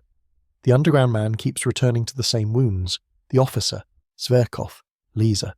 He circles them like a shark, but he never bites. He just circles. This mimics the experience of obsession. When you are resentful, you do not move forward. You are stuck in a time loop, replaying the moment of your humiliation over and over again, trying to change the ending in your head. The text itself feels like it is grinding its teeth. This style is anti-literary. It refuses to be beautiful. It refuses to be poetic. It insists on being ugly because it believes that ugliness is more honest. The underground man says, "I will not introduce any order or system." He wants to vomit his soul onto the page. This is a direct challenge to the Crystal Palace of art. If the Crystal Palace represents order and symmetry, then Notes from Underground represents the chaos of the graffiti scrawled on the palace wall. It is the assertion of the messy individual voice against the clean, silent perfection of the system. Let us now move to the concept of the open wound. Most stories give us closure. The hero defeats the villain, the lovers get married, the detective solves the crime. We close the book with a sense of satisfaction. The world makes sense again. Notes from Underground denies us this satisfaction. It ends in the middle of a sentence, metaphorically. The underground man does not get better. He does not die. He does not find God, at least not in the text we have. He just continues. He remains in his hole, writing notes that he claims he will never publish. Why did Dostoevsky do this? Why leave the wound open? Because he wanted to force the reader to become the doctor. If the book gave us the cure, we would just swallow it and forget. But because the book gives us only the sickness, we are forced to search for the cure ourselves. We are forced to ask, how do I avoid becoming this man? The book operates as a negative example. It shows us exactly what not to do. Do not isolate yourself. Do not live in your head. Do not treat people as objects. Do not value being smart over being kind. By showing us the extreme misery of the underground, Dostoevsky pushes us toward the light without ever showing the light directly. This is a technique called apophatic teaching, teaching by negation. You define God by saying what he is not. You define happiness by showing what it is not. The underground man is the ultimate definition of not life. He is the shadow that proves the existence of the sun. And there is something else. By leaving the underground man alive and writing, Dostoevsky grants him a strange kind of immortality. He is still down there. He is still under the floorboards of our culture.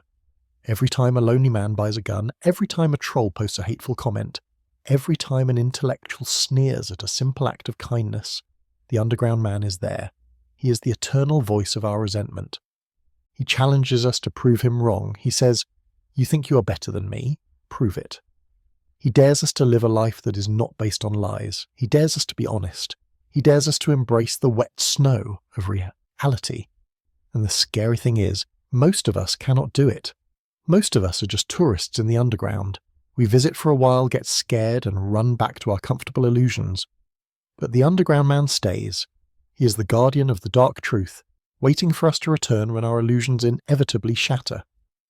We have nearly reached the end of our journey, so we must ask the ultimate question. What is the underground man fighting for? He fights against the wall, against the officer, against the laws of nature. But what is the positive value he is defending? It is freedom, but not the freedom of the American Revolution or the freedom of the French Revolution.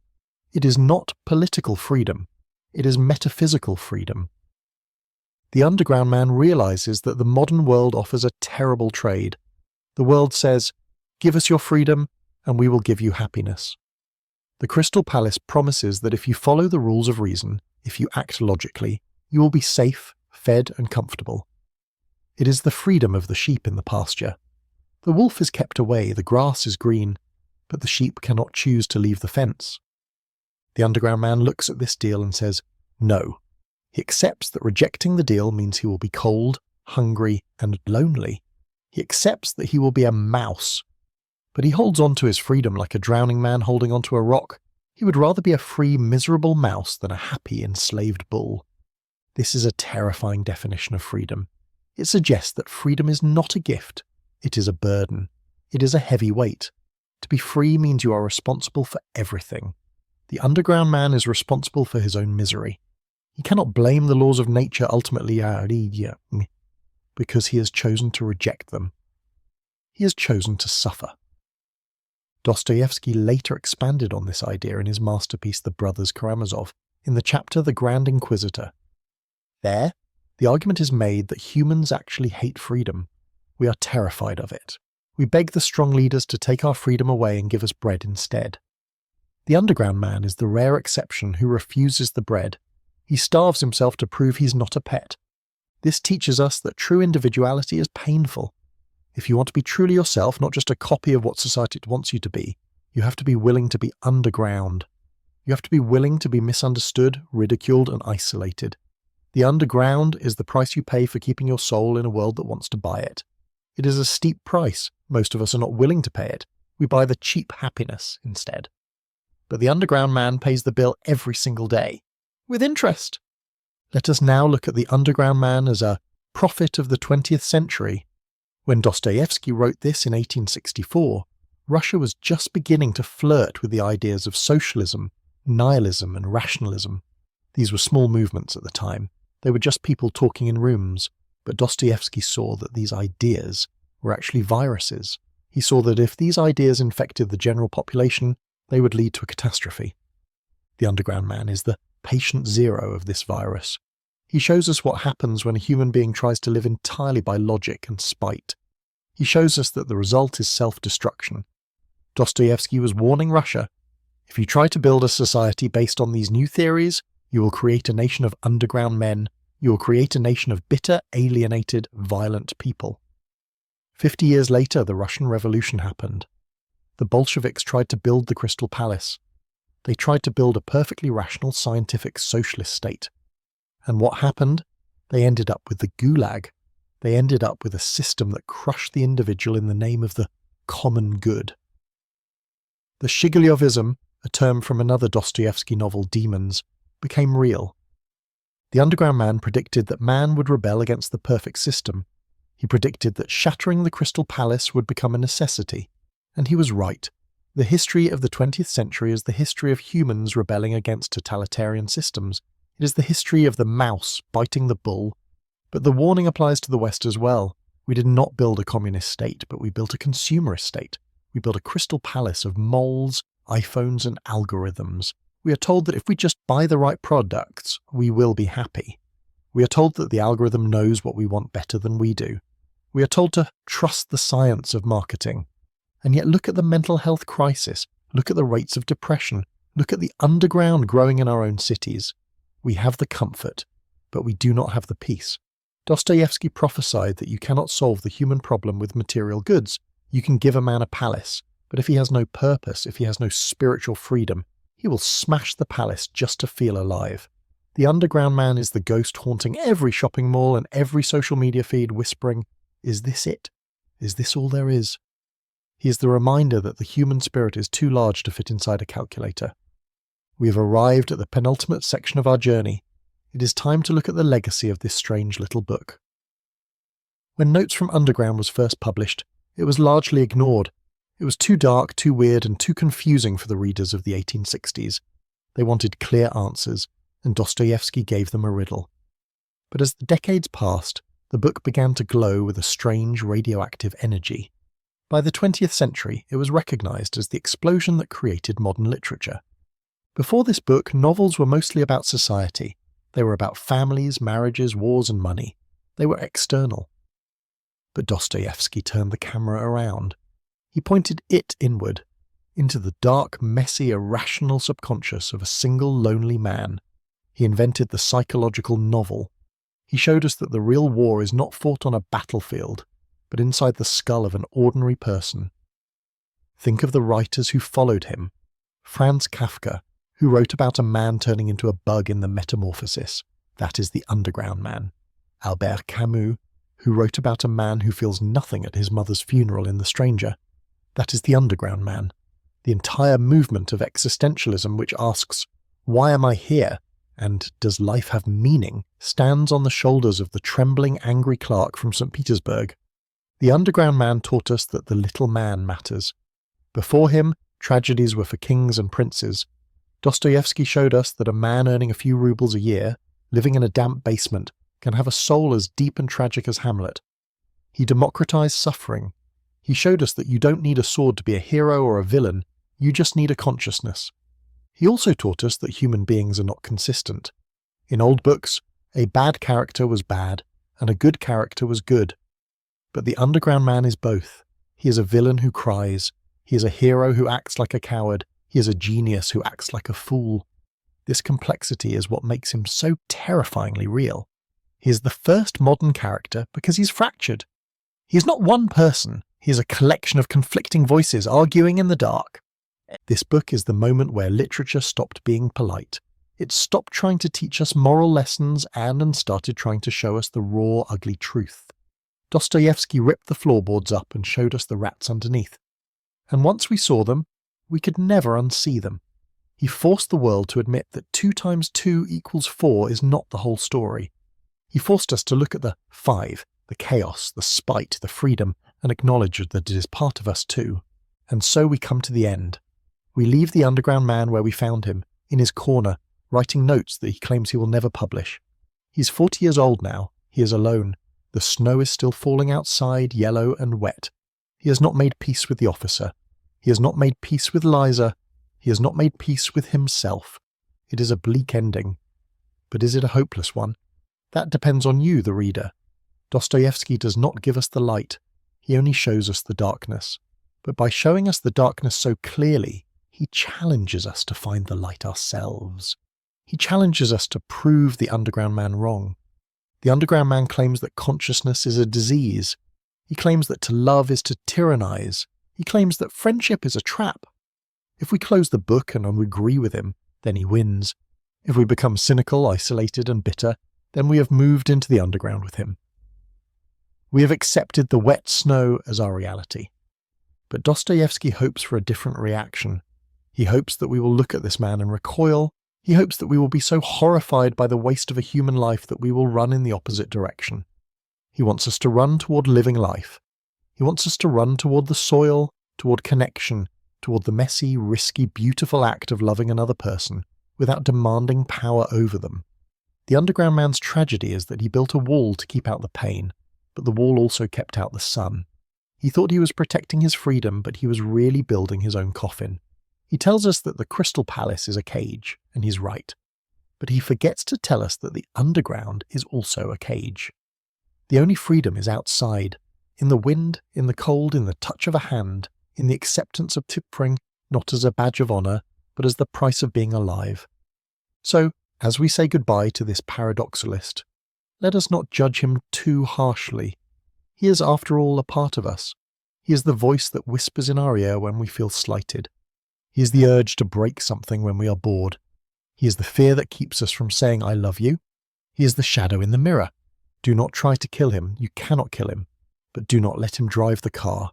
Listen to his notes, learn from his mistakes, and then, for God's sake, step out of the cellar. Step out into the rain. Get your boots wet. Bump into someone on the street and say excuse me like a human being. Because the alternative is the silence of the whole, the grinding of teeth, and the eternal lonely calculation that 2 times 2 equals 5.